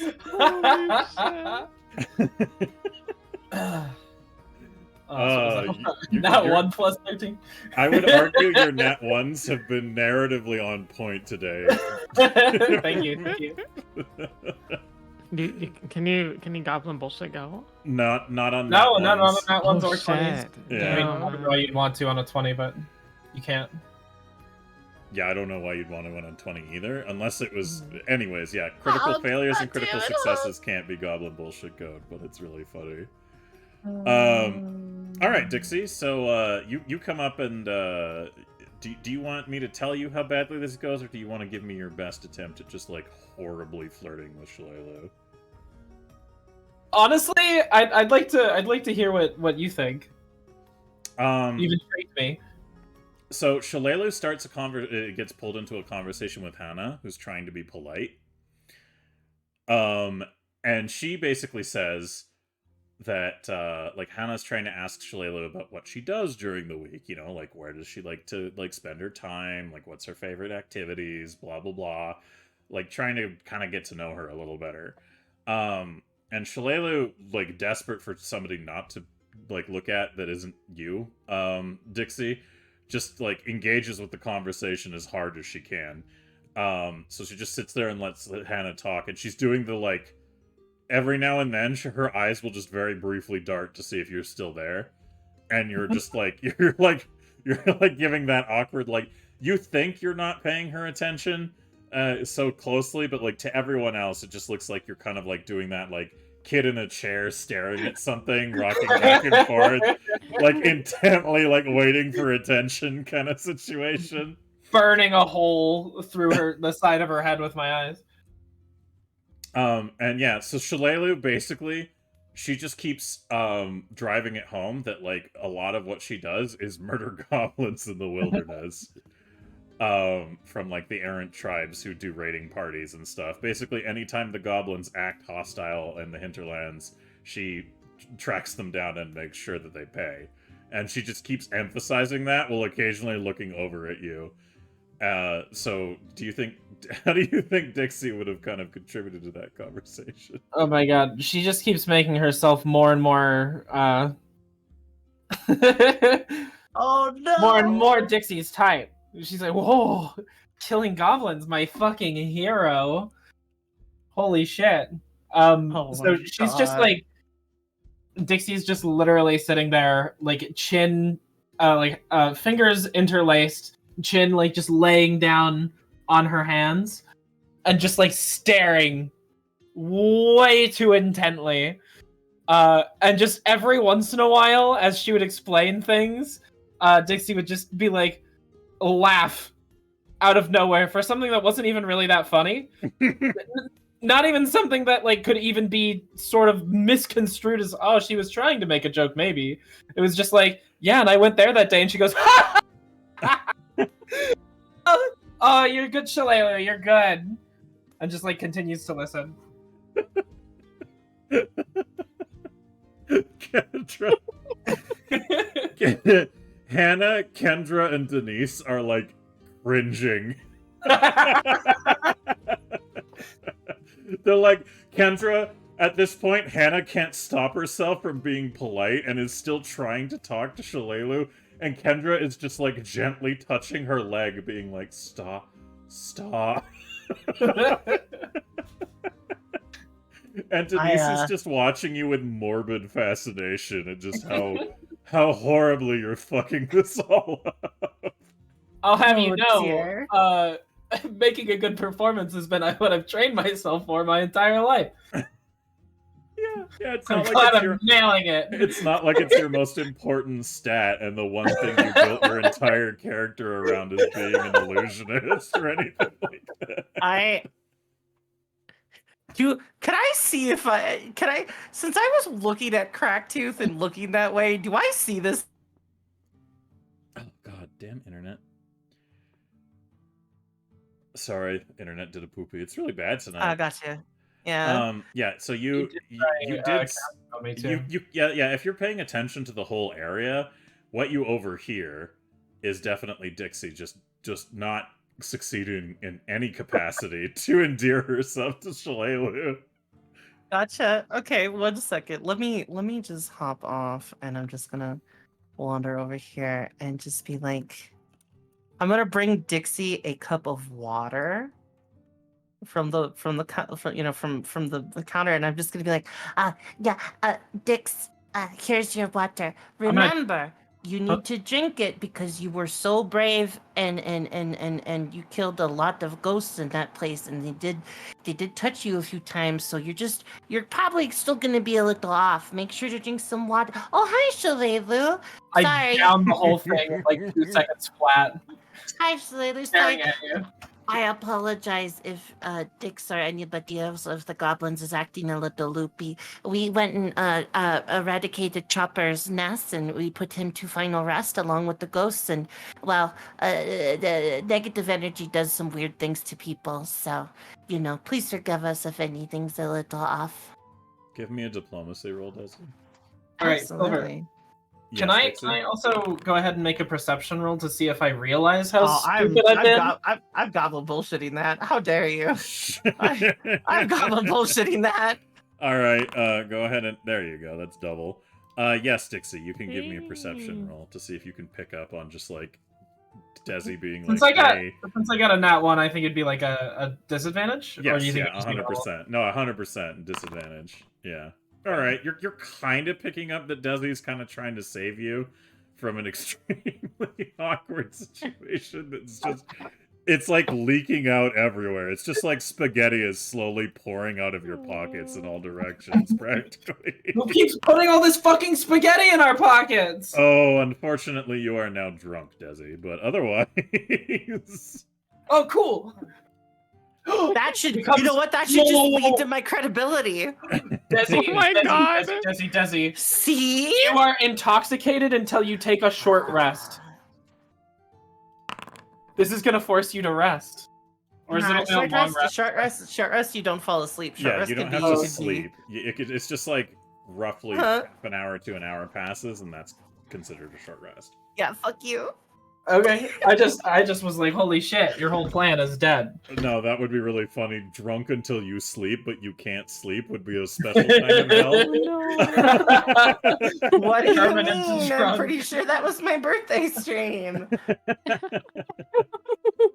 Oh no. All right, but you you managed to Desi, you managed to kind of recover it a little bit. Like Kendra seizes the momentum of what you're putting out there before Dixie can say anything else, and she says, "Oh, did you? I had heard from Father Amsteller.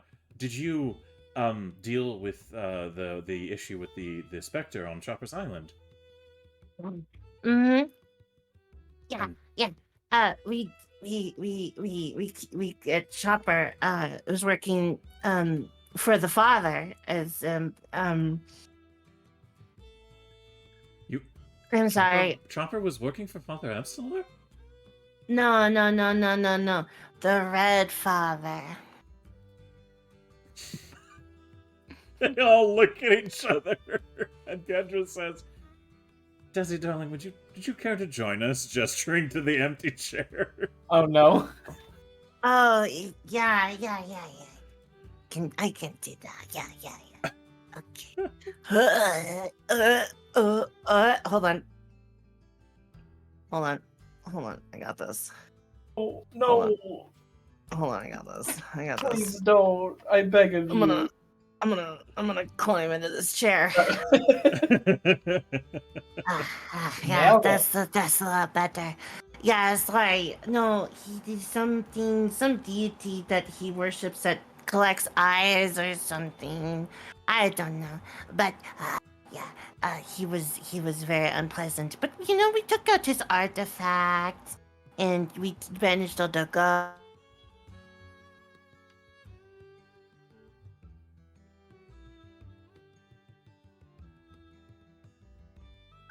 We saved the fuck. town. Mm-hmm. Huh?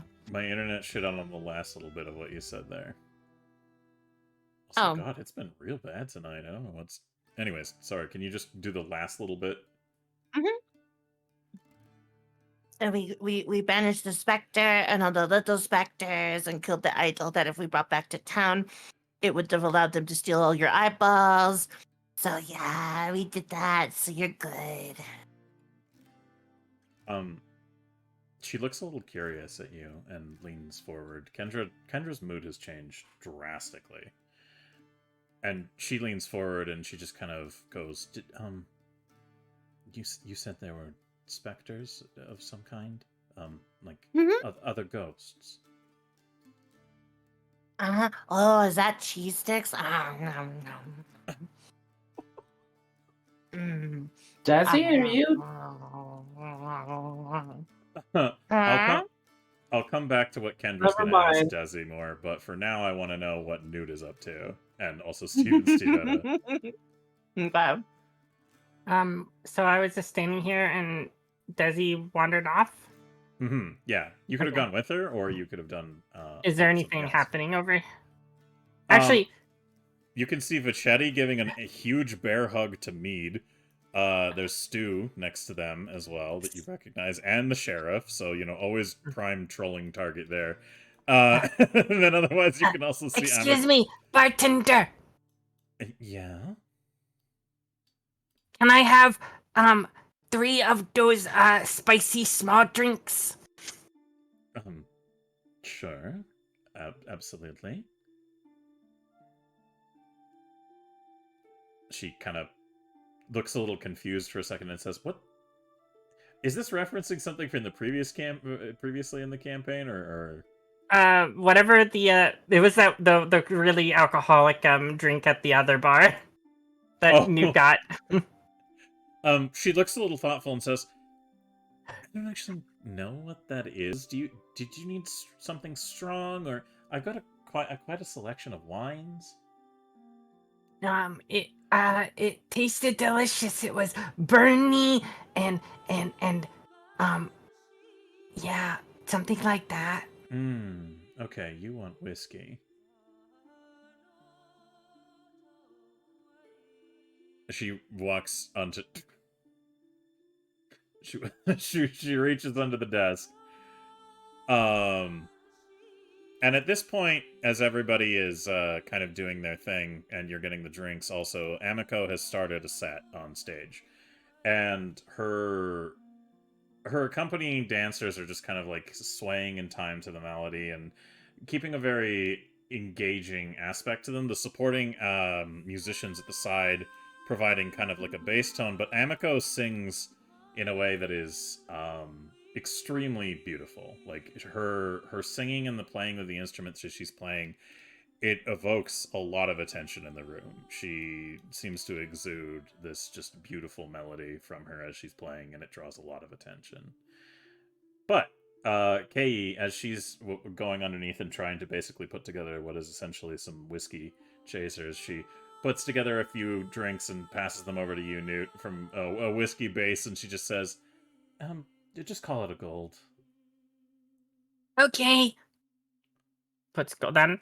And Newt will also be like, and whatever they want, to Steve and Stevetta. They look excited, and Steve and Stevetta come rushing up to the thing, and Steve looks super excited, and he's like, he looks at you, Newt, and he goes, "What are we doing?" You can have yourself a drink.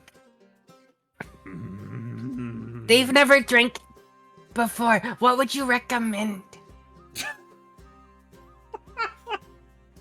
Okay, he looks amused at the two of Steve and Stevetta and thinks about it for a second. And she reaches behind her and grabs a bottle of wine. And then she thinks about it for a second. And she has a devious look on her face. She puts it back and she goes under the bar and she brings out two very small glasses. And she brings out what looks to be some kind of homemade glass bottle with a label on it. And to you, it looks like there's just water in it. And she pours two very small amounts in it. And she just slides that over to them. And she says, I'm interested to see how they'll handle this. It's basically water.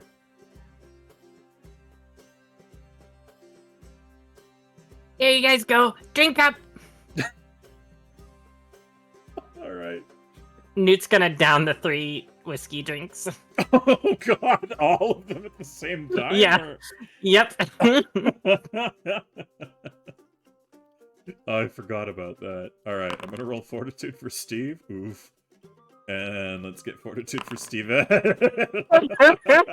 Oh, sloppy drunks. Oh no. So they look at the drinks and they're excited and they just grab it and slam it back without any preparation. They just assume it's just like slightly spicy water. In fact, what they have down is some sort of horrific amalgamation of like personal moonshine mixed with like a port. And it's not great. It's it's very strong. It's basically the equivalent to this era's attempt at an industrial cleaner. So these two slam it back in very small amounts, but they're also very small creatures. So Steve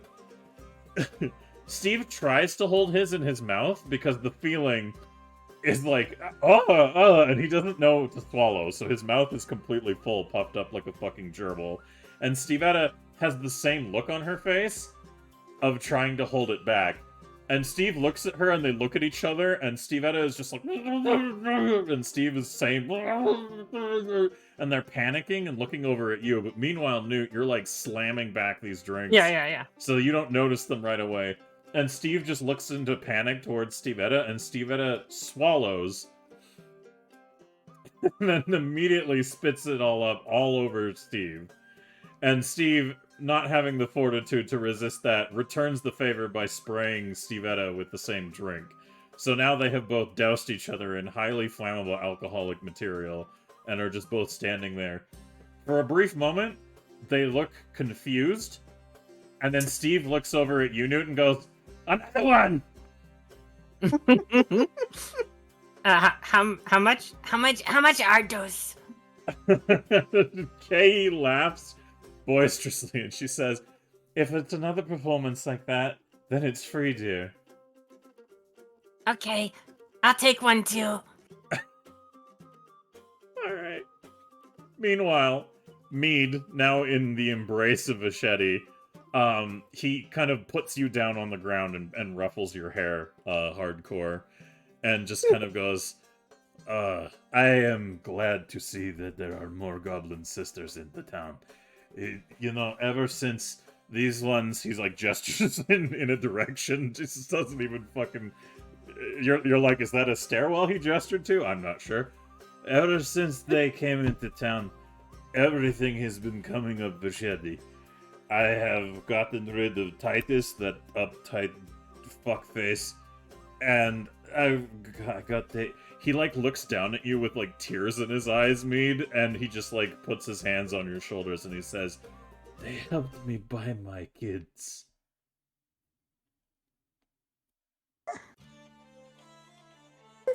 Wonderful.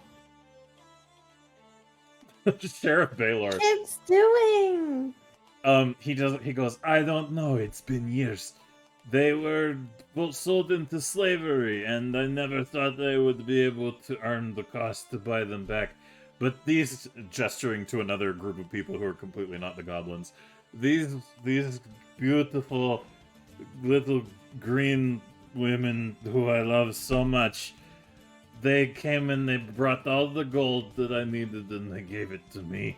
And he just like looks like his breath is horrible by this point, Mead. And he stands up. This dude is like a brick shithouse, by the way. Like he could easily beat like 5 people in a bar fight. And he just stands up and wipes the tear away from his face.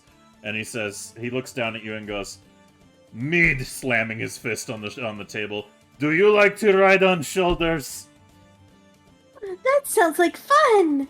Okay, you're going up. Raises her arms to be picked up. She wants the uppies.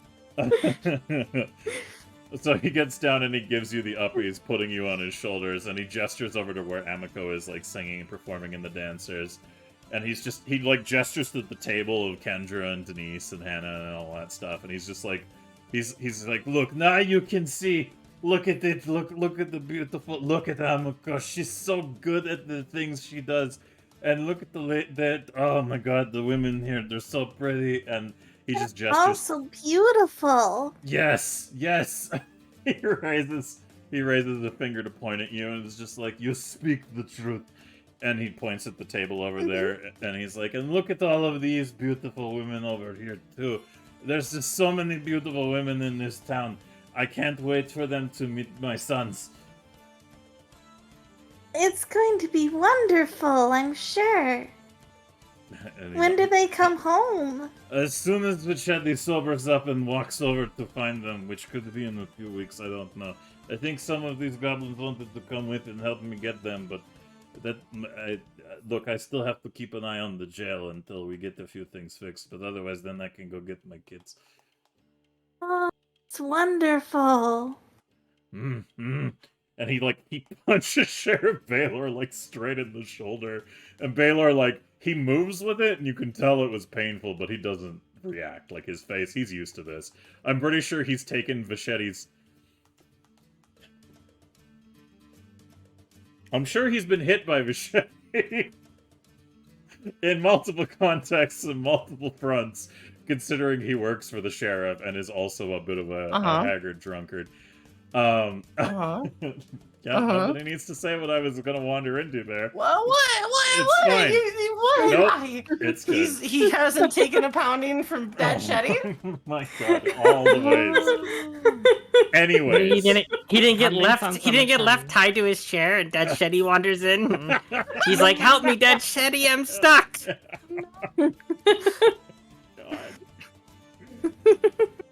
God. Yeah, to reference a previous moment in our campaign, Kei Tastrani, the owner of the Pixies Kitten, and the sheriff are lovers.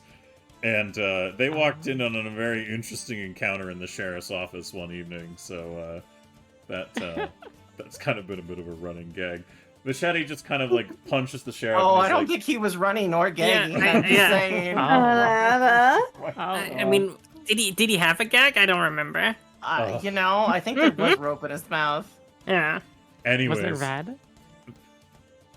Oh no, I'm Machete- sorry. Continue. I didn't mean to knock you off your your. I didn't. So I wouldn't Machete have to. hits the sheriff in the shoulder and he goes, "You see, I knew it. We remember we were having those talks last week, and you were all like, I don't know about these goblins, and now this one," he points at me, and he's like, "Look, you can't be mad at these things.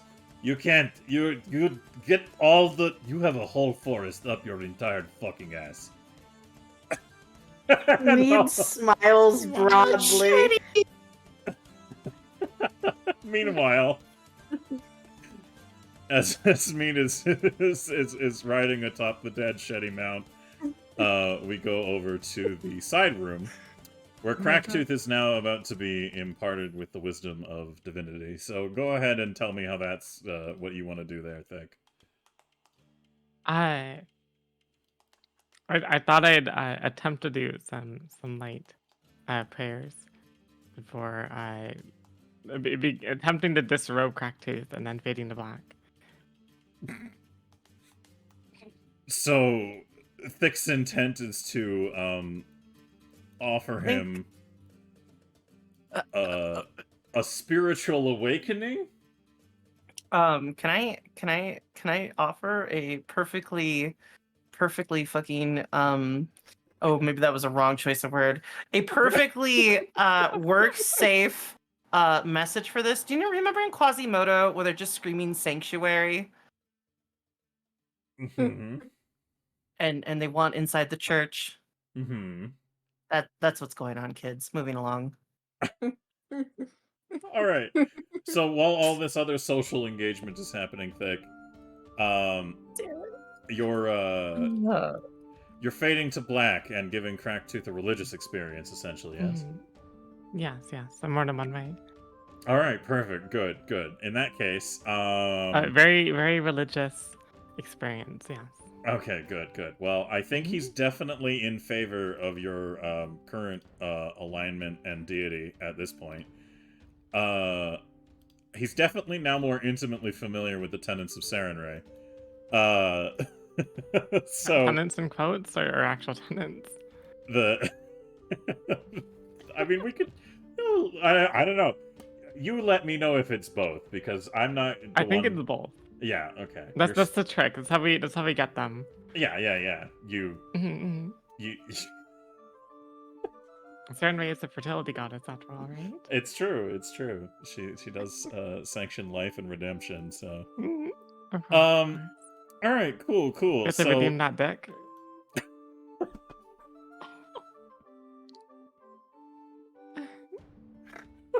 Yes.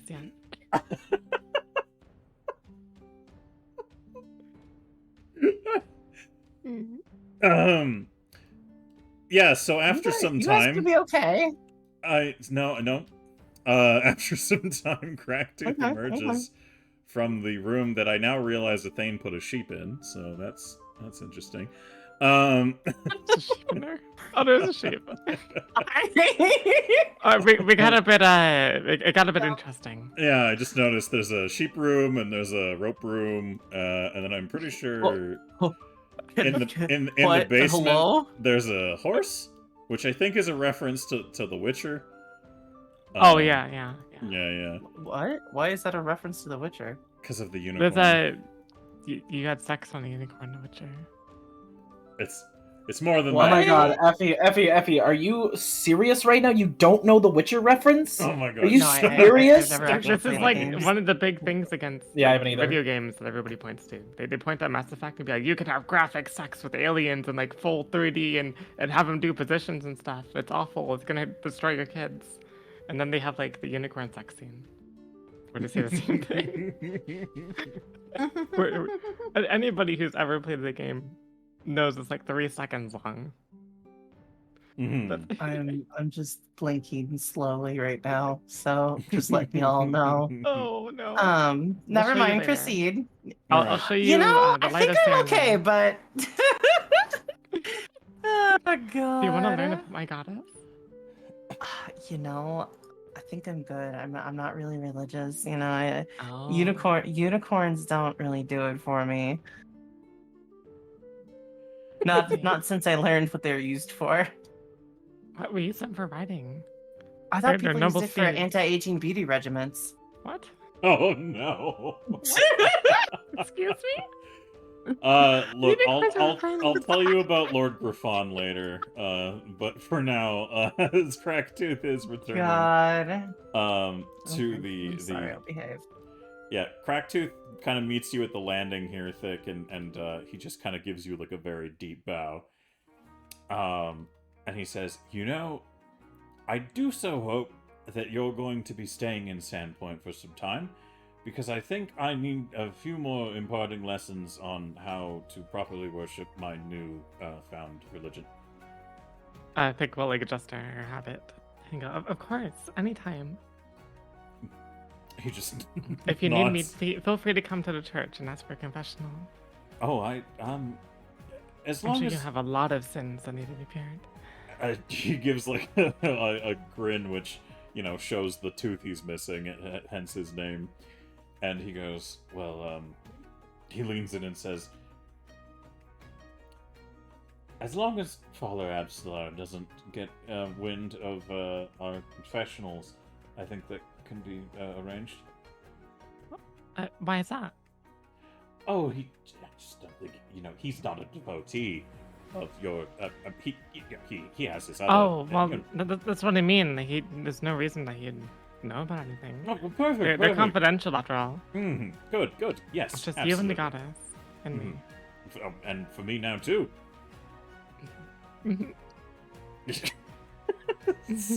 So he gets up and brushes himself off from kneeling down to talk to you a little bit more on your level, and then goes, right, well, I'm gonna get back to work. I think I might feel inspired to write another play after that. So, if you need me, I'll just be behind the bar working service for the evening. Oh, sure. You have a fun time. Oh, you too. Enjoy your evening. And he just kind of like... I don't think anybody's ever seen Cracktooth walk this happily through a room. Aww. Religious orders only want one thing, and it's absolutely disgusting. Follower obtained. My goddess grows in strength. Hell yeah, your devotion to Serenray does not go unnoticed. So, Thick, as you return to the festivities at hand, where do you travel next? I'd like to talk to Desi and Maddox. All right, so we'll come. Oh my god, this is going to be the most awkward thing to walk in on. Yeah, go ahead, Newt. Do it before, but in the time that they did all that religious preaching, I feel like I would have been able to finish my drink and. Oh yeah, 100%. Okay. Yeah. This time, Steve and Steve had to kind of slam it back, and we've already determined that by this time you can give me a fortitude roll with advantage if you want, but we pretty much determined from previous experiences, Newt, that you can hold your fucking drink. Yeah. Oh. This one actually kind of tilted you a little bit. You Yeah, felt yeah, like yeah. maybe it tickled your stomach a little before you completely went back to being normal. Yeah. So, Newt will, I guess it is a little tipsy. We'll just kind of walk over and just just sit down in between these two drunkenly. Because she's floating in the air, does she just pretend there's a chair there and it just works? Yeah. Okay. Alright. Just like, Dixie, what are you doing? Basically just hanging out anywhere away from you. Oh. Newt's gonna sadly get up and walk away from her. And sit down over by Wait, Desi. what the fuck did Newt just say? Or what the fuck did Dix just say to my wife? Because you have to understand, I am piss drunk. You are my intoxicated God. at the moment, yes. Roll a I'll perception to get in see a if you bar heard fight it. with you. Yeah, roll a perception check, Desi.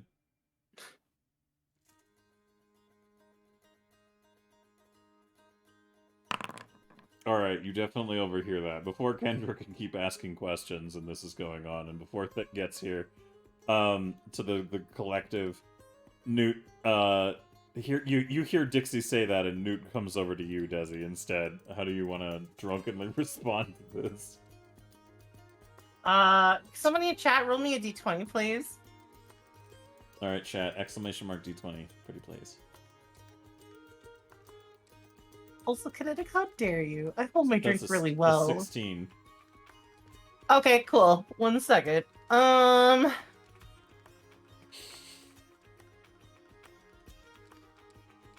does Kendra have a marker on it? Anyways, whatever you're... Are you giving me a roll for something? I feel like you're gonna give me a roll for Yes, yes, I something. am. Alright, give me a reflex saving throw, Dixie, but actually, first give me a perception roll. To see if you... Because this is like a drunken sucker punch, isn't it? Yes. Alright, yeah, give me a reflex saving throw, Dixie. Unless bitch. Dixie gets a You're just- negative for being so focused on Shillelagh. Oh, that's a good... Yeah, what's up No. with that? No, 'cause Dixie knew that there was a drunken swing coming her way enough to try to dodge it, so... Unless you want to roll a Goblin Bullshit Go, Desi, then... No, that's okay. I think what I'll do instead, actually, since that kind of whiffs, I am going to use one of the new things I got, which is a lot of fun, and I'm going to do a contested athletics roll against Dixie as a What trip is that? attack. What is a contested athletics roll? What does that mean? Well, you both do an athletics roll, and we see who comes out ahead. Do I have to? Yeah. Uh-oh. Can I turn off my strength modifier?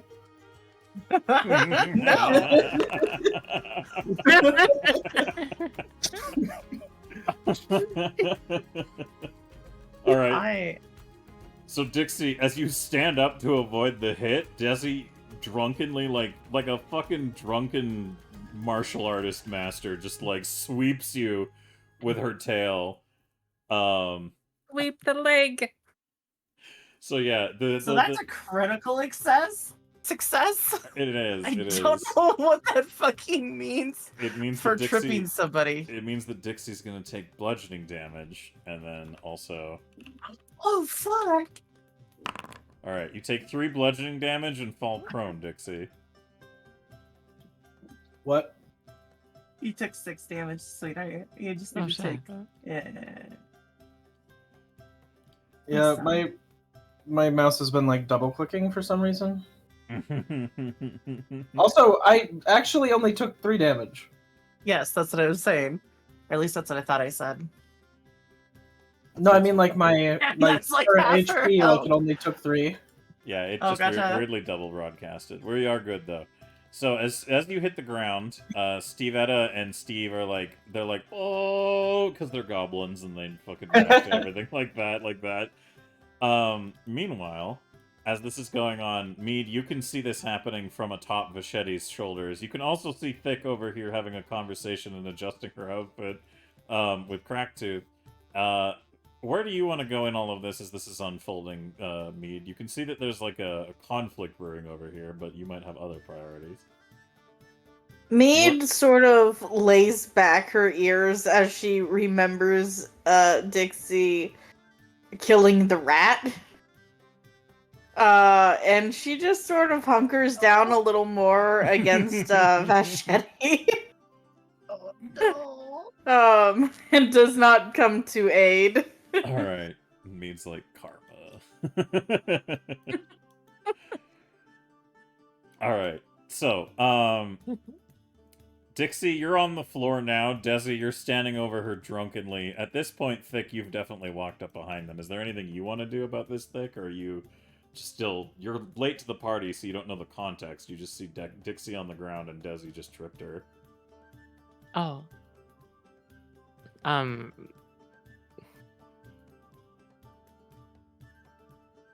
You know what? They seem to like tussle before. I'm gonna leave them be. I'll take the chair though that they were sitting in. Okay. So it's my chair now. Whoop. Yep. Yep. Okay. Perfect. Very godly of you. Yeah. All right. So Dixie, how do you want to react to getting tripped up by a drunken Desi? Can I get back up? Yeah. Well, yeah. Unless Desi, you're going to keep her on the ground. I mean, honestly, I kind of was tempted to have Thick just sit on her, but Excuse you. I feel like that would have killed you. It would have crushed your poor rib cage. What? Dixie, So Dixie can't affect strength very well, but she's still pretty durable, so she would have survived it. She's just like, you know, she can take a hit. It's just every time she tries to move even a small object, it's like, Silver, I have a question. Yes, Newt. What is the strength of a rat? Like, not good? Why? Because I almost want to look it up in like the actual rule monster manual, because I kind of feel like it might be as strong as Dix. Let's be fair here. Like very amusing. Let's be fair here. My strength is 1. Yeah, so a rat is probably as strong or stronger. That's the best I've got. if you wanted to know the actual stats, a rat is strength 2, so it is twice as strong.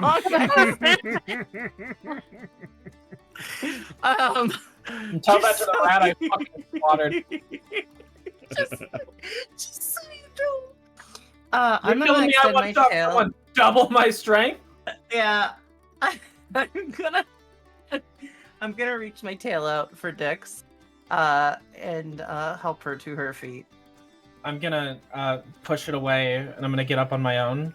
I'm not going to say anything, and I'm gonna dejectedly walk away, pouting. I'm gonna sidle up to the to the whatever, you get it. I got you. Counter, thank you. All right, you're not prone anymore. I'll remove that effect. All right, so Thick, as you take a seat at the table, Desi, how do you like recover from that encounter? You're still intoxicated, by the way. I'm gonna hug onto Newt, and I'm just gonna start going like this. I'm so mean to you. And I'm just gonna like cough and just be like choking on tears and drunken bullshit. She was so mean. Are you okay? Newt's gonna order a water for Desi and just sit there and comfort her because she's I'm just gonna pat Newt's cheeks and be like, she was so mean.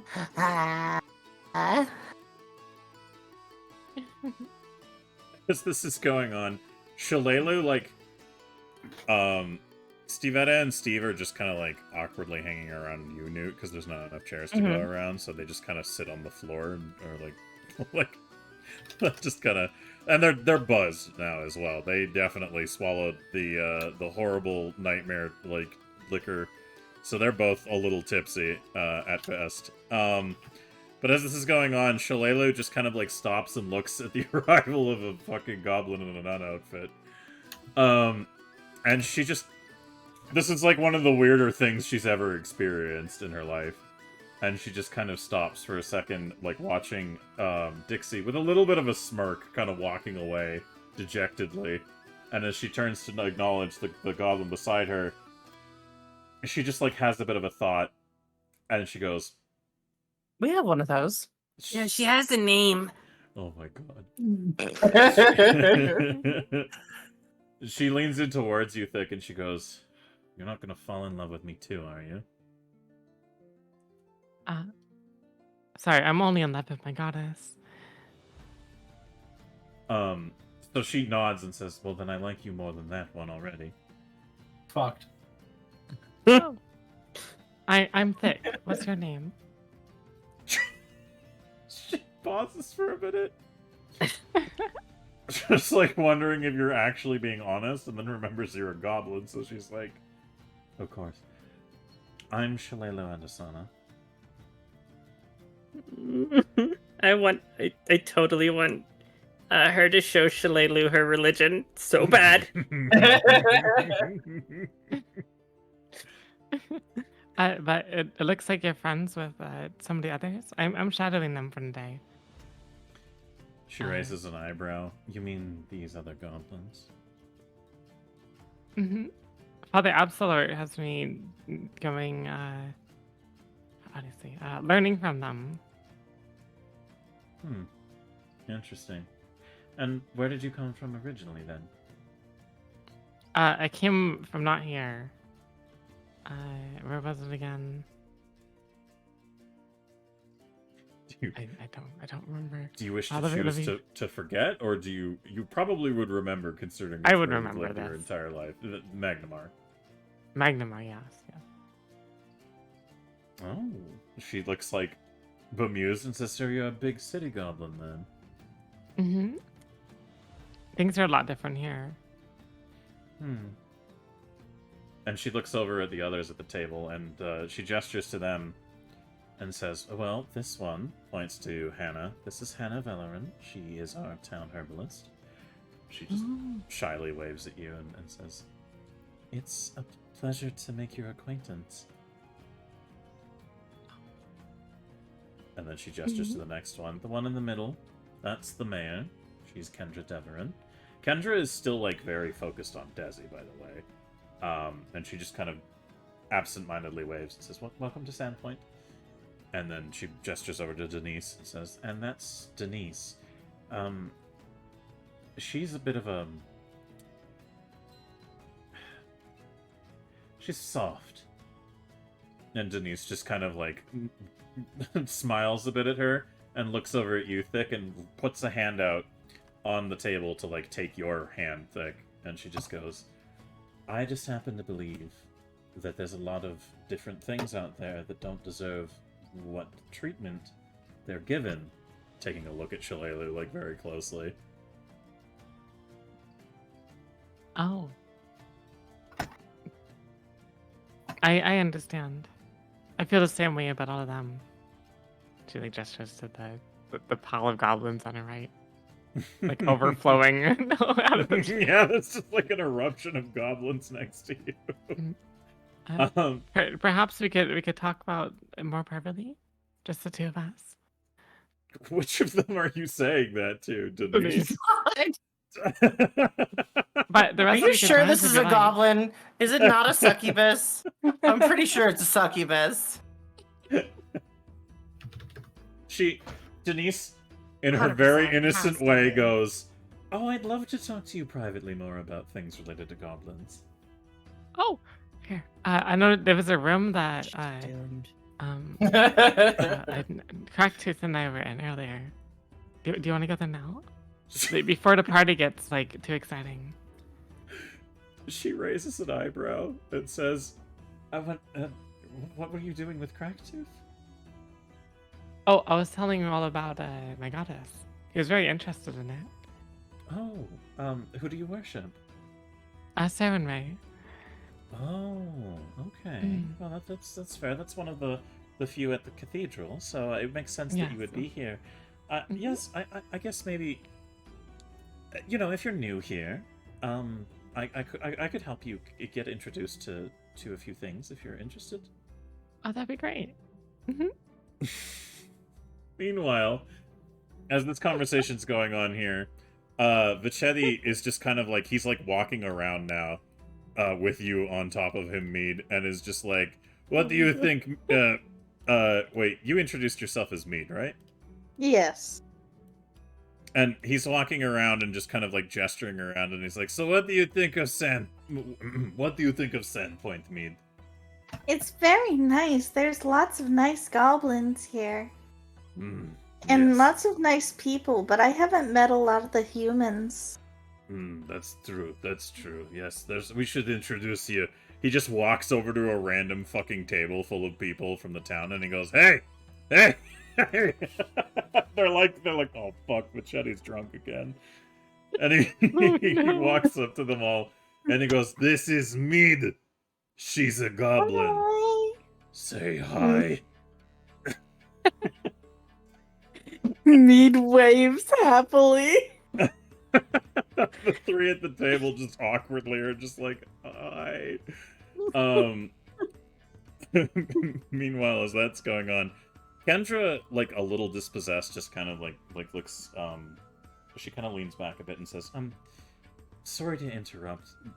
Like interrupting literally everybody at the table, and pointing at you, Desi, and says, I'm sorry if you're a bit in your cups at the moment. It's maybe I could ask later.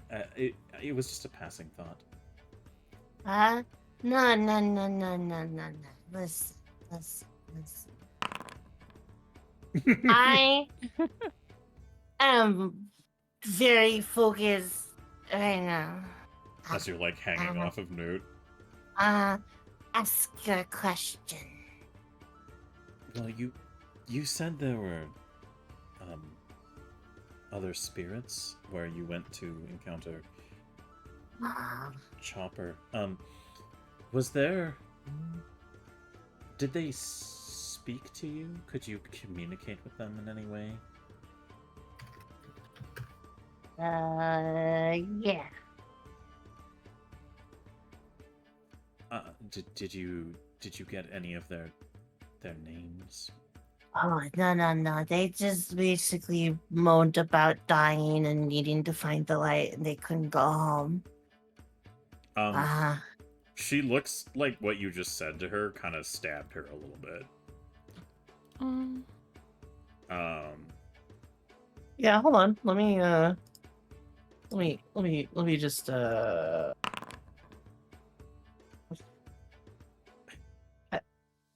I don't know if I noticed that or not. I don't know, do you want to goblin bullshit go it, or? No, I think this is better. Yeah, then you're definitely a little too intoxicated to notice that she had like a very Oh painful... god. Newt has no idea. Yeah, you're just like completely oblivious. Yeah, they were like being like, "Oh, it sucks to be dead so much." Oh. Yeah. So And, we like, helped them. Yeah, so we kicked their ass. I mean, helped them. Yeah, we mostly helped them. Me pushed them to the other side, and the ones that we didn't, I just did them with the holy water. Yeah. And they're like, "Whoa, holy water!" Yeah, yeah. It's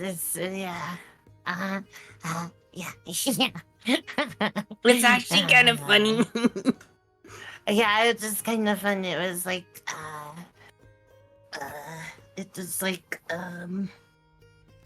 it was like spraying a scarecrow. They were kind of there, but they weren't really real. Yeah. I don't know. It just. That sounds very I wrote exciting. I wrote a whole book on it. Would you like to read it?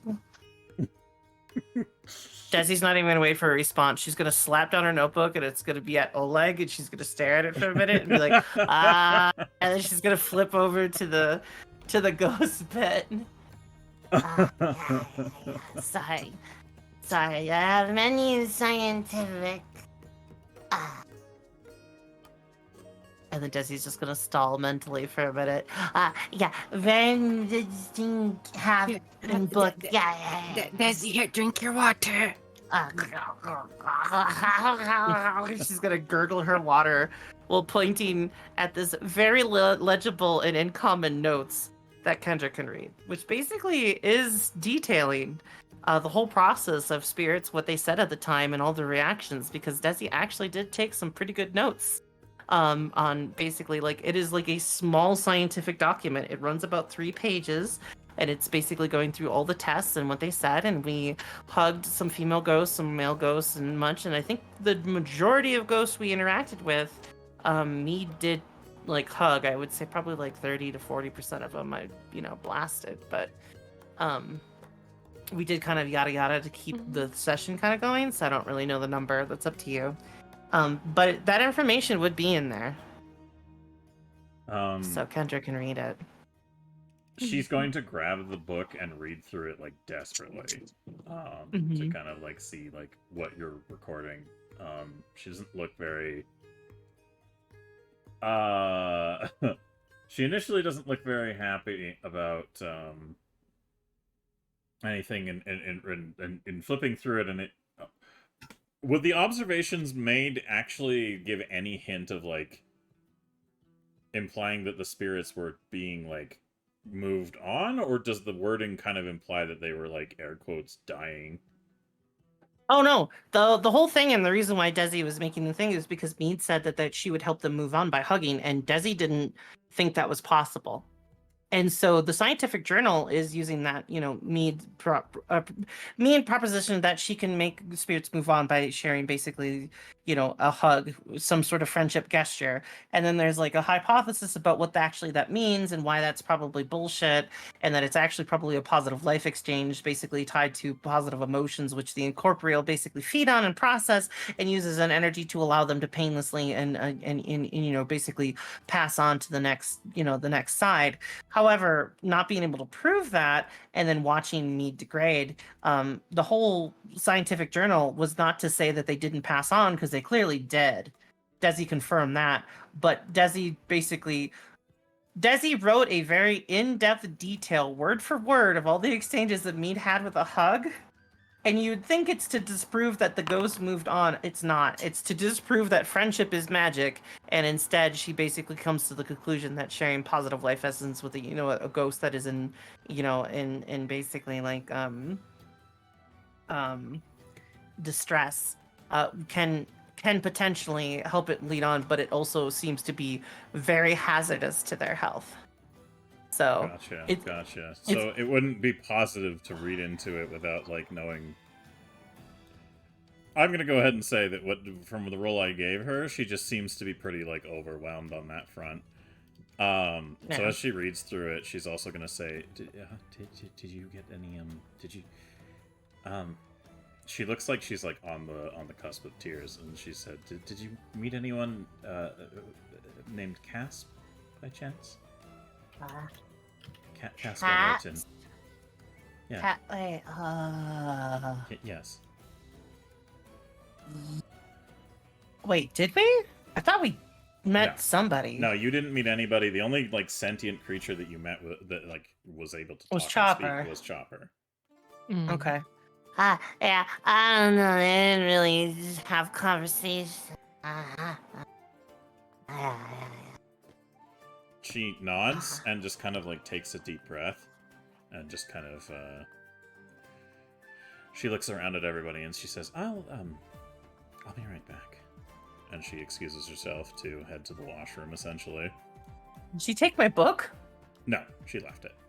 Okay, I'm gonna take my book back. And then I'm gonna continue drinking my water. The mood amongst those who know Kendra at the table has kind of soured a little bit, and they just kind of like shake their heads, looking a little sympathetic, as it were, I suppose. Meanwhile, before that's going on, Dixie, did you have anything you wanted to do at the bar, or are you just dejectedly like pouring alcohol into Frank? I was going to basically go over and just be like slam my hand down on the table and just give me a strong one, boss. You know, like shit like that.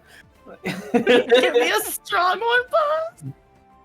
All right. So Kei is gonna pour you like a strong hit of like whiskey, and then I assume you're just gonna slam it back into the hat. Honestly, I'm gonna drink it. Yeah. Character development. All right, so you slam it back, and is this the first time Dixie's actually drunk any like alcohol, or? Yeah. All right, give me a fortitude save, please. All right. Fortitude. All right, it's not an enjoyable experience, but you don't like have any adverse effects beyond like, oh, like the whiskey tastes horrible. Another. More. Kay looks at Cracktooth, and they look at each other, and they're like, "Oh boy, we've Like seen tears it." rolling down my cheeks and stuff. Sorry, the music is just too uppy for this right now. Are you taking me crying about getting pushed over for a minute very, very seriously? I sort of fucked up my chance with the Shalelu, and then the person who I thought I was starting to get along with and I'm talking to Cracktooth this whole time. And the person I thought I was getting along with just like threw me to the ground, like she didn't even care about me. And I just, can I have another? Aww. Oh, baby. Objection! Okay. She made fun of me. Kay pours you like half of a shot of the whiskey again. Yes. What is this? The archive is there. The session archives link for you guys. So Kay gives you like half a glass of the same whiskey that she poured you for you to slam back. Which you, I assume, just bitterly down quite easily. No, hold on. What is this? What is what? This isn't full. No. Kay looks at you and she says, "All right, well, this is a little thing that I like to do for people. I'm gonna pour it in the drink, and you can have half of it, and you can pay me for it, or you can tell me more about whatever's bothering you, and I'll pour it all the way, and then you can have it for free." I use magic to just dump like money all over them. Oh my god. All right, rolling to see if they see through your illusionary magic. My illusionary magics are pretty good now. They are. Oh shit. They. Oh yeah, easily. Like, how big of a pile do you conjure? Just like enough to be incredibly inconvenient to move around. Alright, you summon illusionary gold in a pile that's just I'll go ahead and use it because it's one of my first level spells. Okay. So it's not a cantrip, so I do have to cast it. Yeah. Appearance of wealth, good.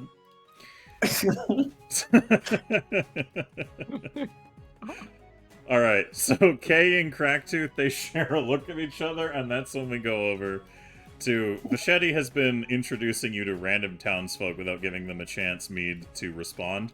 He's just basically been going up and demanding that people love you. Which has been working out for the most part. Mead is just happy as a lark. She has no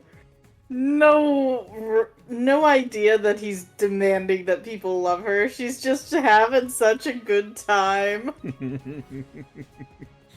Also, we're at our session wrap, so I will shit, really? We're already at 3 a.m. Yes. Now, my question to you is, do you guys want to go for another half hour, or do you want me to wrap it all up in 10 minutes? I'm good for whatever. I'm good for another half hour. Whatever you want to do.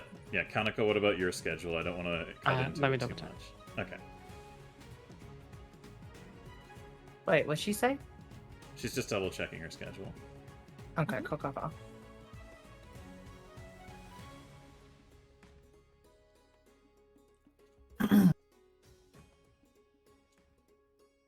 This session felt quick. It did. Yeah, I mean, turns out when you have pizza and you dump half a Pepsi on yourself and... Well, Kaneko's doing that. Can I explain something? I don't think Can Jazz I- did that. I think it was hold just on, you. hold on. Kanako, what did you say? Oh no, I was just commenting on the Pepsi Bukake. Gotcha. So what's the How what's dare the you. result, Kanako? I did not yell yet. Let me ask in person. Okay. Yeah. I will keep you do that, and I will keep things going in the meantime for the moment. Okay. So,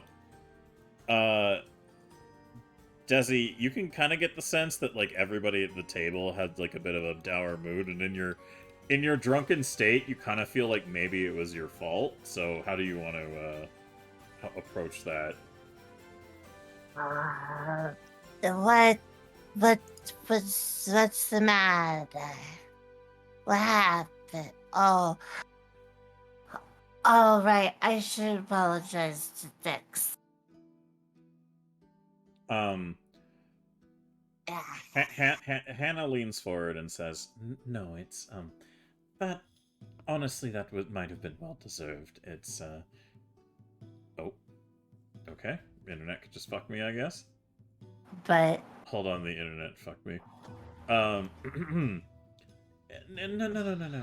Hannah leans over across the table. She scoots over like more as well to get closer to you and says, "It's not that. What you did with your little red friend over there, probably was just desserts, I suppose, for that comment. And I'm sure she'll get over it. Although she gestures to Shalelu and says, although that, pointing to Shalelu and her and like back again, with like a bit of a bemused look on her face, and Shalelu just gives her like a sour look.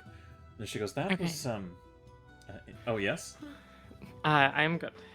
You are good? Perfect. Excellent. Yes. So Hannah just goes, that was an interesting,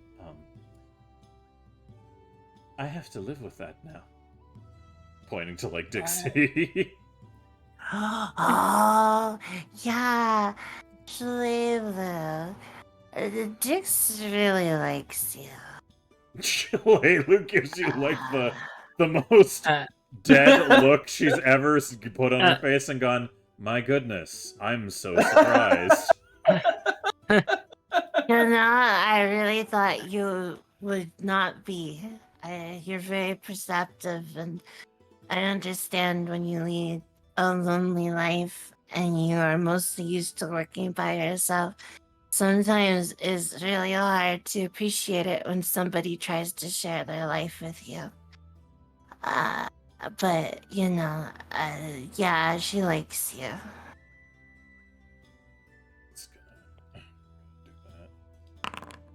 Newt's just gonna keep following Desi wherever she goes, helping to keep her on her feet. Well, she's sitting she's the one sitting in the chair. You're hovering chair next to her. Dude, and she's leaning on you, basically. I mean, if she gets up to go somewhere, Newt's gonna be like following her. To keep her, Steve and Stevetta will pick up on this, and they're both like holding Desi's legs just in case like she needs stability.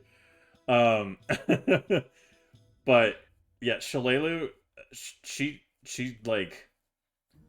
thinks about what you said, and then just takes a quick swig of her drink, and she says, my elves live a while, and I've had my life to live. Now I make sure that it is a life well lived for others. I'm not bothered by the time I spend alone in the forests and in the trees. She gestures over and she says, well, I do occasionally miss having a more intimate bond with others. She briefly looks in the direction of Amiko, and then looks back. It's not really an issue to me. I live much longer than many, and have spent a good deal of my time watching out for this town. She looks kind of like the first time you've ever seen it on her face, she smiles a little bit, and gestures out to like the people who are all sitting around her, and she says, I came upon this town when I was very young, and have decided it was my home ever since. And she gestures to you guys. You have a similar disposition there, I think, seeing that it is a better place to be than the wilds at all times. But I am a creature of nature, and I am called to the forest quite often, so when I can stomach it, I do come into town and remind myself why I keep an eye on the borders and keep things just. But no, I'm not terribly bothered by missing out on Just a Dixie. That. Yeah, I know. Sometimes she's a little rough. And then sometimes she doesn't really know, but I think that's why her liking you is kind of precious and not like that's so cute, it's tiny and fluffy. She really hates a lot of people, but she really likes you. And I'm not saying like you gotta do nothing with that. That's not what I'm saying. I'm just saying it is very nice. And I'm gonna sit up straight. And I'm gonna put my head up in the air with a little bit of dignity. Even if you are a serious business woman, to be appreciated and have somebody happy to see you when you come home. Even, if you don't think they originally would mesh. She's gonna just kind of like wave to the gaggle of goblins that are near her. You might find that sometimes, weird is pretty okay too. But you chew on that, just like I'm gonna chew on this water.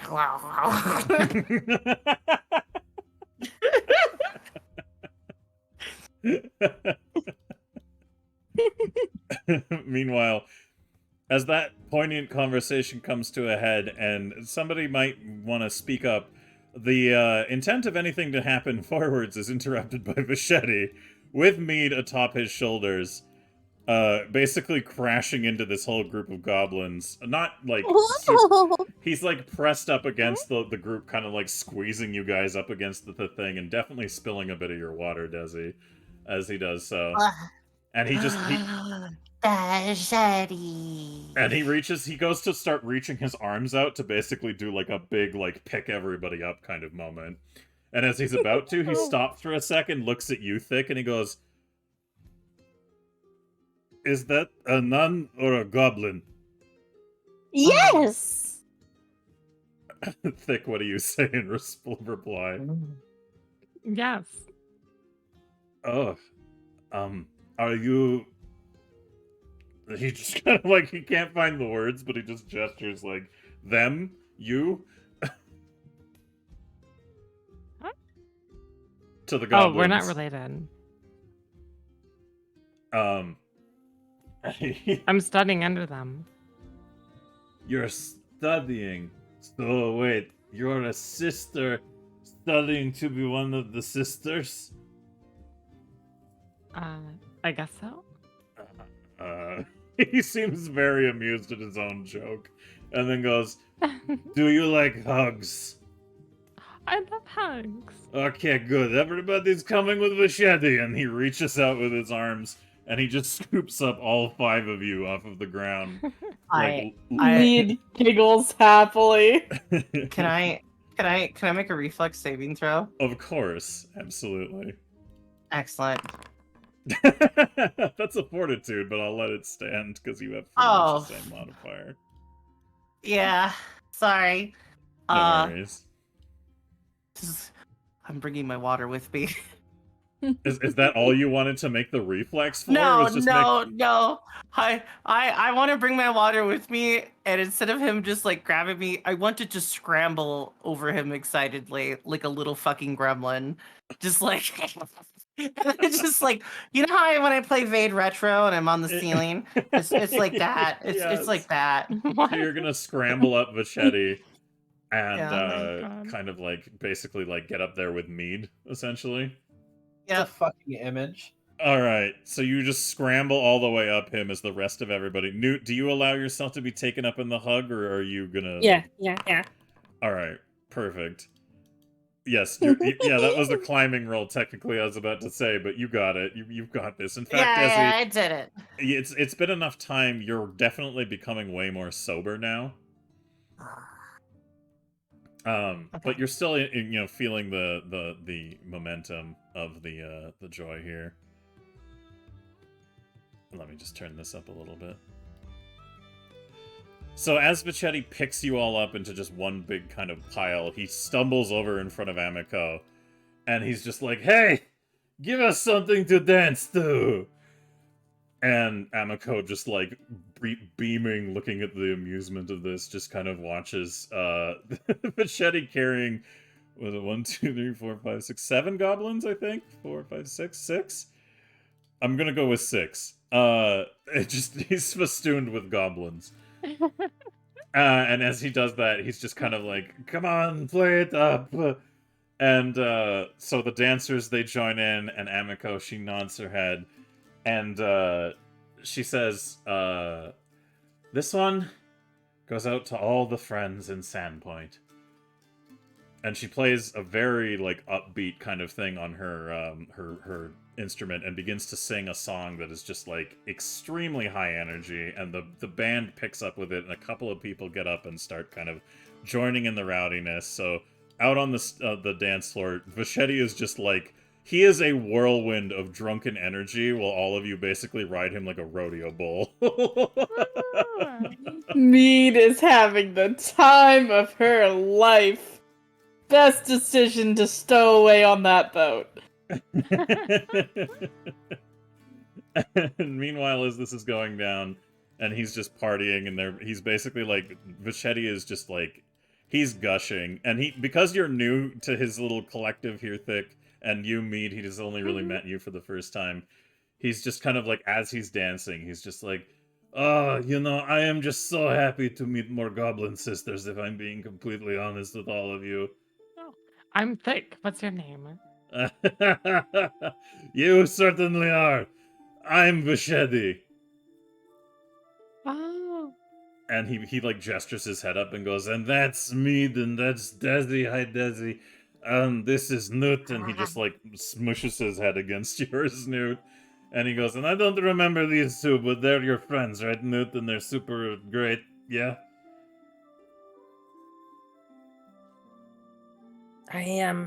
I don't think, yes.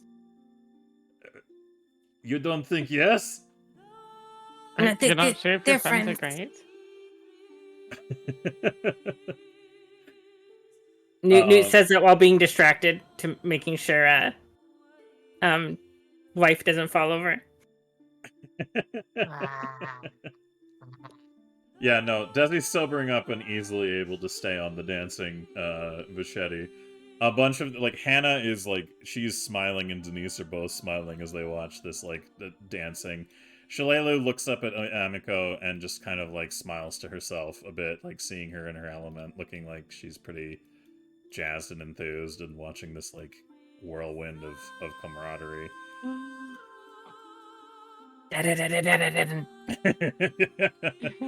And she kind of looks over, and she gets up, and she decides to walk over towards the bar. Oh. I'm gonna give a roll. Oh my god, she thinks the gold is real too. Oh my god. And at this point, Kay... I just wanted to mention the gold is like sort of flooding over the top of the counter on both sides of it. Yeah. So I'm just sort of sitting in like this comically large pile of gold, just sort of existing, like head face down in my arms. Like several empty glasses just kind of like scattered around my arms. So Shalelu takes a seat next to Dixie, and she like looks, she brushes some of the gold off the chair that she's taking a seat at, that's kind of like tucked in against the bar here. And Kei and Cracktooth are just like, they're both kind of like looking at the pile and still just like pouring drinks and handing it to Dixie, and they're like, "Man, we got one upped here. This is so much gold. Like, what do we even do here?" They're having a conversation that equates to, "This can't possibly be real," and they're like picking it up and like biting it and being like, "But it is."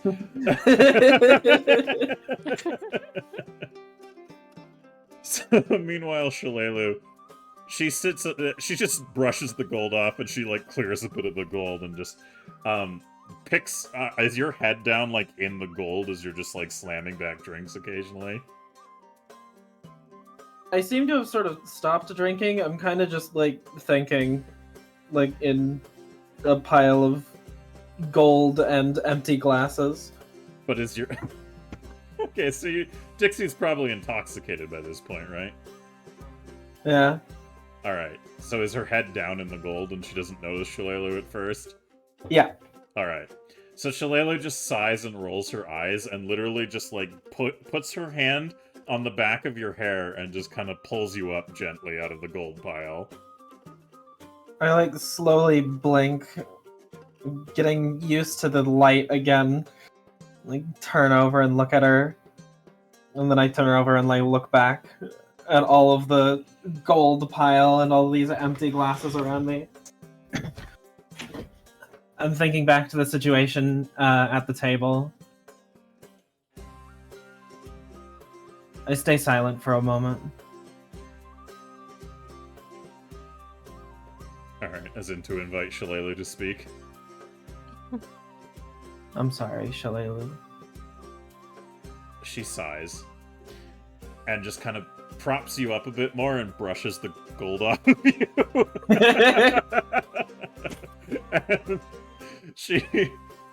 And she just kind of leans in towards you and puts a hand on your shoulder to kind of both steady you and talk to you. And she says, "If I'm being entirely honest, I don't have a fond bone in my body for most goblins.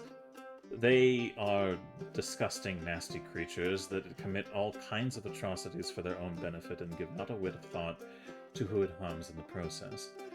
But I'm also open to being proven wrong.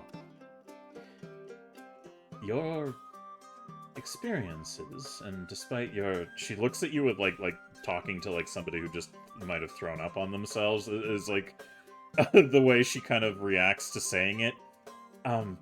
Flirtations aside, you're proving, like the rest of these goblins, like gesturing, and you look over and you can see Vachetti literally playing like the centrifuge mass of like a dance where he's just dancing, like hugging all these goblins. And I also need every goblin who is currently... He is fucking magical for doing that. Holy shit. Yes. I need every goblin who's riding him right now to give me an athletics roll to see if you can stay atop the Vachetti ride.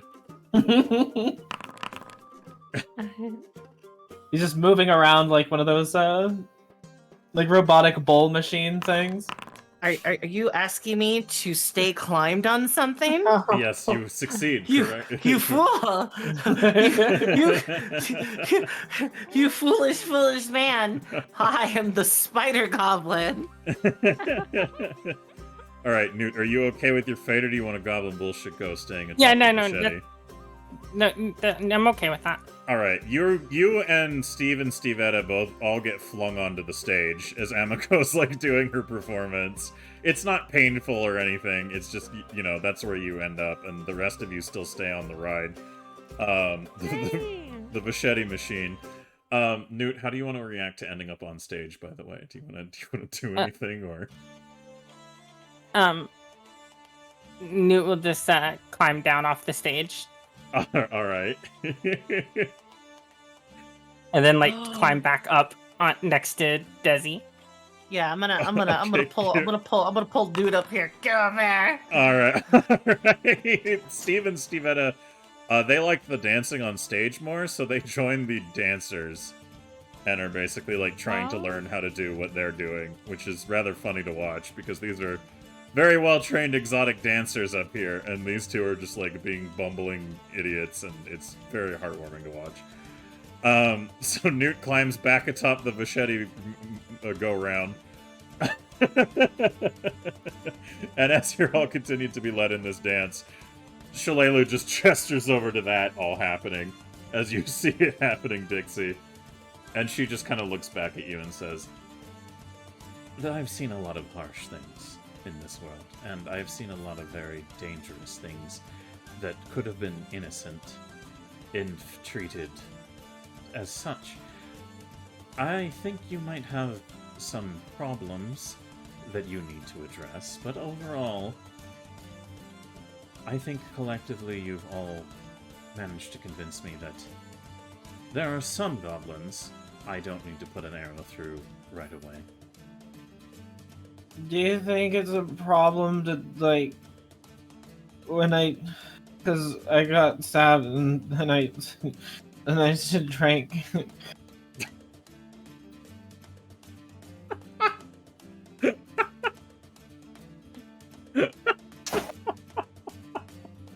She looks at Dixie, and for the first time she's ever done it in your direction, just has a wicked grin on her face. Like, she is amused at the level of just, like, completely plastered that you are. So Shalelu just kind of laughs to herself and says, I don't think that's a problem at all. I've seen plenty of people drink for plenty of reasons. And while I think you might regret it in the morning, considering the state you are now, she just gives you, like, a little pat on the head and says, Wait. Are doing... What happens in the morning? She wistfully, like, gestures her hand and goes, I'll let the morning give you that information. I don't want to spoil the surprise. Okay. She looks at you up and down. It, kind of like a mix of, like, pity and just being amused as fuck. And she goes, I don't even know if you're going to remember it anyways, but I'm going to be going on the road with Amiko for a while and won't be back for a few weeks, so... You know what? She leans in, and she grabs your face and gives you a big kiss. Aww. I'm going to promptly fall over into the gold and fall asleep. Kay and Cracktooth are both going to laugh as they watch that happen, and Shalelu is just going to give like a like kind of gesture and get up and walk away. And as everything is just kind of coming to a head and Vachetti is kind of wearing himself out, he stops and kind of looks up at Amiko. And Amiko just kind of like, she stops her performance, but the band is still going, and wipes her brow. She looks like she's had a good time. And she just kind of sits on the edge of the stage looking at all of you guys. And for a minute she stops and her eyebrow raises and she goes, she points the like bowstring thing that she uses to play her instrument at Thick and goes, is that a nun? Of sorts. I'm Thick. Yeah. You're... Yeah. You certainly are, my dear. What's your name? Amiko. Oh, this is your party. I'm leaving tomorrow, and I don't think I'll be back for a good long while. Oh, where are you going to? I'm gonna wander. It's been a while since I have, but I'm afraid there's a little too many bittersweet memories with my family here, and I think it would be good to come back after I've made a few new ones elsewhere. This sounds like a lot of fun. She nods her head. And she's she's like a little bemused with herself at the moment. And she goes, I saw you disappear into a room with Cracktooth earlier. What was that about? Oh, I was telling all about God words. Sorry, it's 2 a.m. now. I was telling him all about my goddess. Oh, who do you worship? Sarenrae. She's the goddess of life, so I had to do my part in fostering it. Amiko. She gives us a long, slow blink. Amiko gives a very coy grin.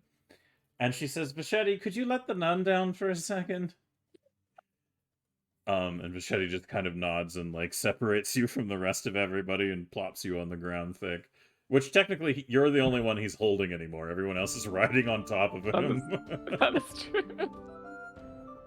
So he puts you down separately from him. And Puts you down.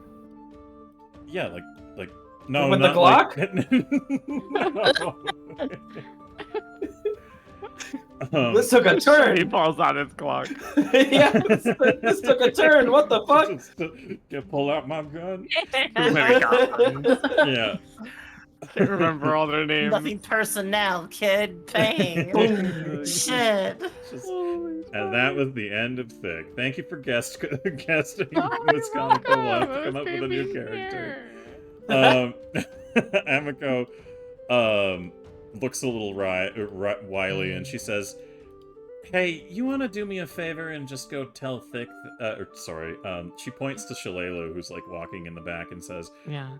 "Hey, can you just go ahead and let that elf lady over there know that maybe you'd be a good addition to our evening's prayers?" Oh, sure thing. I'll happily make my way over.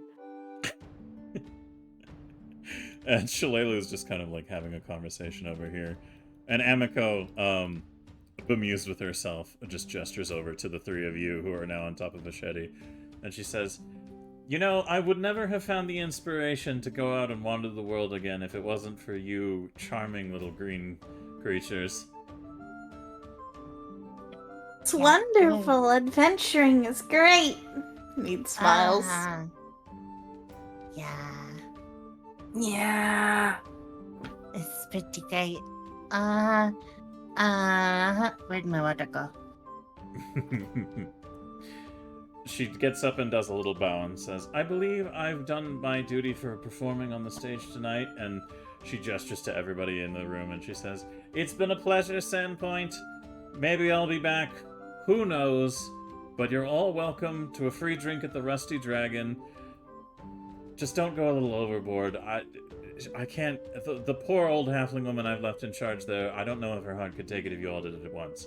And there's like a little bit of a laugh from everybody, and she says, "But before I leave, I just want to remind everyone, I was happy to be one of the first to sign," gesturing at the goblins on stage, and Machete, "our little petition some of you may have heard going around about letting goblins be permanent residents in Sandpoint." She gestures to the crowd. "I would highly recommend that those of you who have the time to visit the town hall provide your signatures too. If for nothing else," gesturing to Steve and Stevetta, "for this amusing dance routine. Thank you all. Have a lovely night." And there's like a round of cheering and people just kind of like saying, "We'll miss you, Amiko." And she jumps off the stage and kind of comes up to you guys. And she says, she looks at you, Desi, particularly. And she kind of leans in and she says, "I have one question before I go, though." Yeah. You can be truthful, don't worry. Everything's in the past now. She leans in and she goes, "Did one of you burn down the stables?"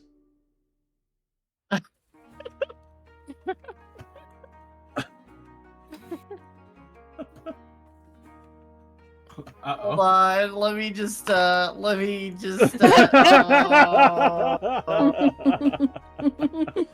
Yeah. I tried to stop it. I put it out. I did all the things I could. I'm sorry. Like, it wasn't me. It was one of the other goblins that's no longer here. So honestly, really, it wasn't any of us. I was just putting out the fire and helping. Newt, Yeah, do you we wanna... didn't start the fire. Oh, I was gonna say, Newt, Yeah, do you want to deliver your didn't signature start line? the fire. We It didn't was start already the burning when the fire. couple was turning. Yeah. We didn't start the fire, but mostly because I wasn't there. Thank you very much. I don't remember a fire. He wasn't there Yeah. either. Oh, okay. She gestures to you, Mead, and she says, I'm sorry we won't get a good opportunity to get to know each other, but you, my blue deer, I hope you have a wonderful time in the company of these other goblins. And pats Vachetta on the chest. Keep an eye on this one. He tends to go a little hard on his drinks. Do my best. She smiles proudly. And I'm sure we'll meet again someday. She nods and says, I hope so too. It would be a joy to see you again. But, for the time being, I am going to retire for the evening. And she heads off in the distance and is waving to you all, and she says, please don't follow me on the road as I leave town in the morning. It'll just make it harder for me. But here's your goodbyes. Here's your hellos. Until we meet again. And just walks off. Meanwhile, without going into detail, Thick, you have been invited for a sleepover. Hey! I love sleepovers! Denise also came up and was like, am I still having that conversation? And Amiko politely explained to Denise that perhaps another time you may wish to inquire. We've booked up the holy word for the evening. And kind of just gently gives her the implication that perhaps it should be at the cathedral for what Denise is thinking.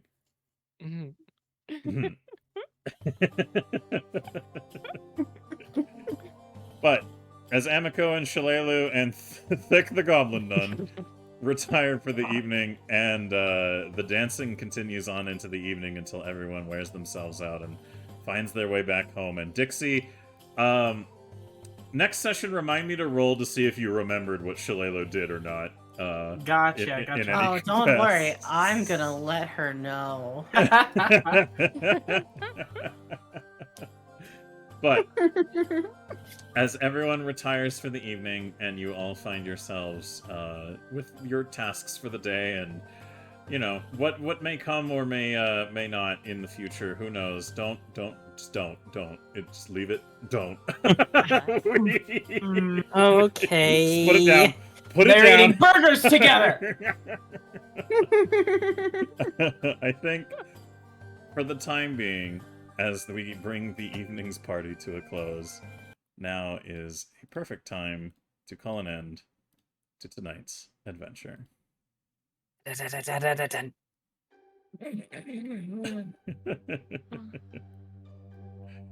Next time on We Amz Goblinz.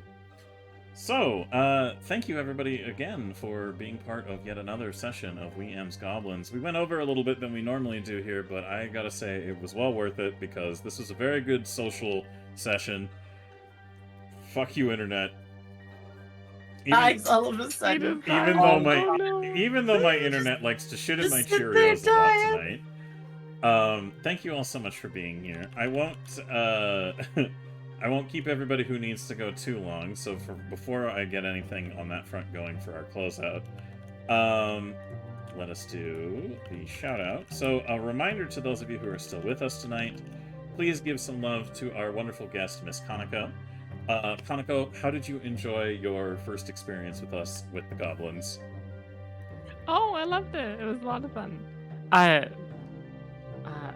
do want to apologize because it felt like it took me like 2 hours to finally get into character. It's okay. I feel like that's kind of standard nowadays for like any tabletop things. Like it takes like the first session for people to like figure out what they want to do because they have like the headcanon of, oh, this is what the character will be, and then they'll start playing and they're like, oh, I don't like this.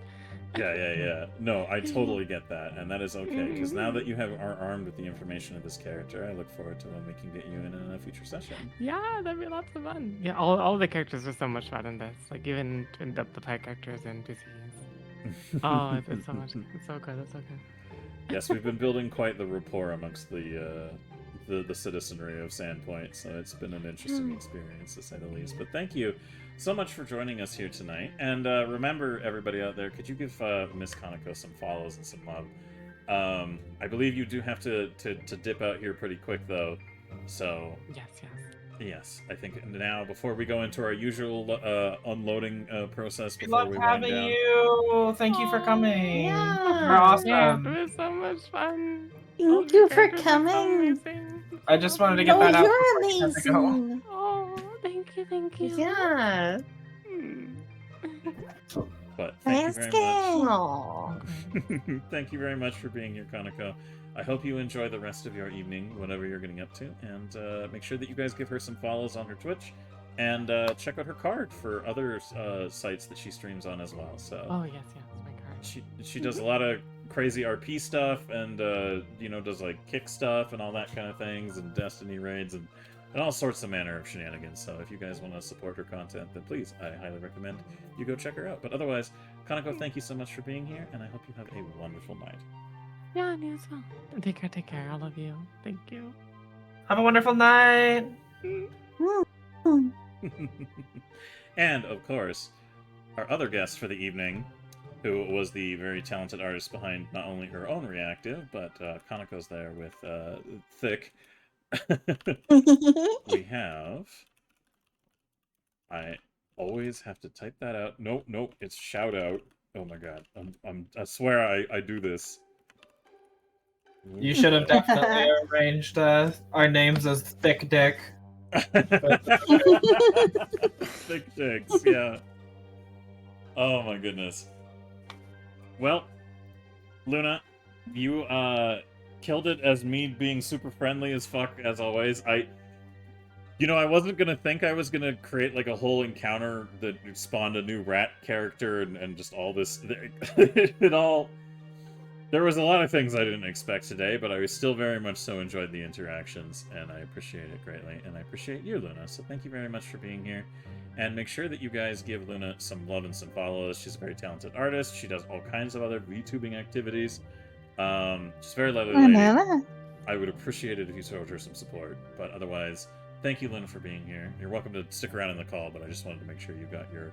Thank you for I'd having love me. to have you here. Thanks for coming. I love to be here. You guys could literally just tell me to show up. I will be here. Hell or high water. And I appreciate that. And meat is a hilarious injection to the dynamic of this stuff, so it is fantastic. So thank you very much. Kanako, thank you for the raid. Thank you. What were you getting up to? What? Kanako rated us. She was also broadcasting while it was going. Who's that? Oh my god. I'm sorry, who Megalol? Hey,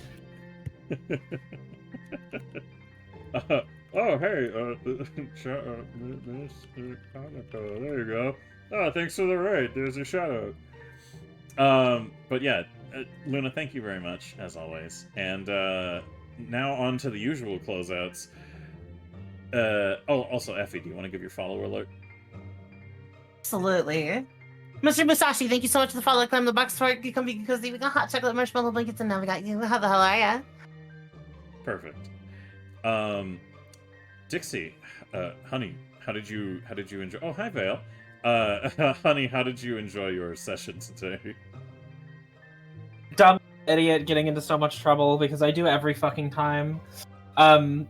Honestly, I really, really like Dixie as a character, and as I keep playing her more and more, I keep getting more and more ideas for where I want to take things and how I want to see things go. And honestly, I'm just excited to like improv that out with you guys and do things as they come up and just kind of wing it, I guess. I've like learned through this and also through the VRP community, which you've brought me into, just how much I fucking love improv and like everything even tangentially related to it. And I'm just very happy that you've been able to not only bring me into it, but also that you allowed me to stay as a permanent member for this long. And thank you. It means the world to me. Yeah, about that. No, it's over! You've just been really slacking lately. Yeah. We we interviewed this really cool brick that was like, you know, it had a smiley face on it, and we had a long deliberation. You know what? I understand. Yeah, it's Bricky the Goblin. Cool. Yeah, They do Bricky. something.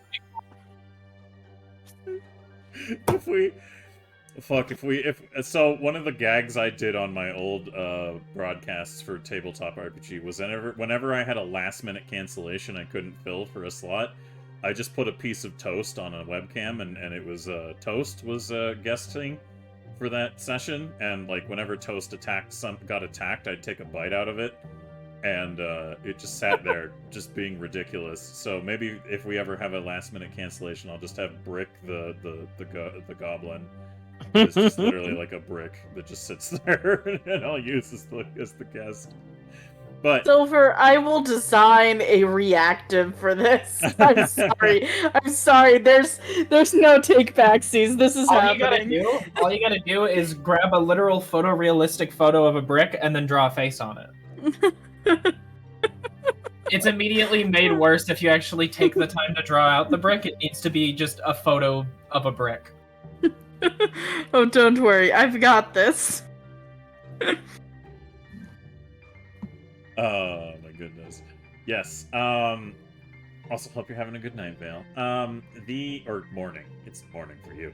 Good morning. Yeah, good morning.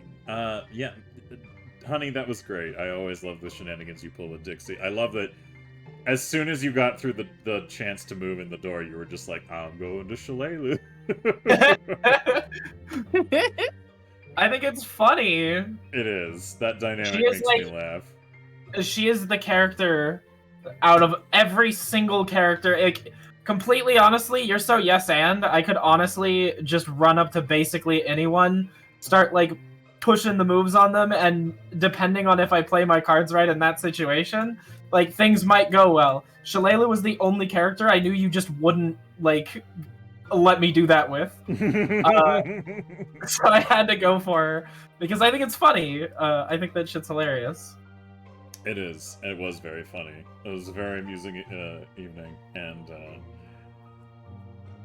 I guess we'll have to see what everybody decides came of their night when we come to the morning after of the going away party. I think I'm fucked, honestly. Probably. Dean had the best, or Need had the best night ever. Jasmine. Yeah. Did you enjoy nuding it up?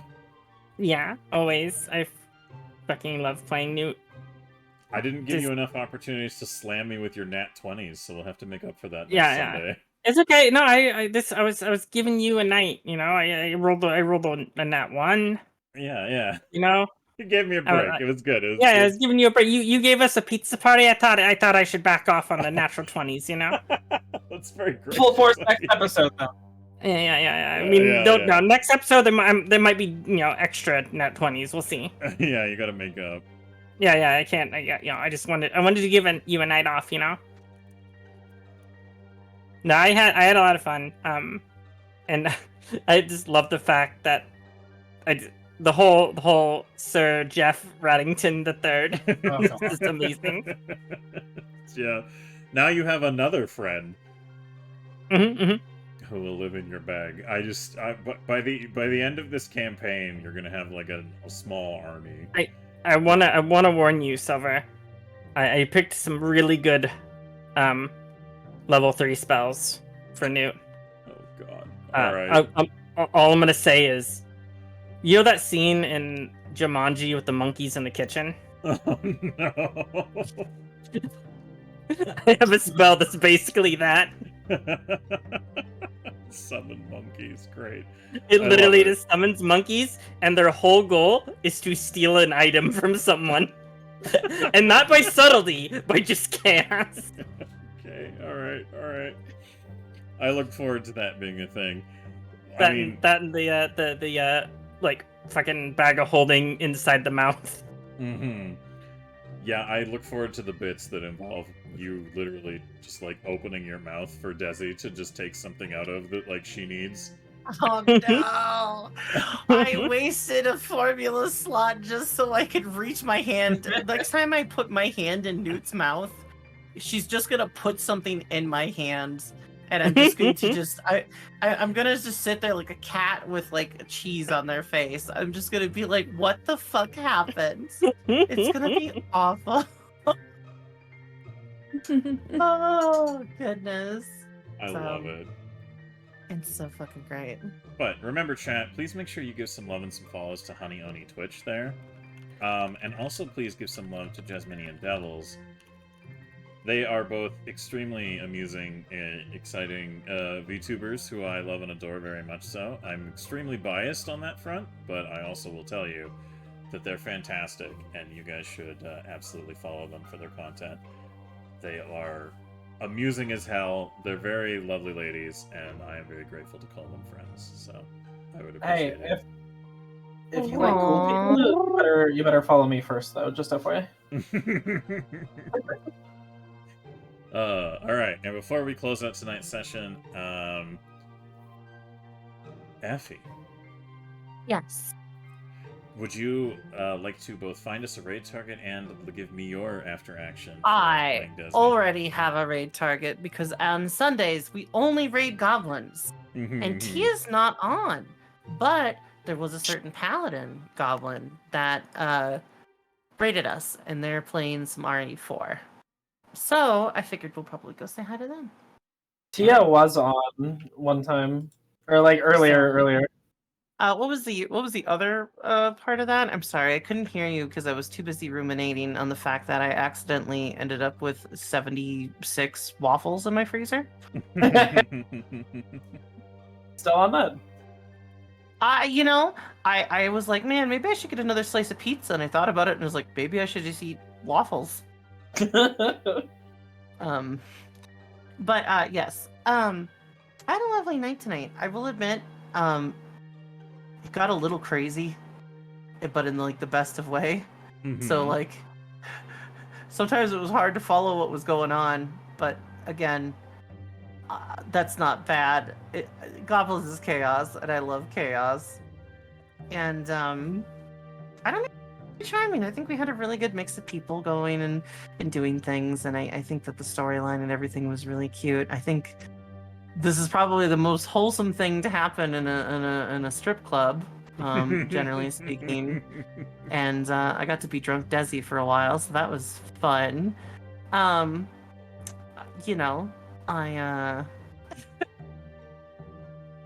I'm always in love with the newest episode of Goblins. I really am. And I really do appreciate you all being here and talking with us and having a good time and following and just generally giving some support.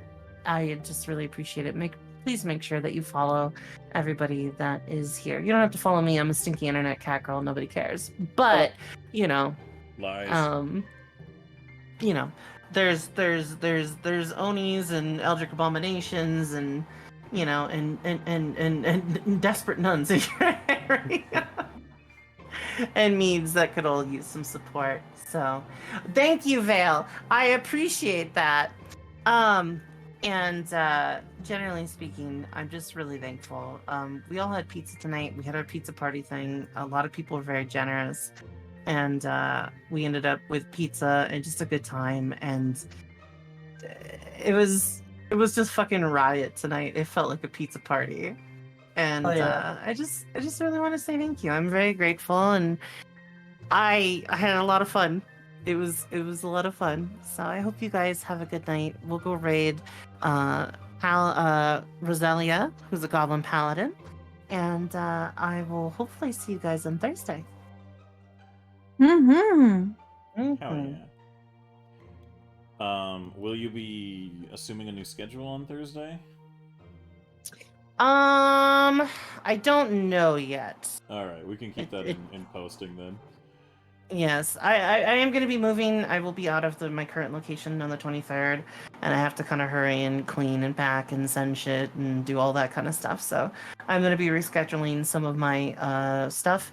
I'll probably just start like 2 hours later than my normal time and go for about 6 hours or so. And then just to make sure that I got everything done and everything can go smooth. But I'll make an announcement and do all that stuff later. You guys have a lovely evening. All right, go ahead and pop our raid then. Bam. Yeah, and also, there you go, everybody. That's the links for everybody who's contributed to this stuff, and also follow the archive of our previous broadcasts. If you want to watch any of the previous sessions, you can find it at the link there. We have been doing this for a while now, and it is a fucking fantastic time, so I hope you enjoy the backlog. Yeah, otherwise, there will be no further pizza parties until we reach 400 in the Goblin Bullshit Pool, so remember, if you guys want to inflict further pizza parties upon the goblins, then we gotta hit that 400. I feel like I'm like some fucking, I'm like head office, like, remember, everybody does well, we get a pizza party, you know, fucking... I know, right?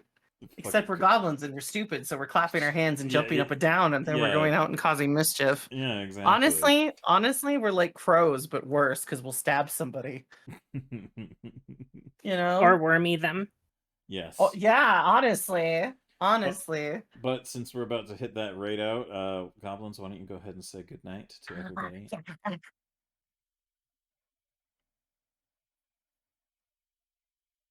Good night. Yeah, Oh, wait, one more time. Sleep. One more time. My internet literally cut out. Oh. Oh, Good night, everybody. Sleep tight. Don't let the bed bugs bite. Don't let the slappy jaws bite. Balls.